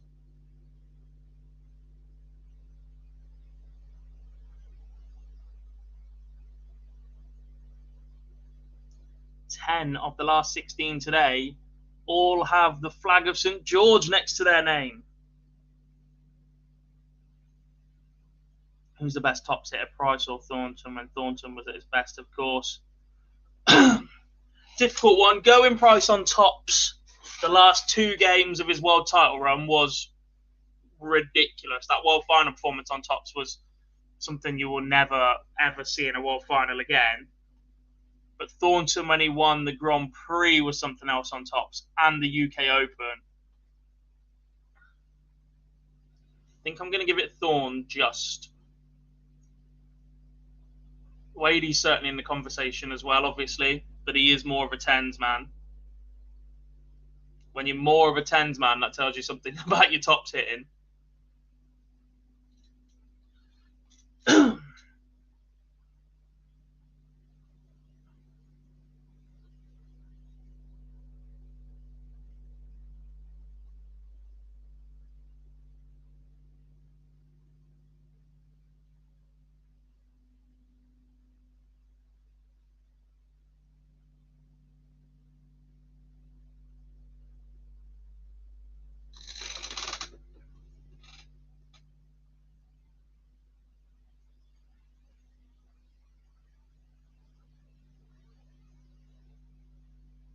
What was Nathan Aspinall getting animated for on the stream just then?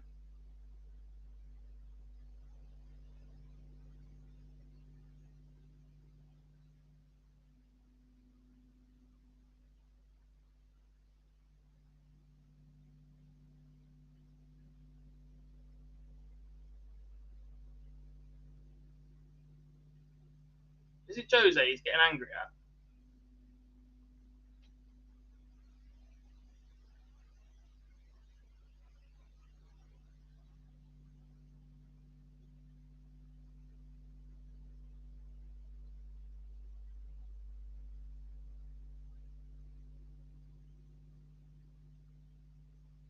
Superb performance from Vincent van der Voort as he beats Steve Beaton 6-2. Puts Vinny into the last 8. And do we have a shock on the cards on board number 1 right now? Going Price is 5-4 down to Josh Rock, who has the darts. Then a 180.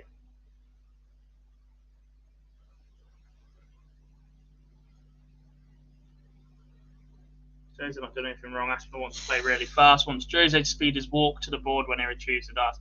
That's absolutely nothing then. As much as it would frustrate me as a player as well, that Oki belongs to Jose until he passes it again on the way back. Sorry.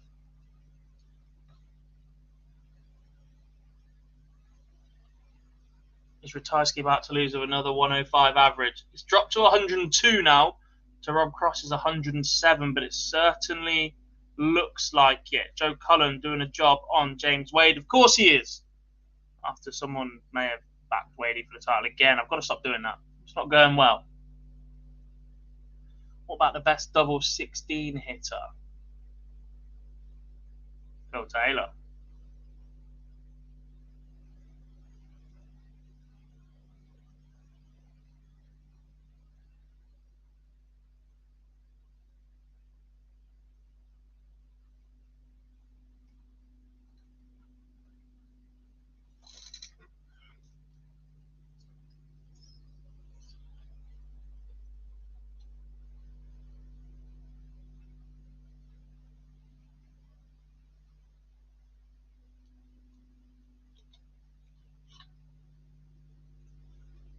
Mervyn King was up there. He used to do everything he could to leave that, though, and sometimes that was to his detriment.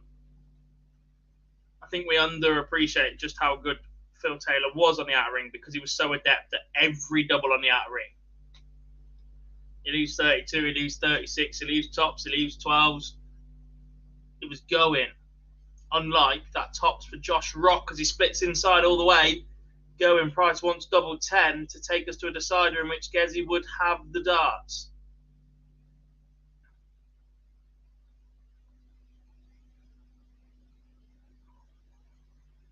And he splits inside as well. Timmy says, how many different drinks am I drinking? 3. I have Lucozade. I bought what I thought was still flavoured water, but it's actually sparkling. So I've had a couple of sips of that, but not overly sold on drinking 2 fizzy drinks at the same time. As Ryan Searle beats Gordon Mathers, by the way, and Rob Cross beats Christoph Ratajski, that 102 average for Ratajski. Yeah, again, the man's just being thumped with a couple. And then I am on some meal replacement shakes as well. So I was drinking lunch earlier, effectively. Attempting to lose some weight, hoping it frees my back up a little bit because I can't exercise on it at the minute. Josh Rock has beaten Gerwin Price. Not the best deciding leg between the pair. They both left themselves in the madhouse, but it's Josh Rock who gets over the line first. What's Nathan Aspinall doing now?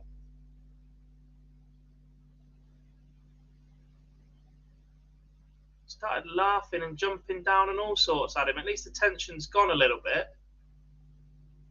As Jose hits double 11. Did he not mean to do that? What's gone on there? Every trick in the book, this from Aspinall.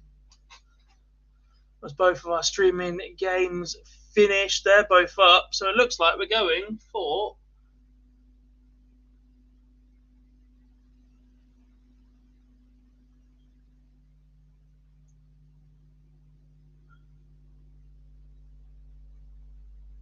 in white Dave Chisnall.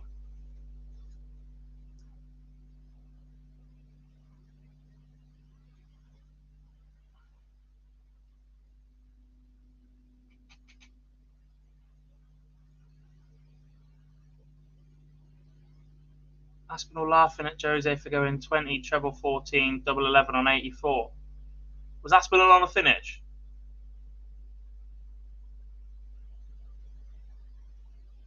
Because if so, what's the issue with that? That's the way to go, because it would have been 14 ball.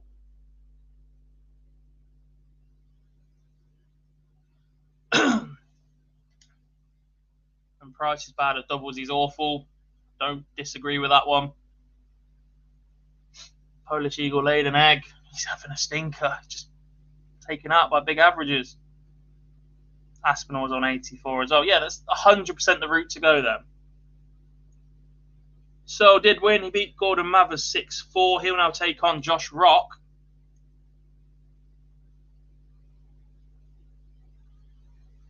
Rob Cross will play very likely Joe Cullen, who is 5-1 up on James Wade. Vincent van der Voort will play either Ian White or Dave Chisnall. And Jose de Souza or Nathan Aspinall, currently 5-3 to the Asp. Will take on Callan Ridds or Eddie Lovely.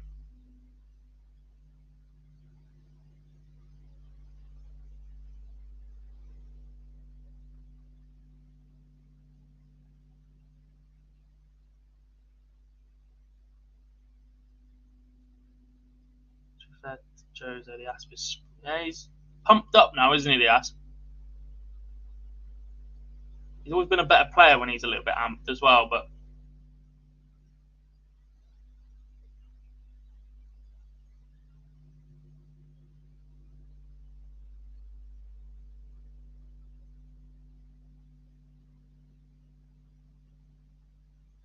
Josh Rock and Janssen weekend, would there have been a weekend like it? If it wasn't for Van Gerwen winning yesterday in between, average age of 20 winning the Pro Tour, Janssen 19, Rock 21.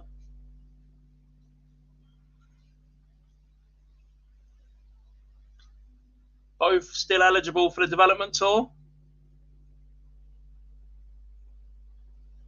talk about that one again. It gets me in trouble. Sam says, isn't everyone bad when you can't hit your doubles? You don't hit your doubles, you don't win games. To an extent, yeah, but when he has an absolute stinker, I feel like Price is either 35% or 15%. There's no real in between that get away with one. Do you know what I mean?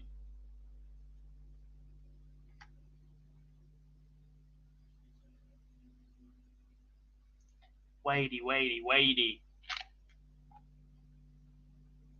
Eventually over the line in this leg against Joe Cullen.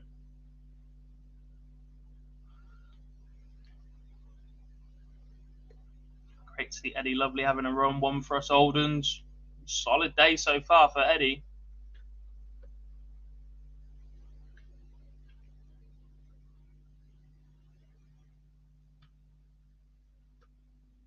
Maybe this is Wadey's doppelganger today.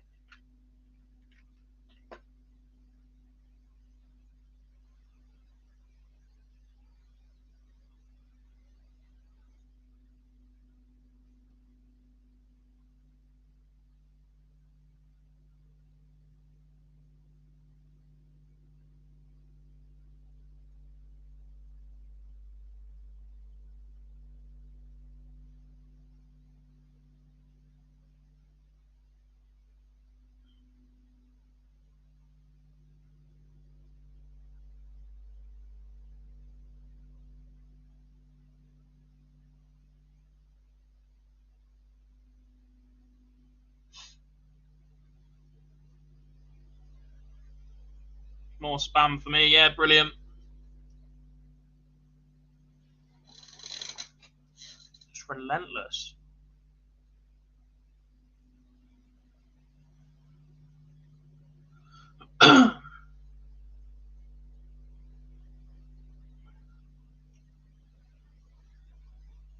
Rids and Eddie Lovely underway. Is that a 10 data? That's an 11. Callum Rids to open. Wade being all over the place in this match. He has Jason, but he's back at 5-3. And he has the darts in leg 9.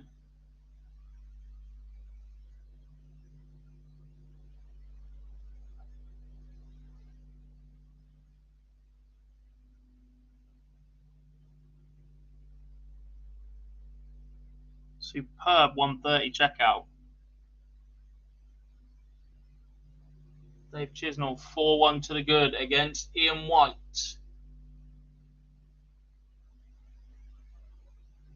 I feel like Eddie Lovely didn't pause for an awful long time before he got on with his next game.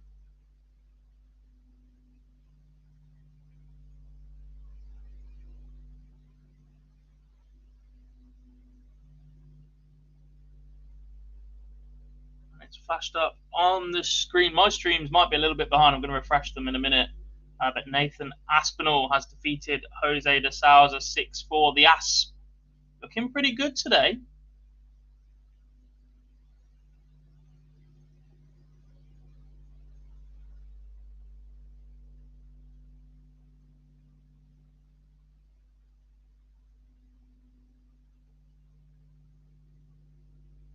Top 3 dart players that play better when they are mad. Easy. I can answer this one. Aspinall, Gary Anderson, Kim Hybrex.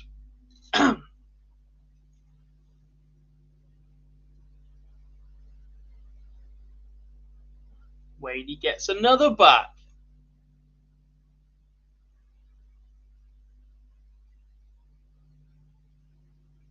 5-4 now. Cullen with the darts in this leg.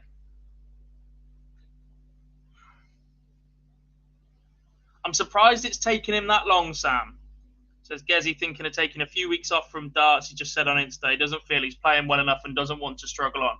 But also take his phone off him the minute he's just lost a game because he's very emotional at the end of the game of darts. Loves his Instagram story. But yes, given the hand injury, he should have just been playing Premier League in my opinion. The fact he's playing these Pro Tours this weekend was a little bit surprising for me.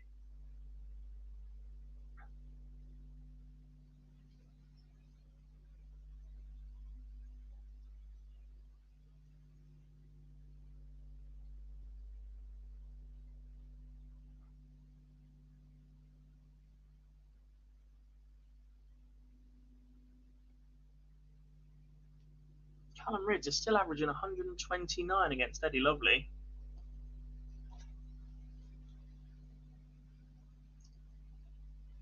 Joe Cullen has beaten James Wade. Boo, hiss, boo. 140, 137, 180, 47 out. Superb from that one. Some performance from Callum Ridge so far. Opens up with an 11 dart leg. He then loses leg number 2 after leaving 40 after 12. And then responds with another 11 dart leg.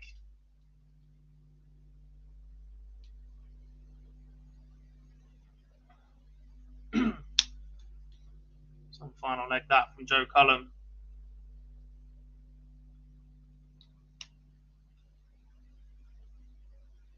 Especially with Wade, he sat on 44. That hurts.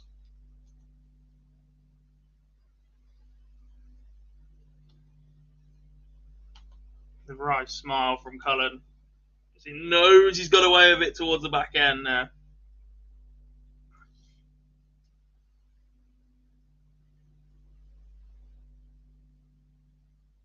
I think they might be laughing about what was going on next door between Aspinall and De Souza as well, by the looks of it. As Dave Chisnell wraps up a 6-1 comprehensive win over Ian White.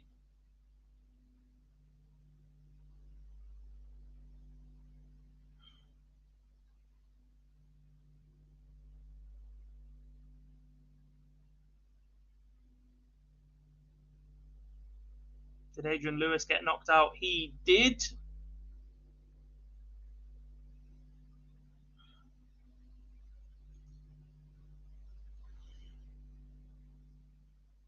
Adrian Lewis lost to Jeffrey Desvan. What's the name of the site I'm using? It's called Dart Connect. Search tv.dartconnect.com. You can see the live scores for every game.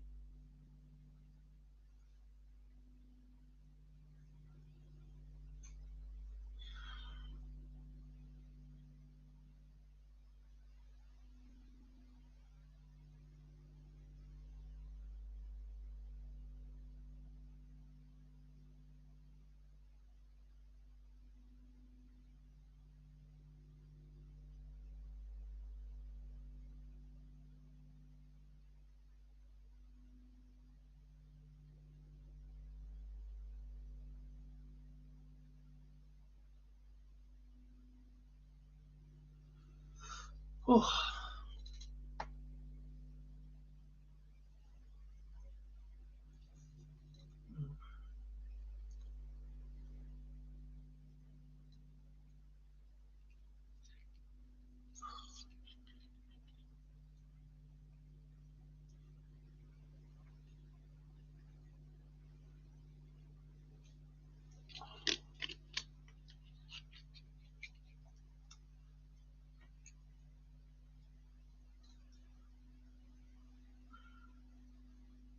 World record average 10 might be off for now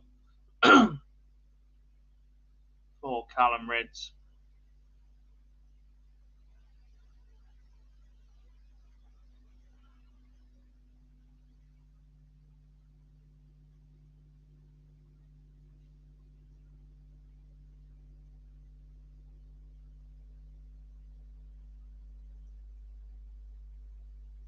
It's obviously still early. If this goes in 15, it's still possible, but needs to start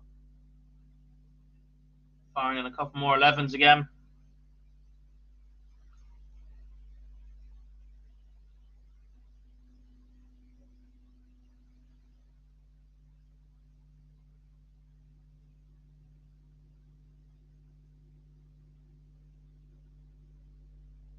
Yeah, it's gone. Still 5 legs to go. At least 4. But yeah. 9 data would help. 9 darters would always help. We always need more 9 darters.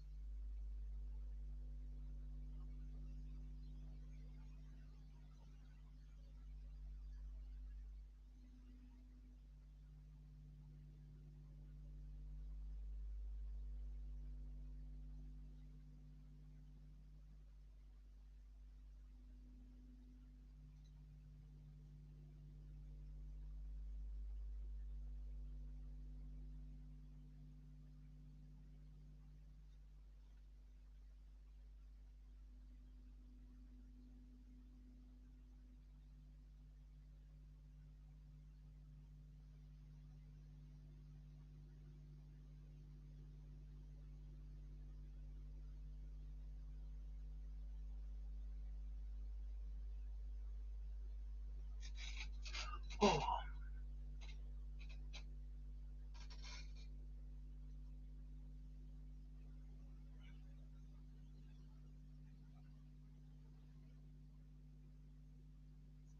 Searle beats Josh Rock, who would he play then?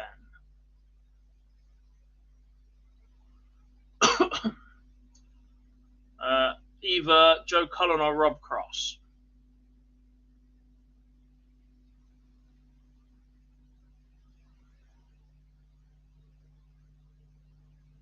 After losses for Gezi, Gordon Mathers, Christoph Ratajski, and Jose de Souza, 6 of the last 8 of today's Players' Championships will be from England.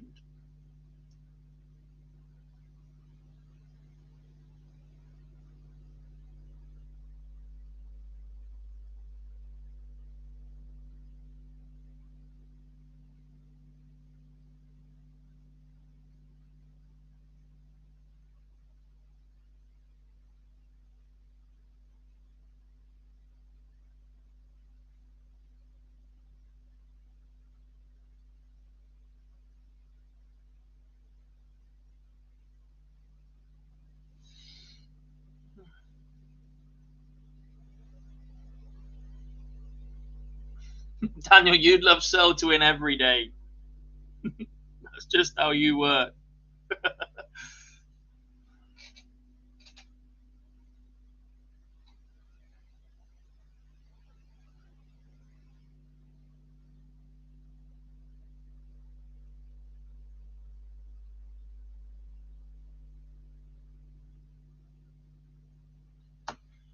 Who's Van der Voort playing next? He will take on Dave Chisnall. Sorry. Go away. And the winner of this game will take on Nathan Aspinall. Let's run through the quarterfinals 100% then. It will be Josh Rock against Ryan Searle. It will be Joe Cullen against Rob Cross, which again will be on stream for Joe Cullen. Vincent Van der Voort and Dave Chisnall will be on streaming board 2. And Nathan Aspinall will take on either Eddie Lovely or Callan Ridds.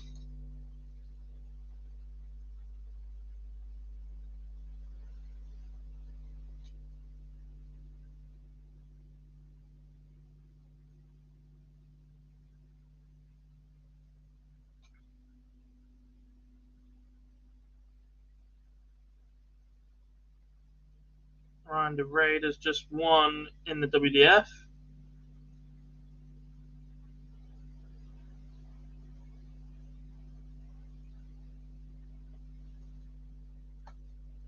I've also just seen on Twitter that Tori Kewish on her playing shirt had a tribute to Kyle Anderson. I didn't see it while we were streaming, but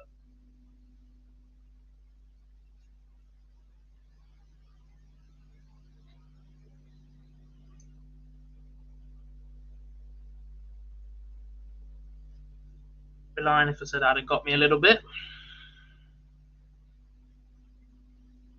And then these dickheads come along.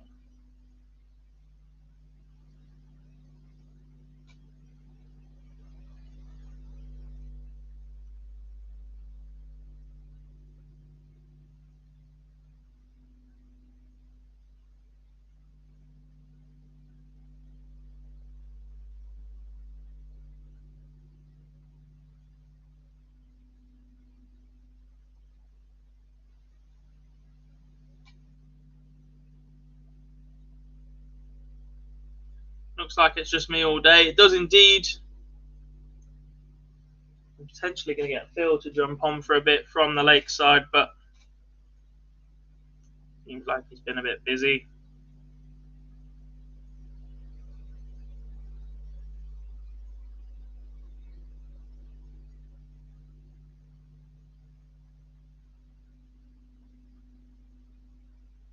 If you do fancy a go, drop into our DMs on Twitter, because myself and Lee are both busy next weekend, and let's be honest, I can get away with it for 2 days in a row, but you don't want to be sat here listening to Phil for 14 hours in 2 days, do you? So if anybody is free next weekend, fancies a go at it, just drop us a DM. Phil will try and get back to you later in the week.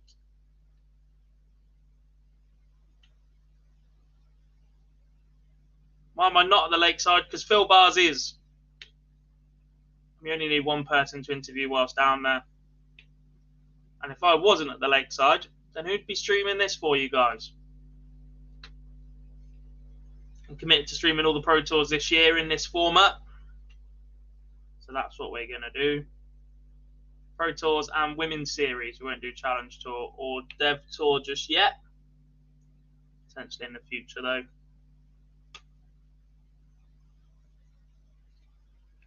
Yeah, Phil's down at the Lakeside grabbing new interviews with the players he can get hold of after their games. Lee Boyce will be taking the reins from him tomorrow. There's no live lounge tomorrow, unfortunately, guys, because of the WDF being on. So we'll have a bumper show next Monday night, the 11th, I think it is.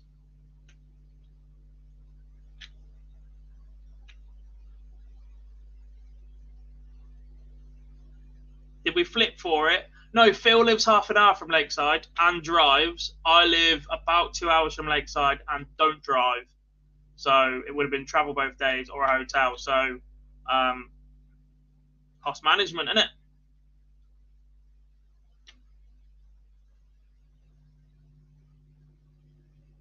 So I sent Phil across. He can drive in both days.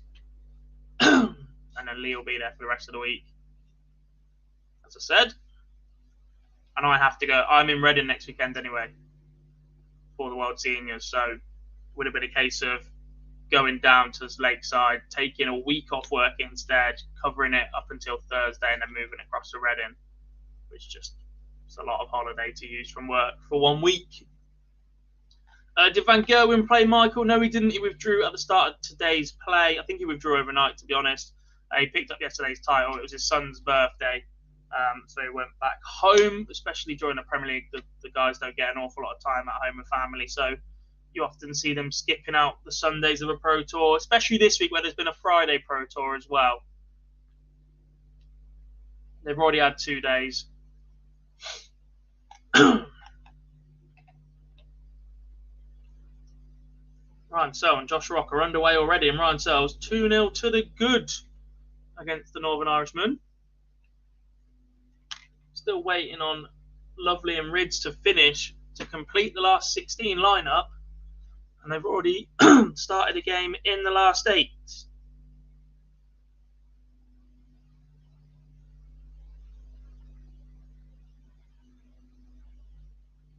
What's my day job? I work in a finance team.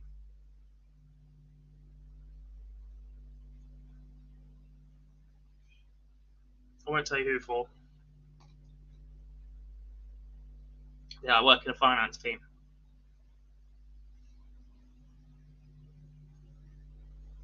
In the numbers.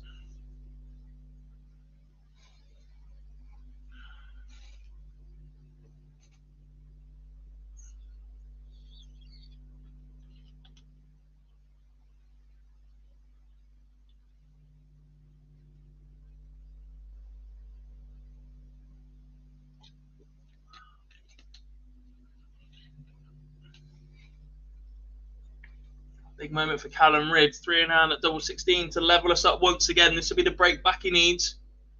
Takes it first up. 4 apiece. Best of 3 shootout. Rids with the arrows.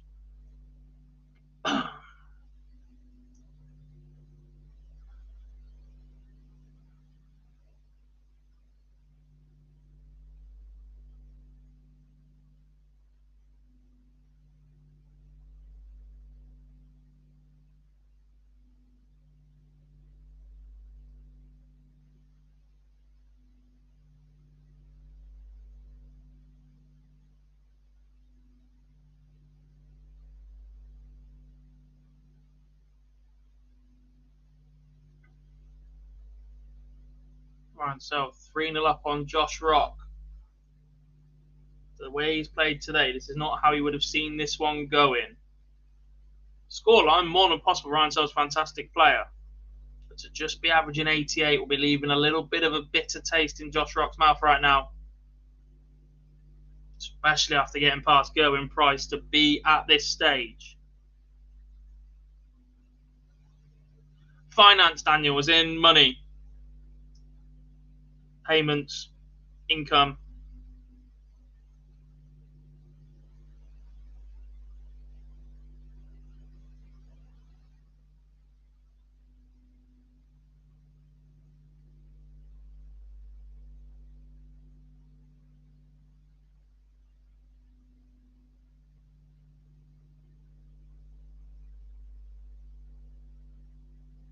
Stream 2 is about to go live.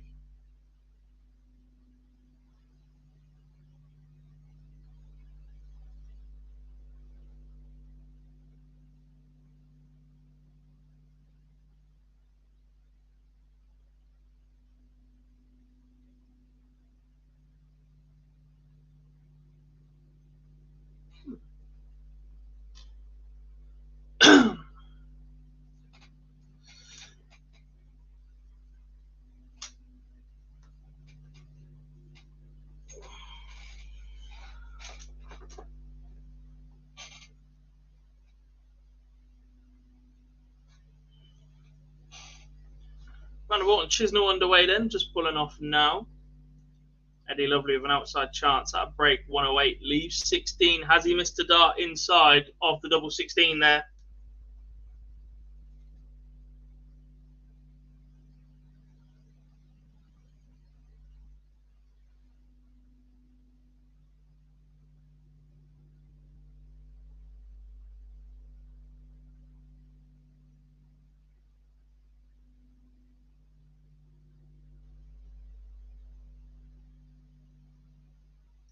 Could I do it double scoreboard again for Vinny's match? Not for Vinny, because Vinny's on PDC TV. I could put up... It's Rock versus Searle, isn't it? And then it'll very likely be... It's not Cullen Cross, so it'll be Aspinall versus the winner of this.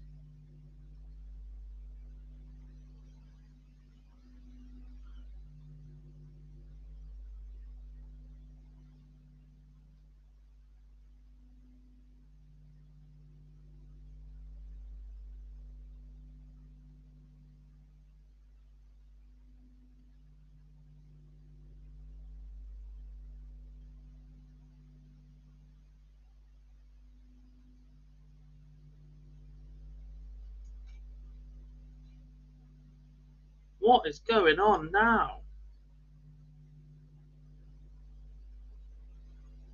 Oh, I've lost today's video as well. That's not good.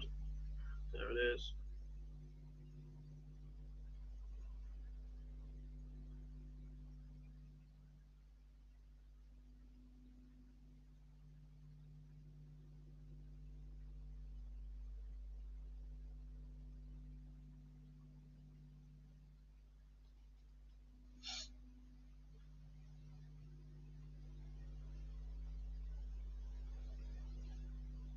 Josh Rock's average has gone up, but like I said, Ryan Searle's timing has been superb, and he's a dart away from not needing this split screen. Superb performance from Ryan Searle.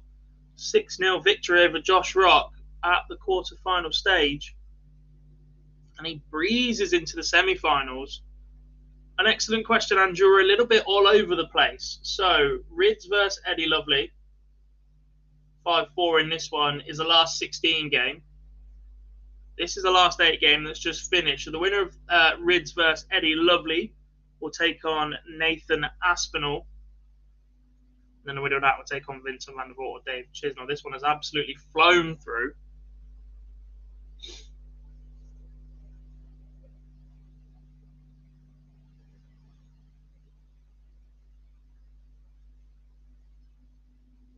Get rid of that one once again.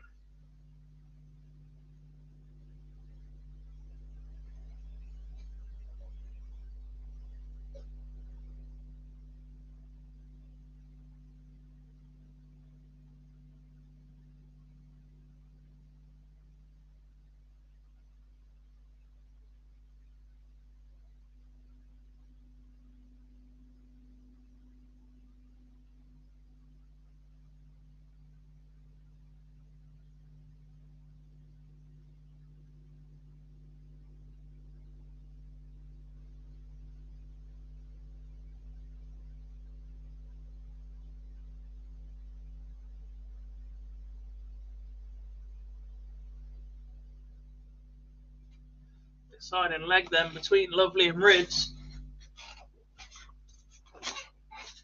Best friends are up on the stage right now as well. Jordan Brooks against Lee Shewan at the WDF.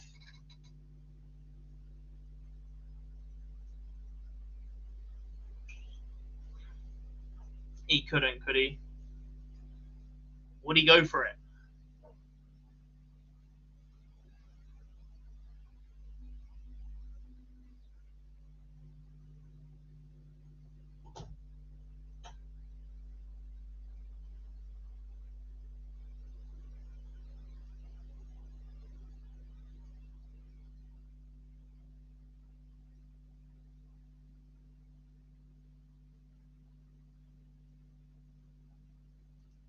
Michael, the Cullen Cross game is on PDC TV.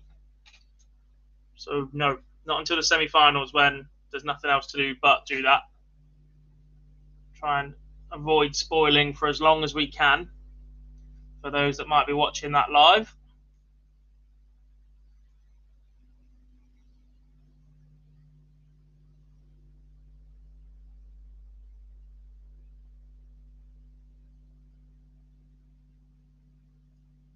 What is that action?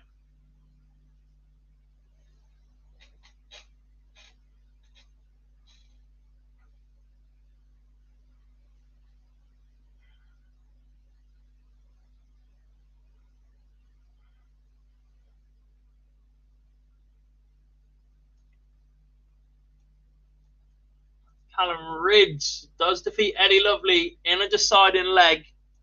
The Riot moves into the quarterfinals where we take on Nathan Aspinall very, very shortly. On the streaming board games, Joe Cullen, Rob Cross, one apiece, as is David Chisnall, which has taken a 2-1 lead over Vincent van der Voort.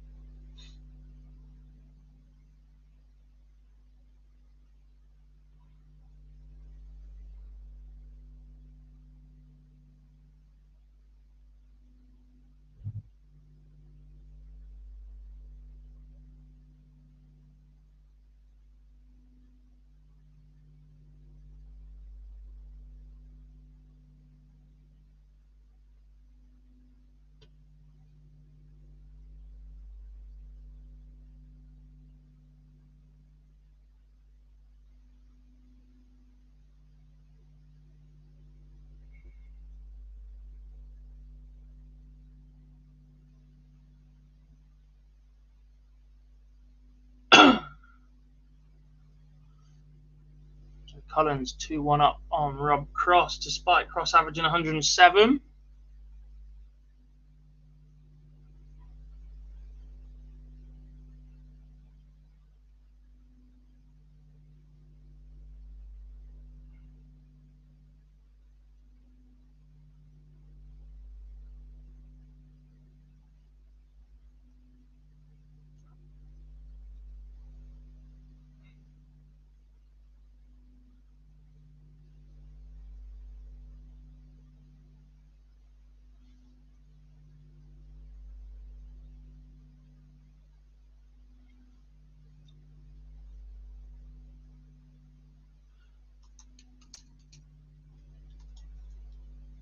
Excuse me.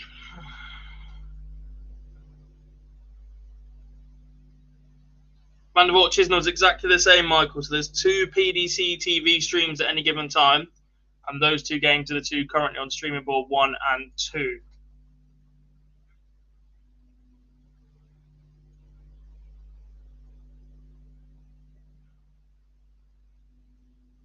So the game that will go up will be Aspinall versus Rids.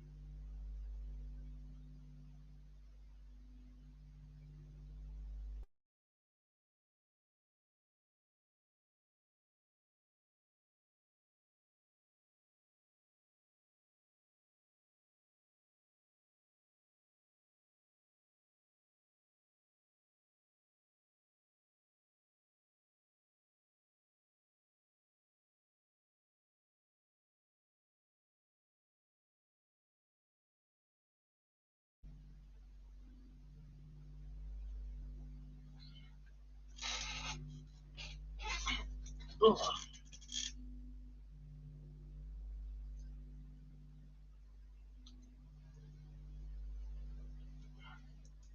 That's the link to Darts Connect if anybody wants to watch along for the 2 games that are on PDC TV, but I won't put them on screen in case anybody's doubling up. Like I said, Joe Cullen currently 4-1 up on Rob Cross. His average has shot up now, averaging 105 to Rob Cross's 103. And Dave Chisnell 3-2 up on Vincent van der Voort. Joe Cullen playing some lovely darts today. Could see him nicking it 100%. Just went full fill bars then.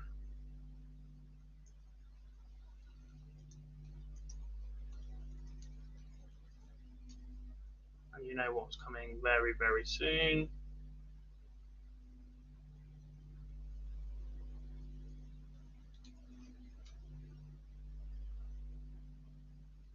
Reminder, the semis become best of 7. And the final, first to 7 and the final first to 8.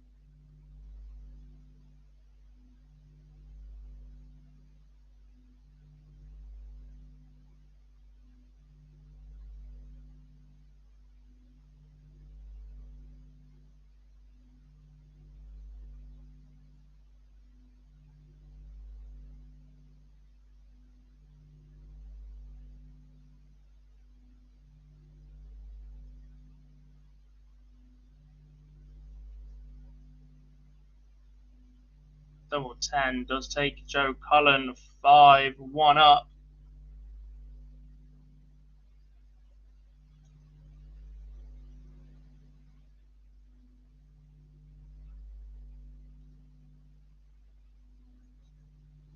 It's not by hitting double 10, but it is a score of 20 as well for Dave Chisnell, who moves 4-2 ahead of Vincent van der Voort. What's my thoughts on the WDF World?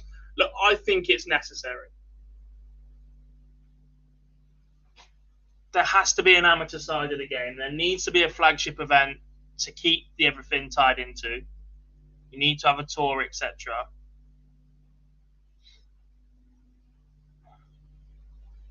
A little bit disappointed with the crowd size.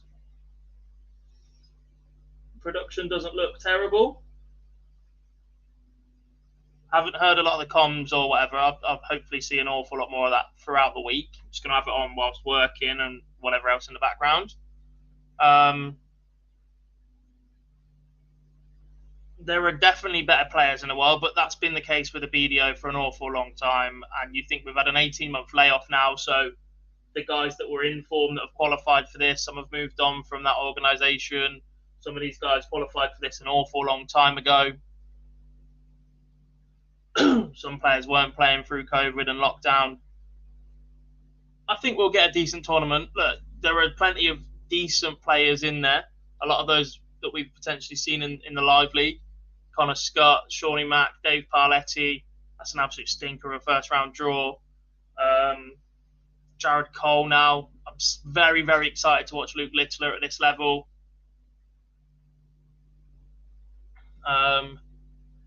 And despite all of that,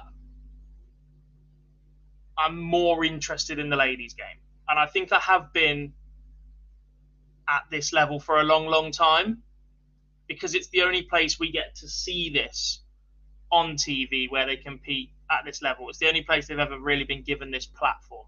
And I saw a couple of comments yesterday about expanding the field to 24 and the standard of some of the ladies' game yesterday. You either want more opportunities for ladies' darts, which involves expanding the field, and you're going to get periods where they're not producing 85 averages, etc.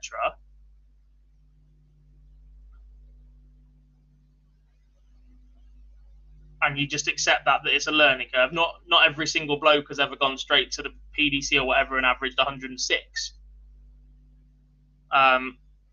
they need that stepping stone. I'm excited about the top end of that. I'm excited about what Bo Greaves could become. I was a little bit disappointed when Sherrick pulled out because I thought it would have made a fantastic storyline. And actually, look, some people recognise the WWF the same way as before. Some people don't. But this is the Ladies World Championship. And the absence of a world title next to Fallon Sherrick's name, whilst it's not the most important thing in the world, will still mean something in years to come. She will always be the first woman to win at the PDC World Championships against a male dart player. She will always have held that news story right, but the rest of it, not so sure. There's questions about the highest checkout of the Aspinall game. It's literally just started. He's gone 1-0 up and it was 122. Chisnell highest checkout, not a clue. Not without going into the back end of Dart Connect for that one.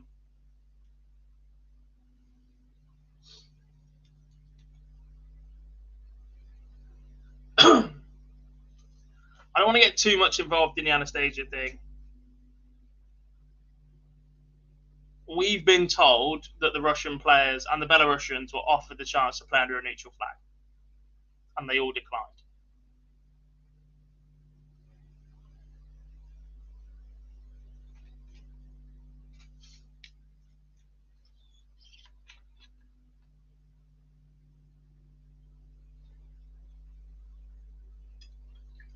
Exactly that at DTV. We've been told that that chance was offered to the players and it was turned down. And I think some may have had difficulties travelling to the UK with the intention of playing under a neutral flag. But as much as you always get the keep politics out of sport lines, etc., we see it an awful lot in football and pretty much all sports around the world. Whether we like it or not, sport is a massive, massive tool. And it is another thing that creates pressure on a government that are right now doing something abhorrent.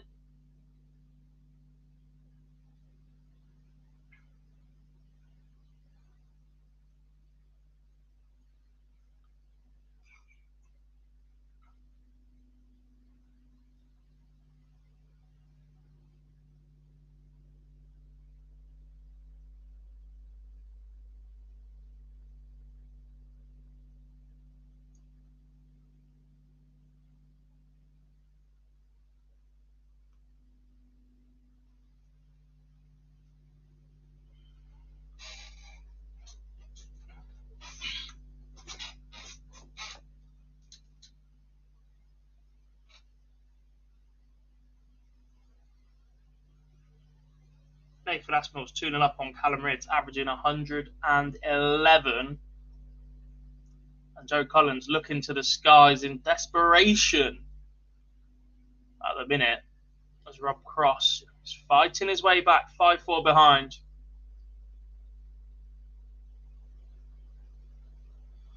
Ridds gets a leg on the board against Asp.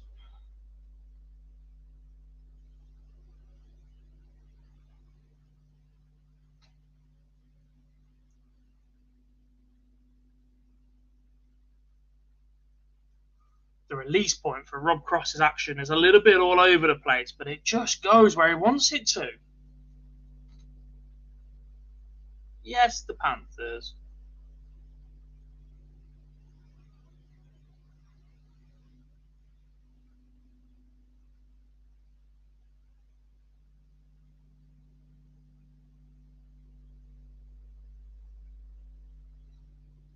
Luke Littler or Mike Warburton to win it for me. At Littler's age, is going to be a world number one and world champion in 10 years. Mike's been doing awesome in the live league. It's incredibly open, which I think makes it even more intriguing. There was a lot of people backing Wolfie. This prelim round being best of 3 sets is incredibly cutthroat. If you start badly, you're on the back foot immediately. There's no real time to find your foot in. And other than that, there are plenty in that field whose A game is ridiculous, and that could appear at any moment for any of them. If it's down to just B games, I think you're looking at someone like James Richardson, potentially Jim McEwen. Very, very impressive his performance last night. I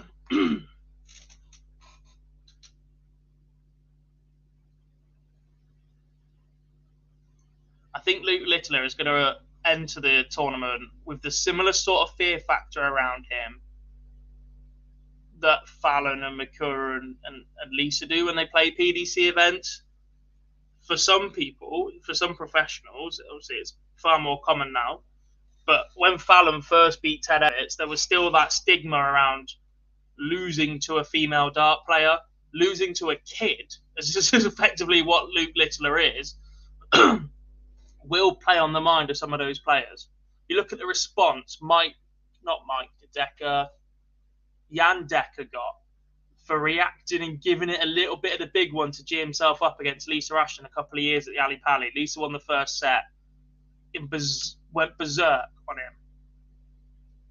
You look at the response that Decker got when he did that. Can you imagine doing that to a 15-year-old? There's just a little bit that says you won't, isn't there? Joe Cullen has just bust 98 in a deciding leg.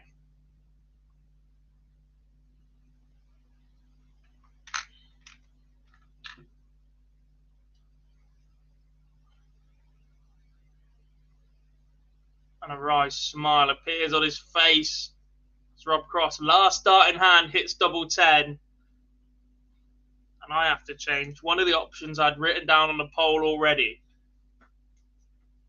Because at the early part of that game, it looked like it was only going to be one winner, but Rob Cross battles back to defeat Rob Cross. Book his spot in the final four. And at risk of jinxing this one, typed out all four names because Nathan Aspinall looks very, very good here against Callan Ridds as well. For a man awaiting surgery on his throwing arm, Nathan Aspinall looks very, very good this weekend.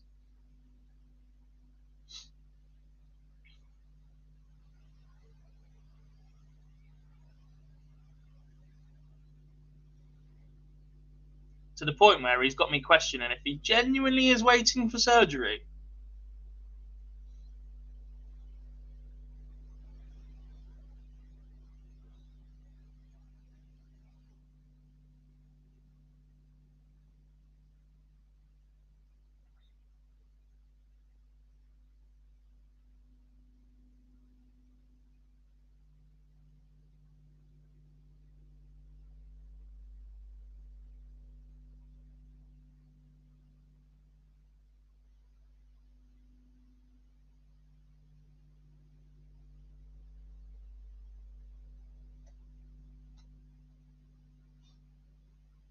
Especially with a 4-1 lead for the Asp.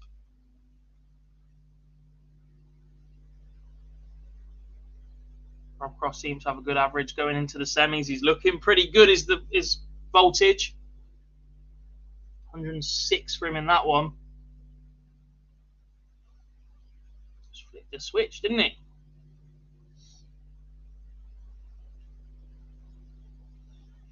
And that one will be on streaming board 2. Ryan Searle versus Rob Cross. And the winner of Aspinall versus Callum Ridds will take on Dave Chisnell on streaming board number 1.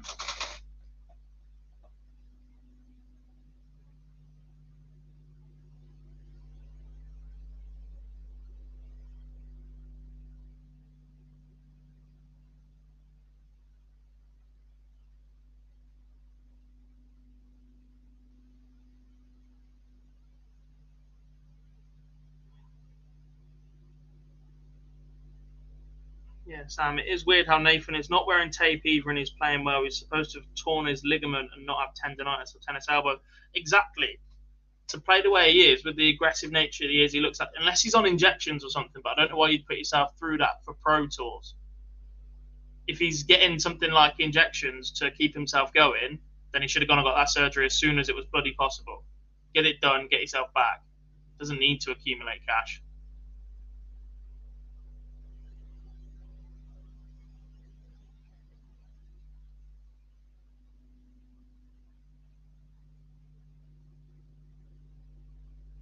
The way that Lee Shuan sets the dart is incredibly bizarre.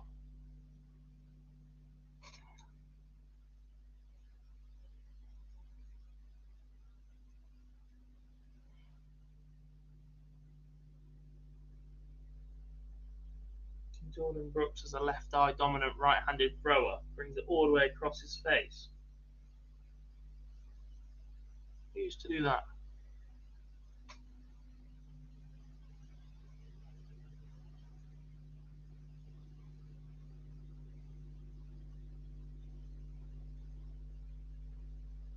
Bit Bobby George, that, from Jordan Brooks.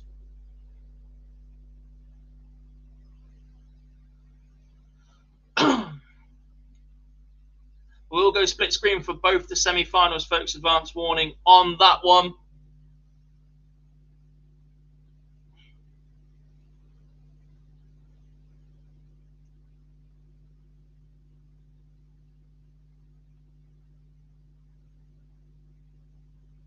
If you are watching along on PDC TV, there is a good chance I will be ahead of you. Although by the time the YouTube delay kicks in, then the delay for you to reach on your internet, it might be about level.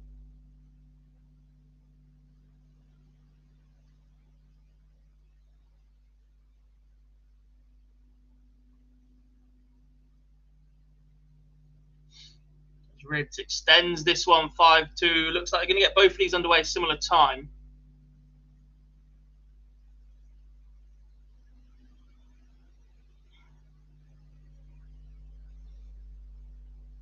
If you haven't done so already, folks, it really would help us out if you drop down just below on your screens and hit that like button for us. Get us to over 100 likes would be a superb way to finish today. You guys have been absolutely amazing once again this weekend. If you got any questions, you fire them into the chat room. I try and answer them the best I can.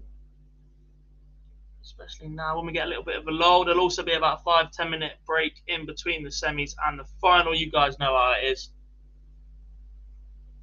And if you're not already, do hit that subscribe button, turn notifications on. You'll get notifications every time we go live. You'll be notified about the Online Darts Live League. You'll be notified about the Live Lounge, Pro Tour Live, any uploads we have from all the interviews from the Lakeside throughout the week.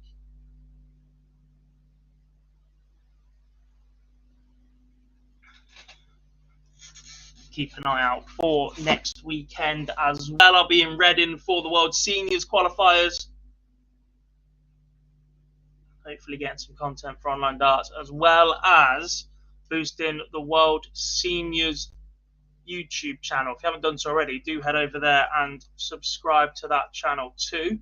I'll just grab you all the link for that one. I'll pop it in the chat room, because as far as I know, I don't want to overcommit to something here, but the next event we stream, which could well be the qualifiers next week, will be on our own YouTube channel. It will be on World Seniors. It will not be on Online Darts, because Phil will be sat here streaming the Pro Tours for you guys.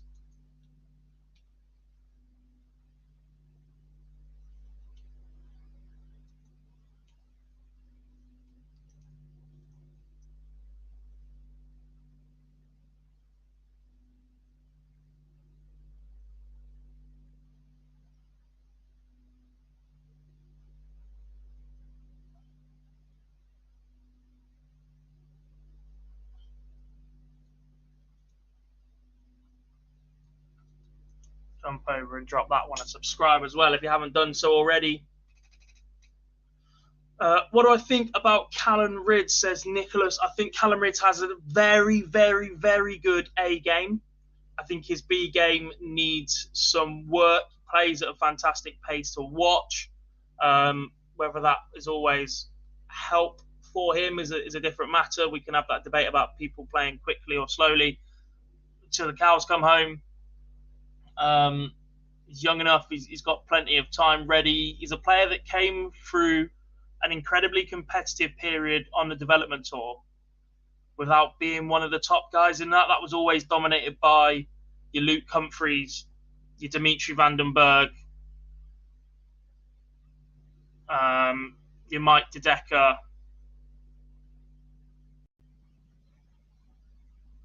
etc. Ted Evett,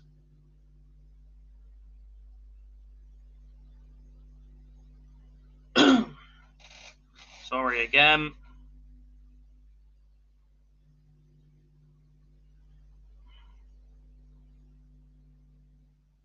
So to have come and gone to the level that he has as a pro is quite surprising when he didn't really have that platform that Dimitri and that had from the Dev Tour. They were winners more often than Callum. But yeah, he's a fantastic talent. Drop this back in the middle. Sack that one off. And the two semi-finals will be underway in about 5 minutes. So I'm going to run for a quick ad break. If you've got any questions, do drop them in the chat room for me. I'll be back on the other side of this one and we can look ahead to the semi-finals.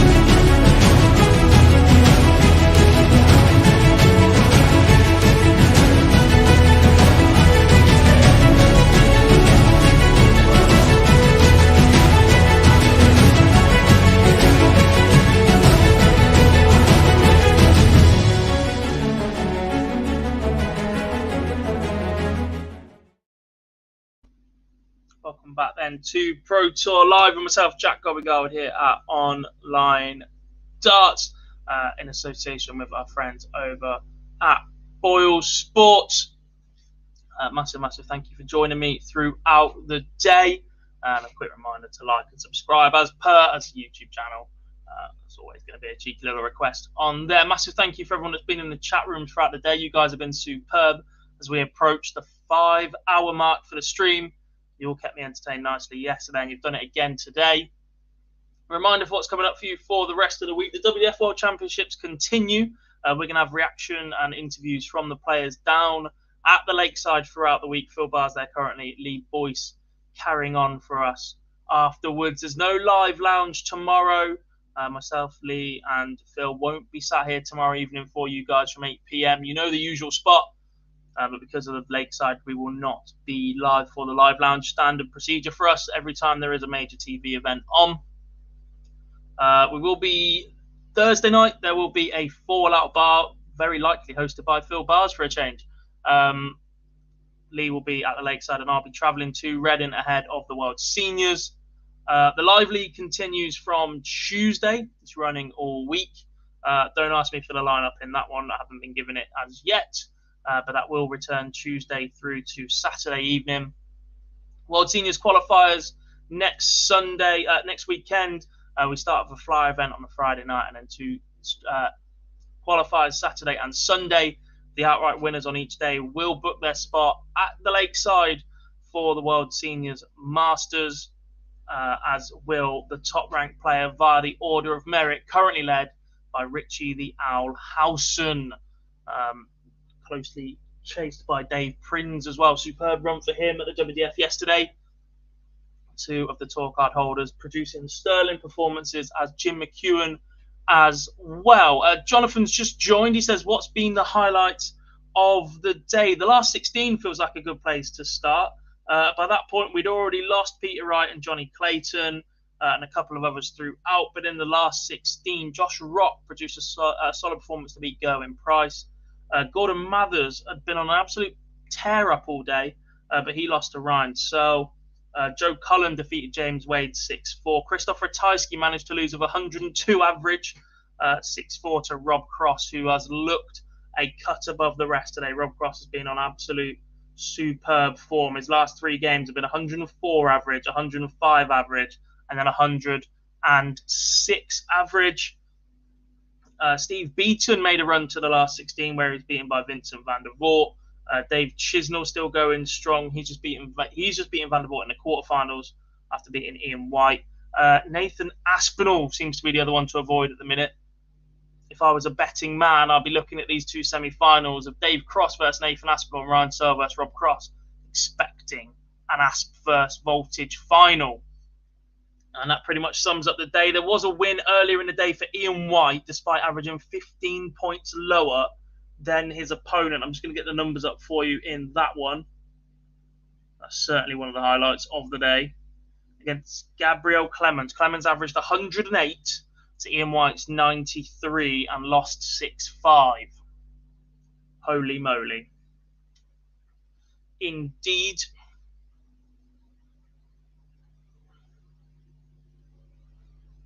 And that's about it for highlights of the day so far. The WDF, there have been wins for Tory Hewish.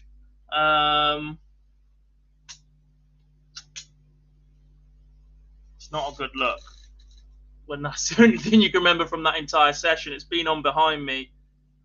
Ian Jones beat David Cameron. John Desramu beat Donovan Lottering. And Francesco Rascini beat Ryan DeVreda, I believe, off the top of my head. Afternoon session currently being played out between Lee Shewan and Jordan Brooks as well. Games to come later this evening are pretty interesting. Connor Scott and Sean Burt, Steve Hine, Kevin Luke, Dave Parletti, Sean McDonald and James Richardson against Sebastian Steyer. We'll also see Paula Murphy, Veronica Ihaz, Laura Turner, Mikuru Suzuki. Is there still a women's game to come this afternoon as well? We've still got to see Vicky Pruitt against Desi Mercer. That one is on Eurosport 2 for you guys. We'll be streaming the Premier League as well. We don't live stream the Premier League, Michael. We do a reaction show. So as soon as the action finishes within the arenas, we do a half an hour to 45-minute review of everything that's happened and look forward to the week after as well. It's called the Fallout Bar. It's our nice little show for that one. It'll be on about 10:30 in the evening. And we run that for the Premier League and every week-long televised PDC major.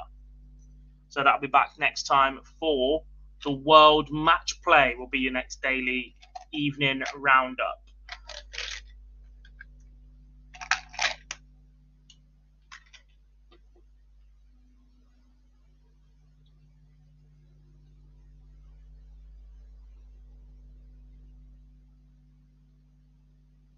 A few moments away from the semi-finals. Both streams are showing which games you'll be able to watch, depending on which PDC TV boards you've got viewing.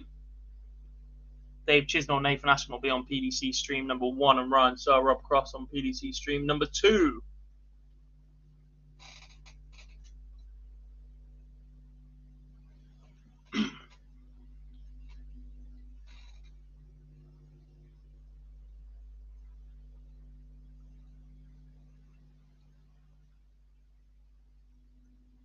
And I think that about rounds up the day so far.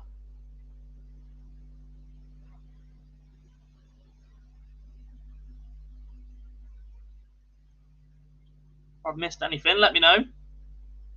Oh, there was a 9-darter for Madders Rasma in a 6-1 loss to Michael Unterbuchner.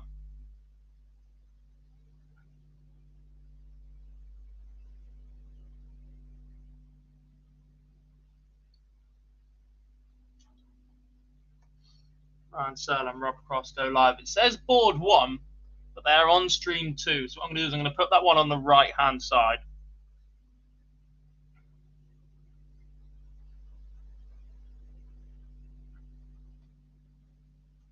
And the other one will drop onto the left. That would just be because of the boards that the other players have played on previously throughout the day.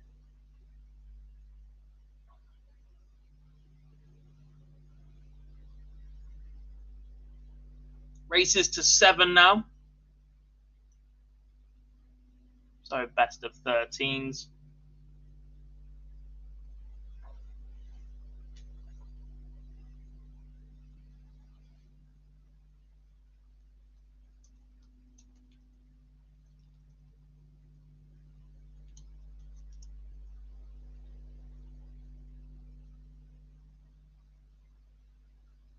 A few moments away from go. Friendly reminder, 12 grand to the winner, 8 grand to the runner-up.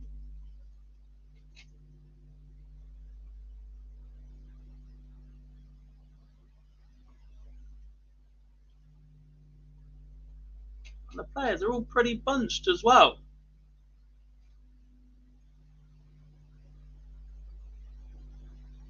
Nobody can really overtake anybody though.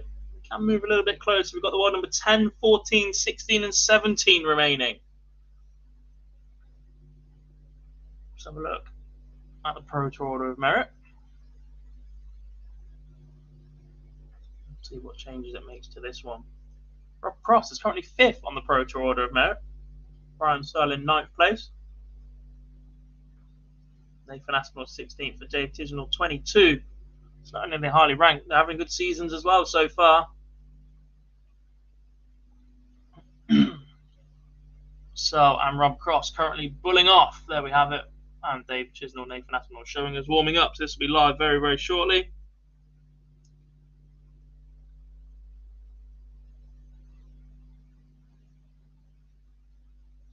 Splendid.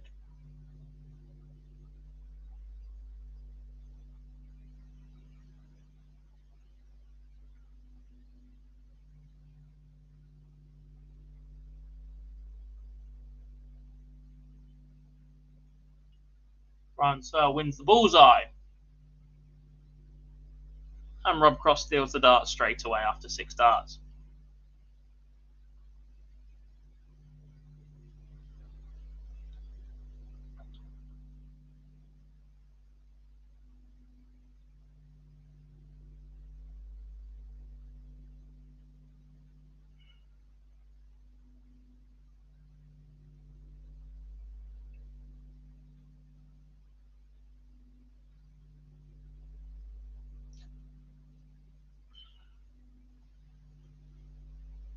Pretty sure. I can't see it from the screen I'm in. Got 67 votes on the poll so far for who wins from here. 30% of you say Ryan Searle, 34 say Rob Cross, 16 Dave Chisnell, 19% say Nathan Aspinall.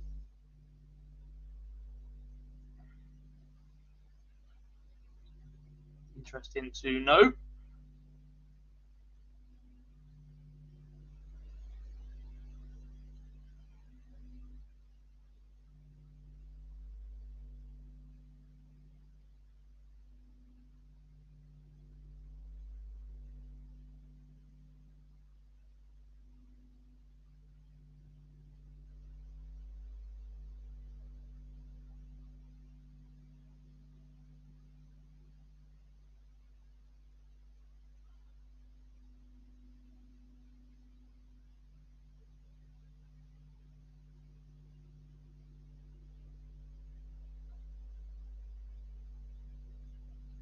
You know what, we're coming after this one as well.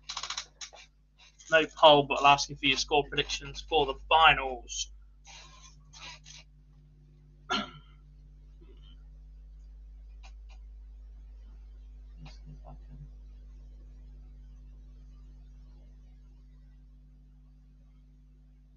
better.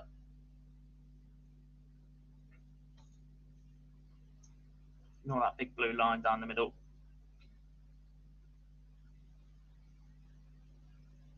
First blood to Nathan Aspinall against Dave Chisnell, who averaged just 39 in that leg.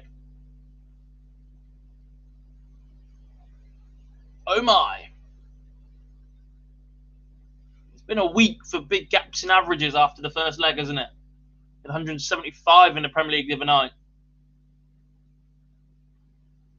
Just a 68 in this one. Ryan Searle levels up with Rob Cross at 1 apiece.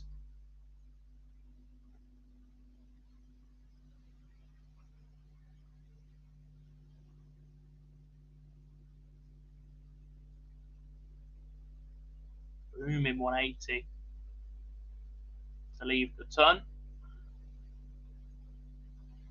And he's back in again in the treble bed. That was a break back for Ryan Searle as well.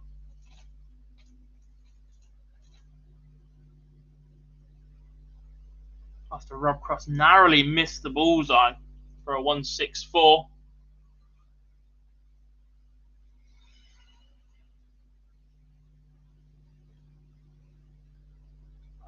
Right, so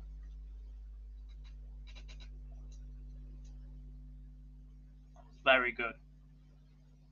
Looking very good here indeed as well. He's just left 100 after 9 once again.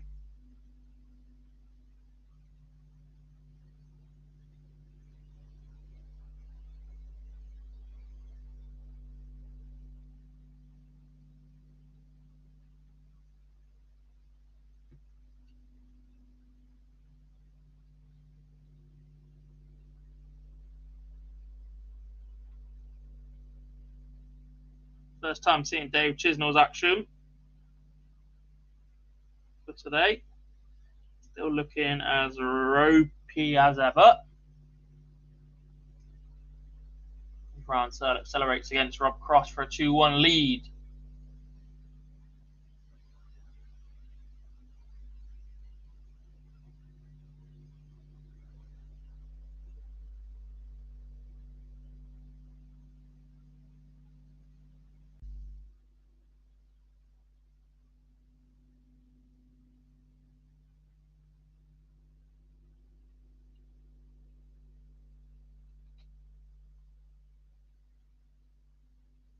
Still plenty of time in these though. Remember, first 2 7s.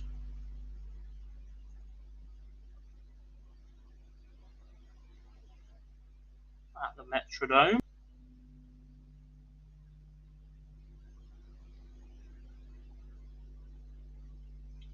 It looks like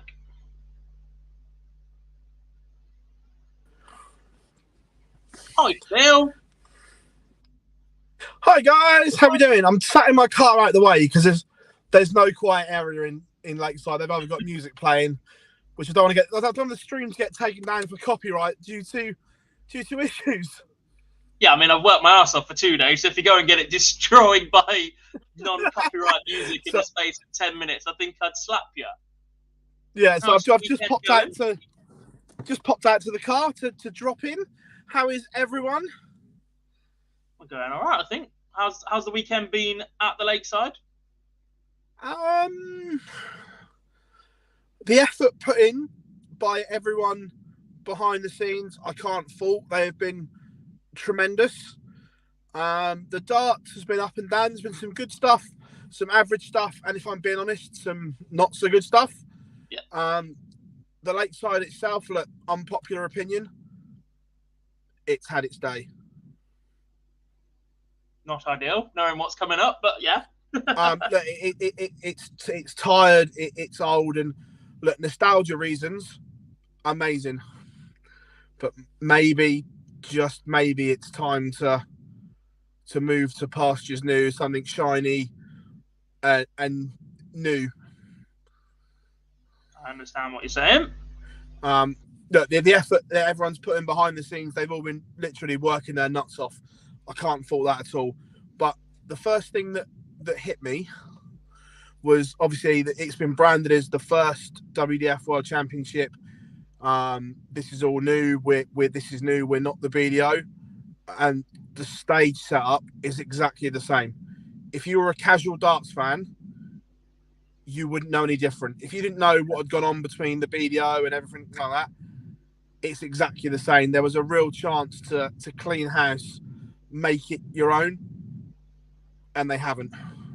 Yeah, I get what you're saying about that one. Have you kept up with the Pro Tour much? Yeah, well, I've had it on. So I've got the Big Mac is here, and I've had the Pro Tour on the side. Is Josh Rock developed yet, or are we not going there? I'm not allowed to go there. You know I'm not after my social media spout. Certainly not getting involved in that one. But look, he looks a class talent. I cannot fault that at all. It's just the fact that it's not his fault. It's to go and play against 16-year-olds next week. It's the setup. And, yeah, look, it's not Josh's fault. We just used him as the example, unfortunately, because he's the most in form out of that current crop. But no, kept up. It's been interesting. Gezi, you can see the hand obviously isn't right. When it's on, it's brilliant, but there's no consistency from him at the moment. Yeah. Almost the same with Peter. that we know he's got health problems that he needs to sort out with his gallstones and everything like that. When he's good, he's very good, but when he's off, it goes off. Yeah. Over the moon for Nathan Aspinall. It looks so good at the minute. He's playing with that little bit of aggression. He's just gone 3-1 up on Dave Chisnell, averaging 97. Chizzy's having a little bit of a mare. First leg was terrible, so the average is a little bit off. Ryan Searle's also doing the damage on Rob Cross right now. Although Rob Cross just missed double six. That's been really, really good. I'm not quite sure how Dave Chisnell has got this far, because again I've been watching it, and I said it on Friday when I was sat in the hot seat.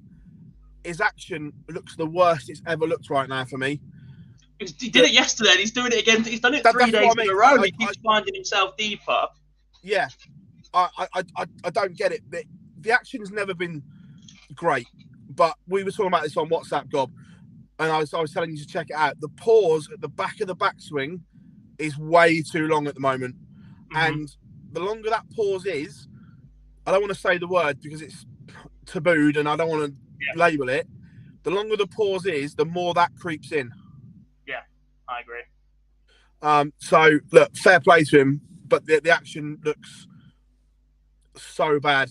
MVG yesterday, we saw the very best and the very worst of him all in the same day. We saw him survive against Ryan Meikle. Come from behind against Jose. Look, Jose, get him to deep waters and he doesn't swim. I'll keep saying it until he proves me wrong at the moment. And that was testament. As soon as Michael got within 2 of him, I didn't fancy Jose. Not because Michael was playing well, but just didn't fancy Jose closing it out. And then in the final was weird. Look, Michael started horrific. Peter started amazingly. And they kind of met in the middle. But as you know, Gob, you've played. When you're on a downward trajectory and someone's on an upward one, there's normally only one winner because you can't stop that slide. Yeah. You're almost relying on a mistake at that point from your opponent to keep yourself in the game or extend it a little bit longer, yeah.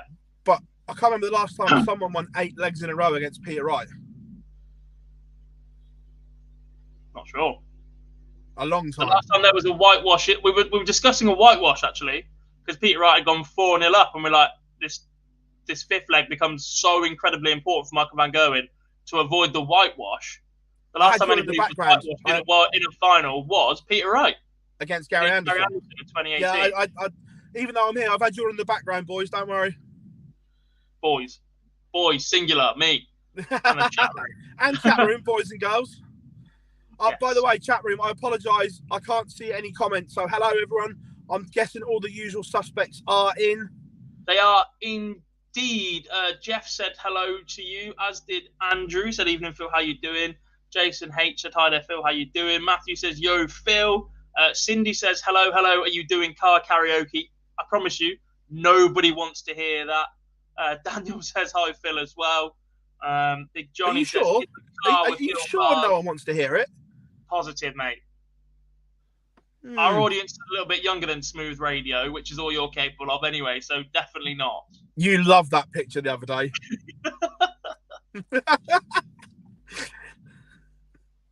But moving back to the semi-finals here, Nathan Aspinall 4-2 up, Ryan Searle 4-2 up as well, and the Chisnell average is not great at the moment. Crosses' first leg was so bad though; he averaged 39 because he just didn't get going. Yeah. So at that point, Nathan Aspinall fires in a 14-dart leg. Chizzy's thrown 12 darts and had a bounce out and not found a treble. It's always going to stay low at that point. Yeah, of course. But yeah, no, the Pro Tour is, again, today, I don't think the action's been quite as good as the other two days, Gob. I don't know if factually that's correct, but just watching it, it hasn't felt as good. I don't know. There have been moments. I think we've just got the good performances away from the streams today. Rob Cross's last 3 games have been 106, 105, and 104. We've seen 109s, 108s earlier on. Glenn Mathers was one of those. He went absolutely berserk. Gordon Mathers, sorry. Round 2, he went absolutely berserk.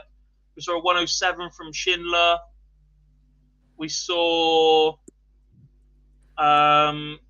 Where's he gone? Gabriel Clemens lose to Ian White, 6-5. White averaged 93. Clemens averaged 108. Tidy. How do you lose with a 15-point better average? I know it's been quite divisive on social media, but I don't care. Go on, Jenksy boy as well, winning on the Challenge Tour. He started to look all right in Newbury the other week. He still can't count. He still can't count. I watched him in the live league the week after Newbury, and Chris Murphy's like 303 to start on the 19s here. Jenks has absolutely no clue about any of that. He's just going to throw at the 20s until he knows he needs to move away from it. He's old school, isn't he? Old school. Old school. He is proper old school. Switching around the board. Yeah, he's starting to look all right. Interesting timing as well ahead of Reading next weekend. Yeah. Dave Prince was chatting about Reading last night as well. But first of all, he said he's got business to do here. I was going to say, Dave, you shouldn't be focusing on that. You're in a world championship, son. Yeah, no. First of all, he said he's got business to do here. I felt really bad yesterday. First time ever, I made a dart player cry. I did see that. Felt awkward. I don't think you've ever ended an interview so quickly. Literally, look, if it was anyone else that I may have prodded a little bit more, but I have the utmost respect for the great man that is Martin Adams. And as soon as I saw him going, it was like, right, we're done. Yeah. Still incredibly moving conversation from Wolfie in it. Bigs up the question, is this him done for that side of the sport? Look, he's a fantastic ambassador for the World Seniors, was wearing a World Seniors patch, will be at the Lakeside again in 8 weeks' time. Perhaps he sees the rest of his career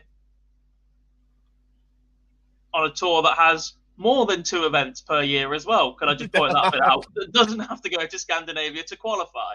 I'm not sure that part of the comment went down particularly well. Well, actually correct. As the semi-finals start to heat up, by the way, 4 apiece now, Rob Cross, Ryan. So Voltage has turned that one around. And Dave Chisnell is 2 legs behind. If you hold a throw here, he's just 1 behind Nathan Aspinall, break a throw, and he's back in pole position, 5-3, and he's opened up leg number 9 with a maximum. And a 140. You thought it, didn't you? There was a 9-darter today, by the way, Phil. We just didn't see it. I saw. He got battered 6-1. What 6-1 wins the 1 leg with a 9-darter. Oh, you'll take that. Yeah, I mean, I'm annoyed I didn't see it, but it wasn't on a streaming board game, so there was absolutely no chance of me seeing it at all, or the featured game. A decent rotation of featured games today. Of course. Mikael Unterbuchner's starting to play some decent darts. We know he's been capable of. Now that Nice he's for him to finally show up. playing in PDC events. No comment further. As Chisholm does win in 11 darts, that's 5-4. Oh, by the way, you're going to see our patch on another player today as well that I may have slipped onto his shirt. Is he walking out to a children's nursery rhyme? He is. Splendid news. Splendid news. I'll be watching that one. Yeah, we obviously had Jared Cole, which was great to see the patch on his, and we've slipped one on to Shawnee Mack as well. Superb. Ryan Searle takes the lead against Rob Cross, 5-4. Both games poised very nicely right now. What's going on in the Lakeside? Vicky Pruitt on the first leg. I don't know a lot about Desi Mercer, I'll be honest, but I'm not sold on that action. I was quietly impressed with Tori Kewish as well this afternoon. I genuinely, I don't know an awful lot about her. I've seen the odd bit. Very, very good performance. Lorraine Hyde missed a couple of chances at double, but was punished superbly. We've seen Lorraine Hyde at Women's Series previously, then the Isle of Man, etc. She's looked pretty sharp.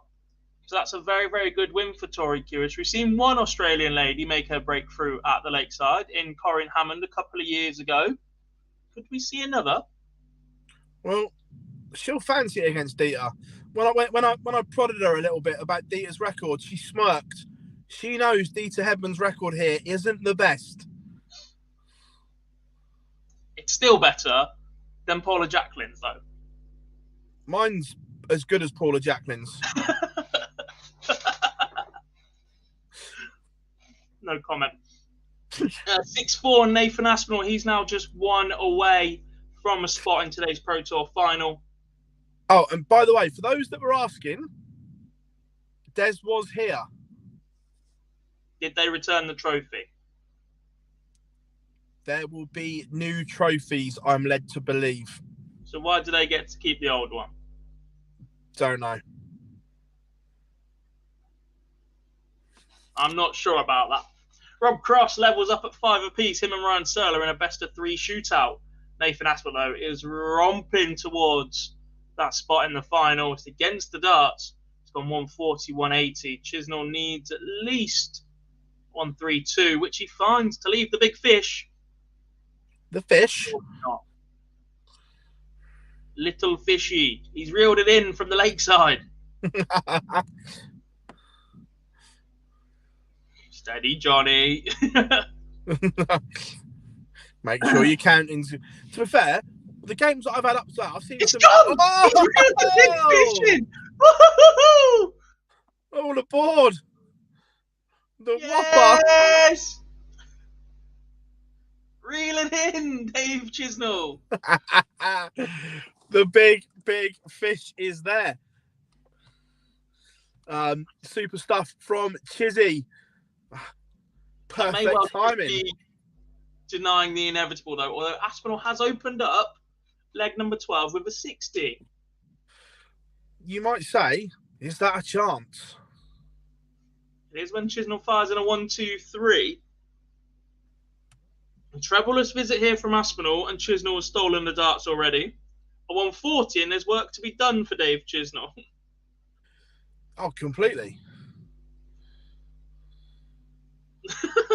Fires in the ball, just raises his arms a bit as if to say, oh, for God's sake. Gives it a bit of a laugh at Nathan Aspinall.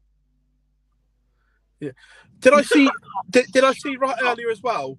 Chris Dodie missed 17 darts at a double against Steve Beaton and could have won 6-0 and ended up losing 6-2. I believe so. I didn't check the actual numbers, but yeah, the finishing was not great from Dobes. Ouch. 1-3-4 followed from Chisnell, then a 1-2-1 from Aspinall. Leaves 180, but that's not a finish. A 140 here from Chisnell. Leaves him in prime position. A 1-2-2, and I still make Aspinall favourite. 1-2-2 is a little bit awkward. As a pro, you expect to get a dart at the bullseye from that, but ton or better from Aspinall, which you get.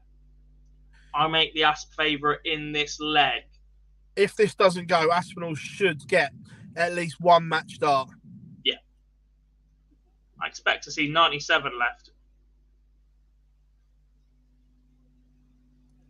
You mean 97 scored? Yeah, 25 left.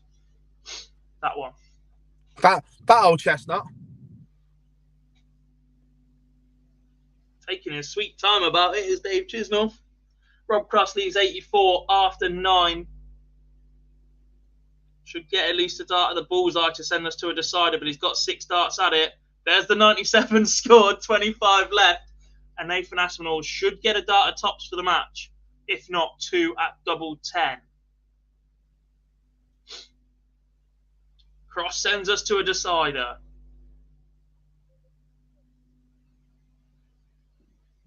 And Aspinall wins the match in 3. That screams single, double, especially the way his darts kick up. Superb from Nathan Aspinall. Books his spot in today's final. Will he take on Ryan Searle, or will he take on Rob Cross into the final leg? Searle opens up 1-3-4. Response from Cross is a 2 treble visit. Spurs 1-0 down, Phil. Oh, that's a shame, mate. I have to bring you that news live on air. It was 0-0 when I left. Craig's in. Hello, buddy. Good to see you. Phil live from his Lamborghini. Not exactly. To be fair, Ryan Searle, matched by a ton by Rob Cross. I turned the Lambo down, Gob, because I couldn't get all the shit in it we need to take to events. I'm saying nothing. That includes me. My ass ain't getting in a Lambo. I can't get in my girlfriend's Audi A1 for Christ's sake. I ain't ever getting in the deck of a Lambo. Been in a Ferrari before though. It's lovely. Oh, Cross leaves a bogey, and it's 6 darts from Ryan Searle to set up a final with the Asp. Goes in 2, clean as you like. Superb from Ryan Searle with the darts in the decider. And we have today's Pro Tour final. It will be Nathan Aspinall against Ryan Searle. Oh, did anyone spot the Oh, there you have. Spot the mistake when it will come into a minute. Ryan Searle gets the job done, as Gob said there. The in the not the Aspinall, the Martin Adams, Jared Cole match yesterday, you could tell someone wasn't experienced at setting up the stage. You know the bucket that they put the bottles of water in on the stage? They left a tray on the stage. Oh dear. You know where I'm going with this, don't you? Not good. But no, look, in the main, they've worked hard here. I can't fault the effort and tenaciousness that they're all putting in. But pricing has been an issue. That the first 2 days, it's been relatively empty. The only way to be there today was to pay for an all-day ticket, wasn't it? Which was between £60 correct. and £80. The same as yesterday. It was. Yes, you get to watch 12 games of darts for that. But at some point, when the ticket sales weren't going great, you do have to question why they weren't dropped in an attempt to get people in the venue and hope to make your money back on wet sales and merch and whatever else. Yeah, completely agree with that. It's just that as part of the reason that Lakeside was and will always be, for nostalgia reasons, one of the iconic venues in that stage. But I just feel it's maybe time, even in terms of accessibility, Gob, where it's not easy to get to. Is the thing? It's not as if you can buy a ticket, just get on a train, and get to a major city or a major town and get there. It's off the beaten track. It's not user friendly. Yeah. Well, traditionally you'd book the weekend after Christmas off, wouldn't you? And you go down and stay over, etc. But yeah, it's not quite built for that anymore. We have a Pro Tour final on our hands, then, folks. Yeah. Oh, what we were saying as well. You know, the production team, they've been top class. Yes. One little mistake. The very first game, the first leg, there was no scoreboard. But other than that, it has been very good. Yeah. Yeah, completely. So let me stop that one. I'm going to reshare the screen to just us two for now.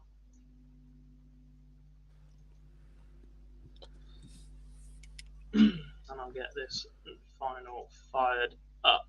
Oh, how good was Jim McEwen yesterday as well? Unbelievable. So Yeah. good. I sent him a message on Twitter.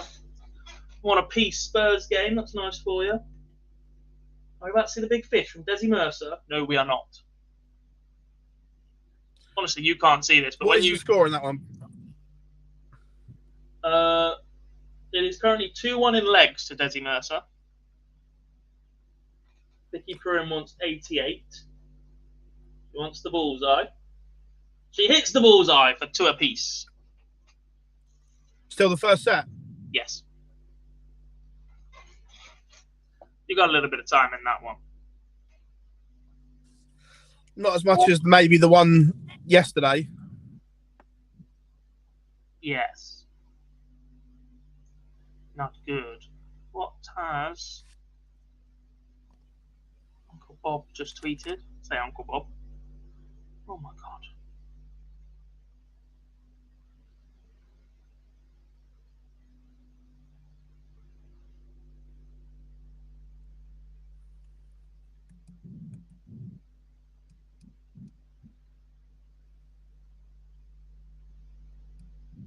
Well, that's a much better poster. I like that. What's that? There's a new ticket link for World Seniors, which is good. Bob Anderson's doing a ticket giveaway, so if you don't follow him on socials, jump over there, cheeky little retweet of his tweet, and you can go and watch his session. To be fair, should we do a ticket giveaway? There's one on its way. I'll speak to you later in the week. I think we've been given instructions and not been told to talk to each other, because I've been told to do some as well. Yes. We'll work on it. We'll do this bit off screen. Yeah. Yeah. I've got a couple of ideas, to be fair. So. But stand by, folks. There will be some tickets to give away. 100% for the World Seniors Masters. I found this on the web. Go away. Yeah, across different platforms. Keep an eye out as official media partners. Online Darts will have some ticket giveaways. World Seniors Darts will also be running a few competitions over the next few weeks. Just 8 weeks to go until we are taking over the Lakeside. Also, some other exciting news. The Red Dragon Champions of Champions is back this year. Is it? And guess who will be there?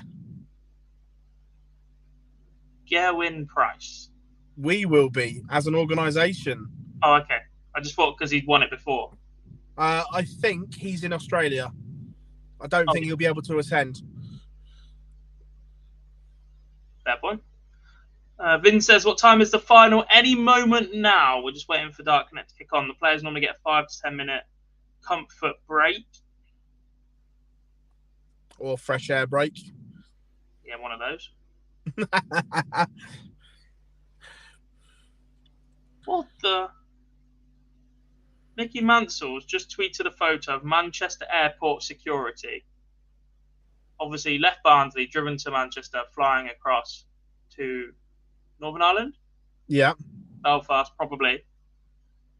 The airport security starts in the car park outside. Manchester has gone to the dogs since they've changed the rules on EU and Brexit. Wow. Interesting as well that you say and you speak of Mickey Mansell. A lot of people were asking the question about why he has an Ireland flag next to him on Dark Connect and not a Northern Ireland flag. I've clarified this because there is someone from Dark Connect at Lakeside. He is playing under the Irish flag of his own request.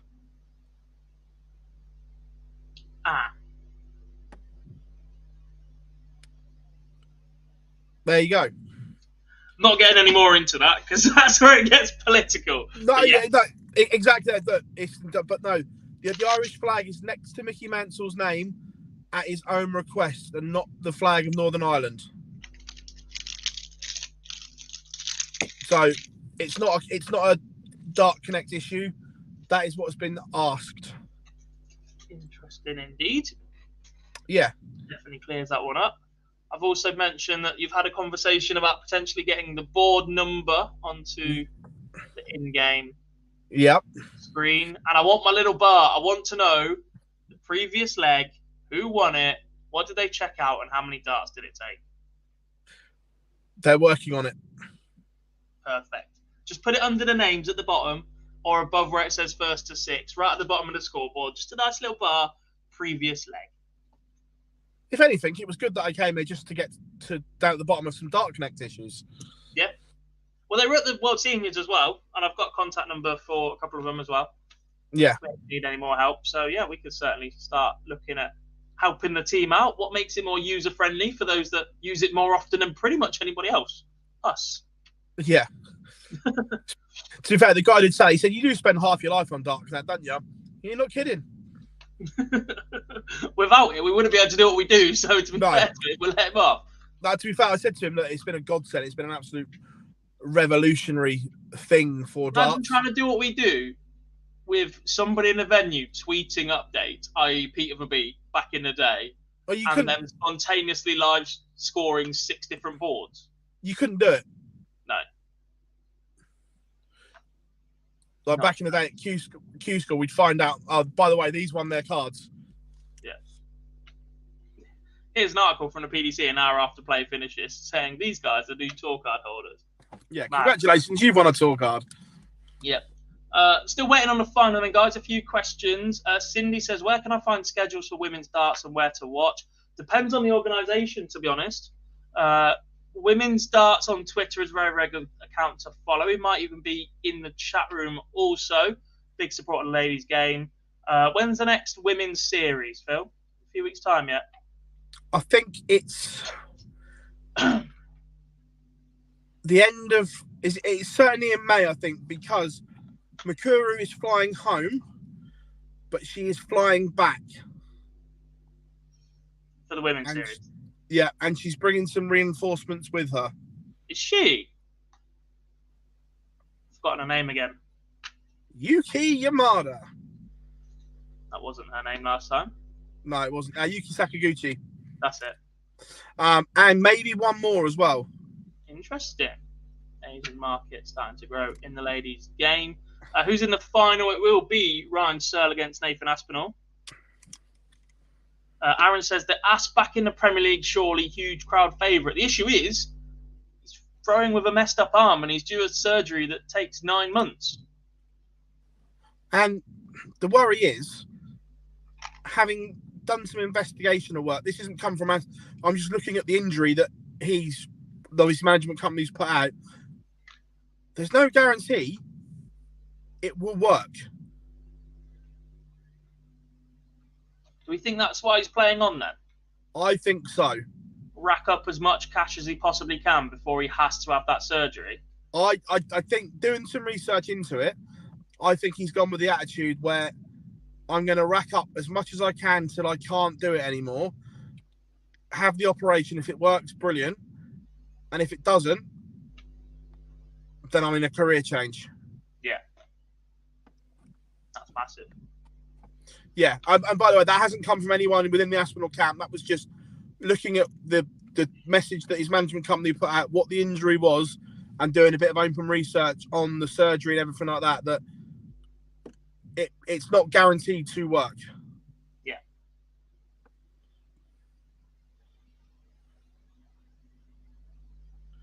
Makes sense. Which is why, like you say, Gob, I think he's not having it, and he's just going to play until he can't play. Indeed. The game is warming up, so bear me a second. I tell you what, people watching in the lakeside car park's an interesting thing.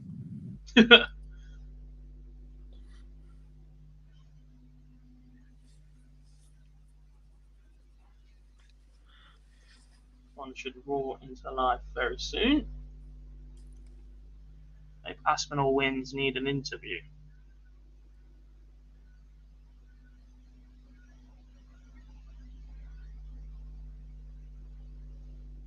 Some interesting stats from Philip Wolf on Twitter. If you're still in the chat room, hello, buddy. Sorry I've pinched your stats.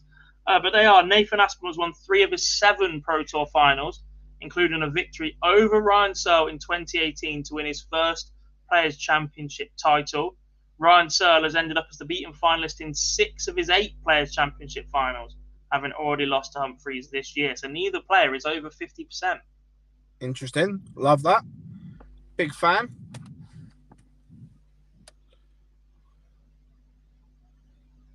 Oh, that free kick for Newcastle has gone straight through Hugo Lloris.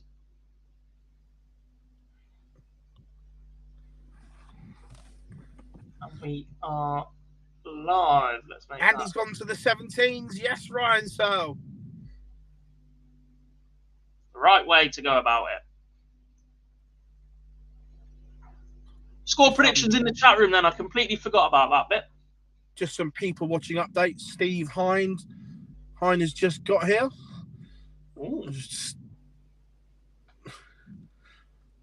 Joshy MC says, if you can play like that still, what's the point? I guess longevity, because he can play like that still for now, but can he still do it in 5 years' time? Whereas a surgery might mean he can do it for 30 years. Yeah, completely. Quite a young person, Nathan Aspinall. If Nathan Aspinall's 50 odd, we're having a completely different conversation. You keep going, you don't need it anymore. You make as much as you can, you have your surgery, and you possibly aren't too concerned about retirement at the end of it. But when he's potentially got at least 20 years at the top of the game still left in him, we'll say 10 even as a Yeah. They're in. So, why is the Online Darts Live League Finals only first to 4? Just the format the entire tournament runs on. Yeah, it's consistency all the way through. This is the format, Bosh. Rat-a-tat-tat darts, Gob. No messing around. Ryan Searle, first leg. 14 darts.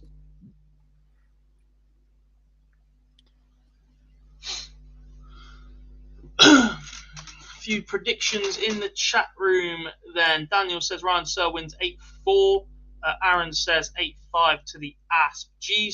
Dot says 8-7, but he doesn't say who to. Craig says 8-6 to Aspinall. And Malachi's got Aspinall to win 8-5 as well.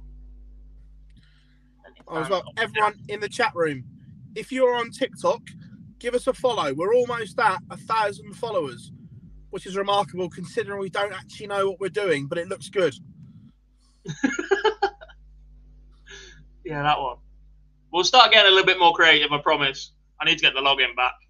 I did my trick shots to start with. But the minute you get clips of the interviews, like YouTube Shorts, but less hassle for us to upload them. Aaron says the more Pro Tours next week. There is. Phil will be live Saturday and Sunday. Hopefully some more of the team will be available. Like I said, if you are free next weekend, you fancy giving it a go, if you can commit to the entire session as well, drop us a DM on Twitter and we'll see what we can do. Obviously, we will offer it to our team first, but at that point, we might try and get a few more of you on. As Ryan Searle doubles break and throw lead. Break and throw already. Mind you, both well over the ton average in this final for Players' Championship 11.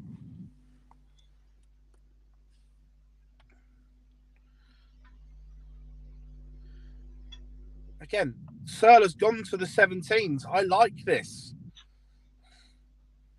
He can't see, but he can count. Maybe he can just watch what we're doing and he listens to me shouting at people. Because I'm not sure I've seen this before, to be honest.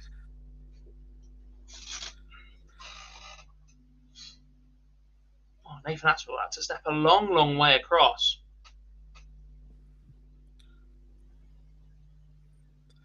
Oh, I can't remember who it was as well, but tweet of the day. I'll see if I can find it. I only caught a glimpse of it.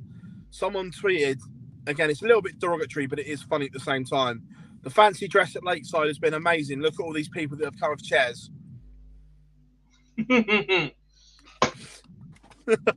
You're like me, Gob. It's like, I shouldn't laugh, but I can't help it.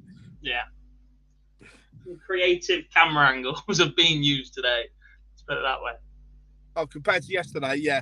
I think someone had a word. Matthew, where to watch a WDF World Champs? Once we've finished, I'll tell you where to go. No, I'm joking. It's currently live on Eurosport 2. Afternoon sessions are also live on Quest throughout the week. But once evening sessions kick in, i.e. at the end of the next 2 legs, by the looks of things for Vicky Pruim, it'll be exclusively on Eurosport in the evenings. And Discovery? That's the one. They own the lot, though, don't they? Yeah. Oh, will this account go off?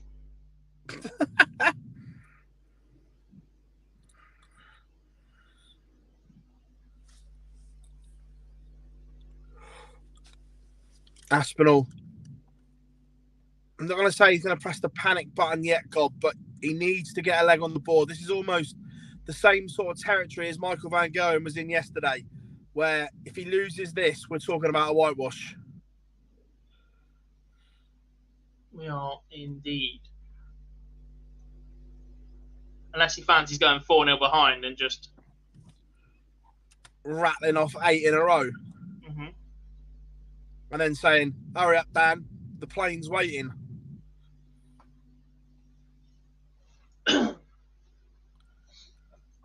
Did you see his Instagram story as well?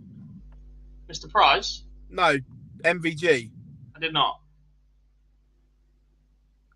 Go and have a look. I saw Gezzy's today. I didn't see. What did Gezzy put? Oh, home sweet home. That's a private jet. That was my first reaction. Fucking private. How's he got a private jet?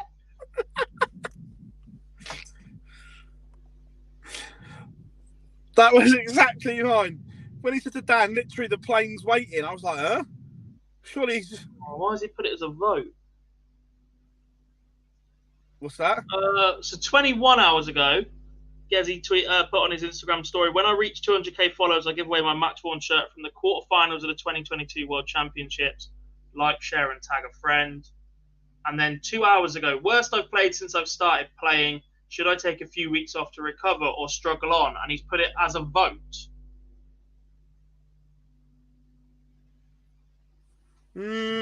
Yes or no?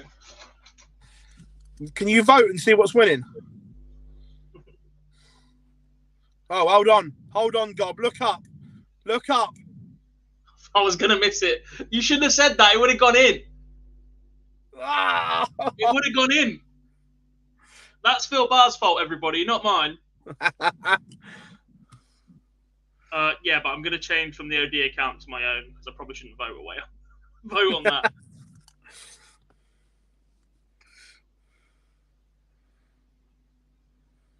I mean, the fact it's an or question, it's not a yes or no answer.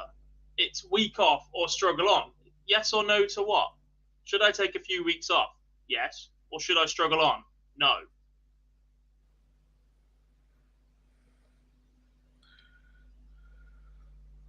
I voted yes. And it said 65% said yes, 35% said no. What, so take a week off's winning? Well, I don't really know. That's what I just said.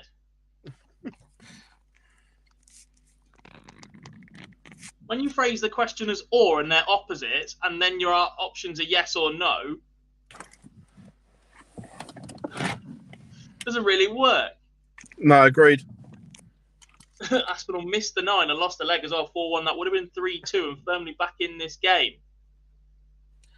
I definitely should have left the room. No, I'm not apologising for that. That's Phil's fault for telling me to look up. I wouldn't have seen it. It would have been absolutely fine. Don't blame me. Blame Phil. Standard.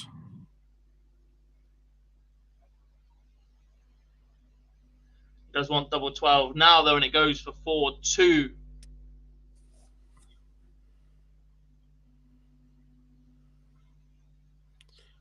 Big moments here. Yeah, and the issue with this for Nathan Aspinall is he's 2 breaks away still. One to get level and then one to take the lead. You have the darts to start with. You'd only be a break behind to win the match.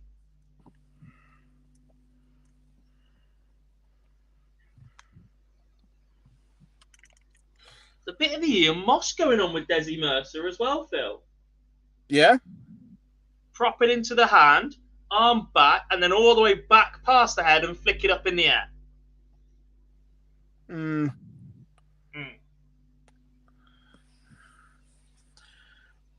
Indeed. Mind you, there's been some interesting throws so far. People we don't get to see very often. And the last game, Lee Shewan against Jordan Brooks was quite interesting. Yeah. Lee's got a horrible setting of the dart out in front of him, all twisty and loose.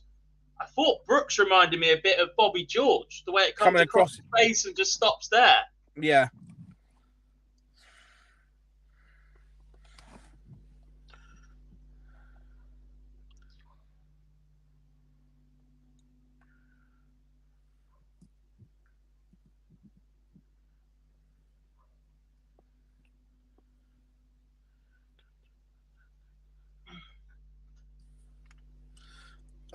Have Spurs leveled yet or not? Yeah, you were 1 apiece, weren't you? We told you that about 20 minutes ago. I didn't know. Sorry, I didn't hear. Only last time you said we were 1 down. No, you 1 apiece. Who scored? Sir Harry? I don't know. Sir Harry, my ass. It's a dart stream, Philip. My Arsenal team is 6-4 behind. What on earth is going on? I've enjoyed winding Arsenal fans up recently that Harry Kane scored more Premier League goals than Thierry Henry. Not won as many trophies, though, has he, you divvy bastard? If you're a forward, judged on goals. Ben Davies. Get out. Harry Kane got booked. He started backing into someone again. Whoa, hang on a minute.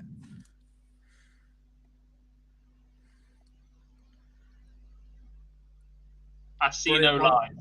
I see no lies. Ryan Searle's 5-3 up now on Nathan Aspinall. You're still bitter about that tackle, aren't you? Rightly so.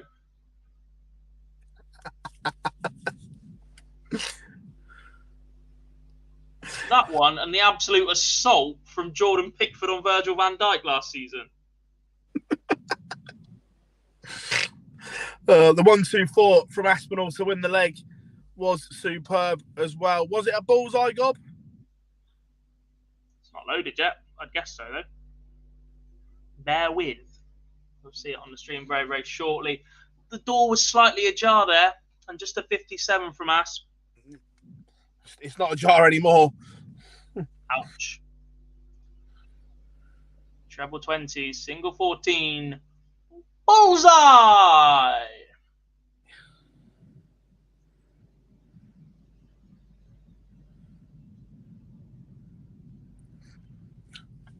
Oh, as well. And sorry, don't mean to pick holes in this as well. But on day one yesterday, there's me setting up, and they played that stupid hi-ho. Stop it. No comment. Big visit needed for Nathan Aspinall. 1-2-2 leaves 1-2-2. We saw that from Chisnell earlier as well. To slip into the treble 5 and then a switch down to treble 19 to recover. And Ryan Searle responds with a 1-2-4 of his own as Spurs score through Doherty. Yeah. Doherty and Davies scoring for you. What's going on here? One on the back three and a wing back. Can't make it up.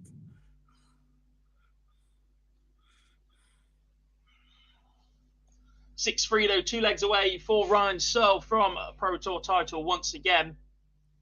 Look, Ryan Searle's been fabulous here as well. That Aspinall's asked some questions, but at the right times, Ryan Searle has found the answers, Gob.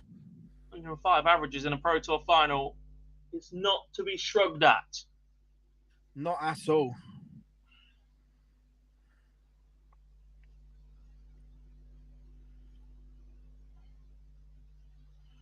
Oh, it's a double 11 for Ryan Searle. He fires in both trebles. And a fist bump of appreciation as well. Smile and nod. Sometimes you just know, Gob, as a player, when your opponent is hitting everything, sometimes you just clap and appreciate. I've seen Nathan Aspinall do it often enough. Yeah. Cheshire Open, he took Kyle Anderson to the cleaners one year. Kyle missed a dart doubling every leg, and Aspinall's like, ton plus, bang. 80-something, bang. 112,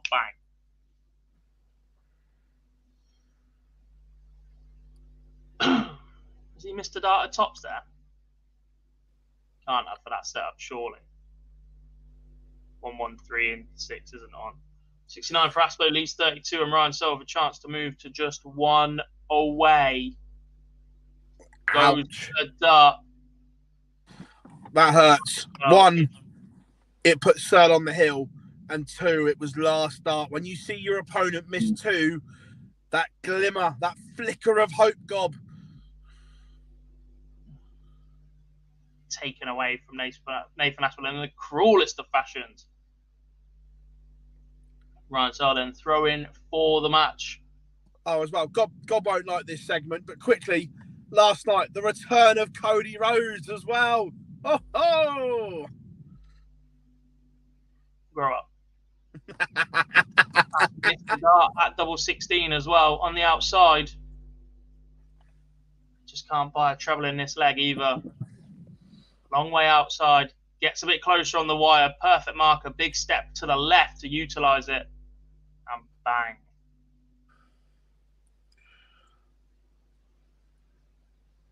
This needs to be big.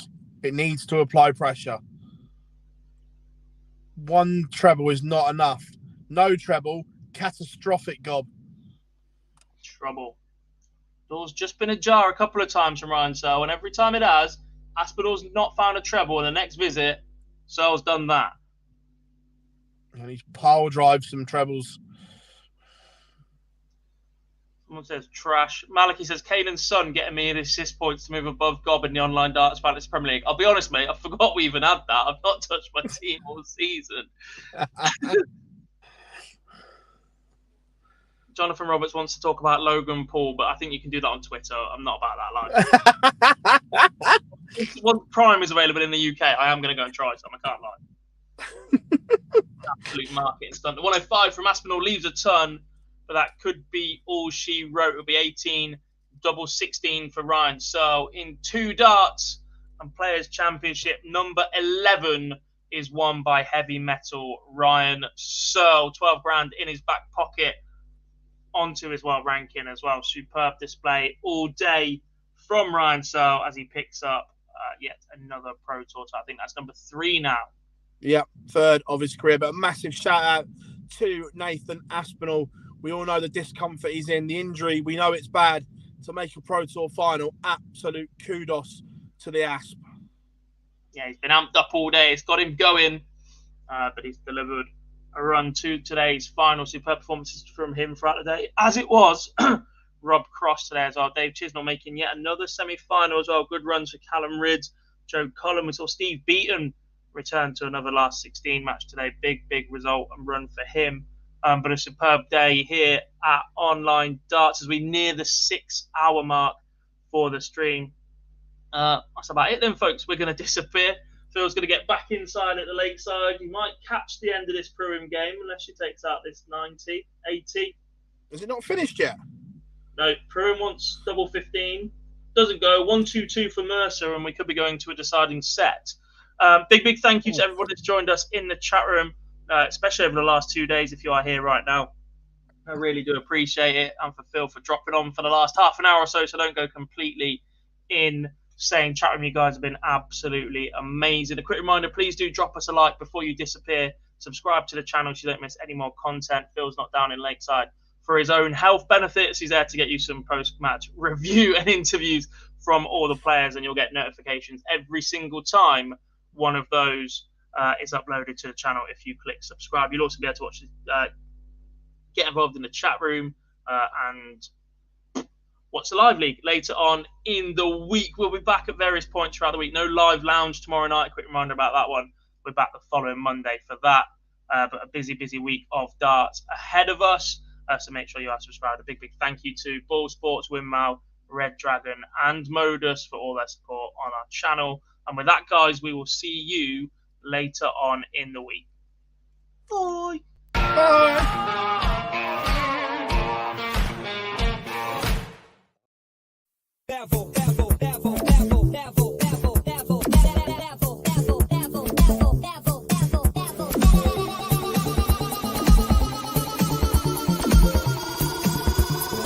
Take it to the next level.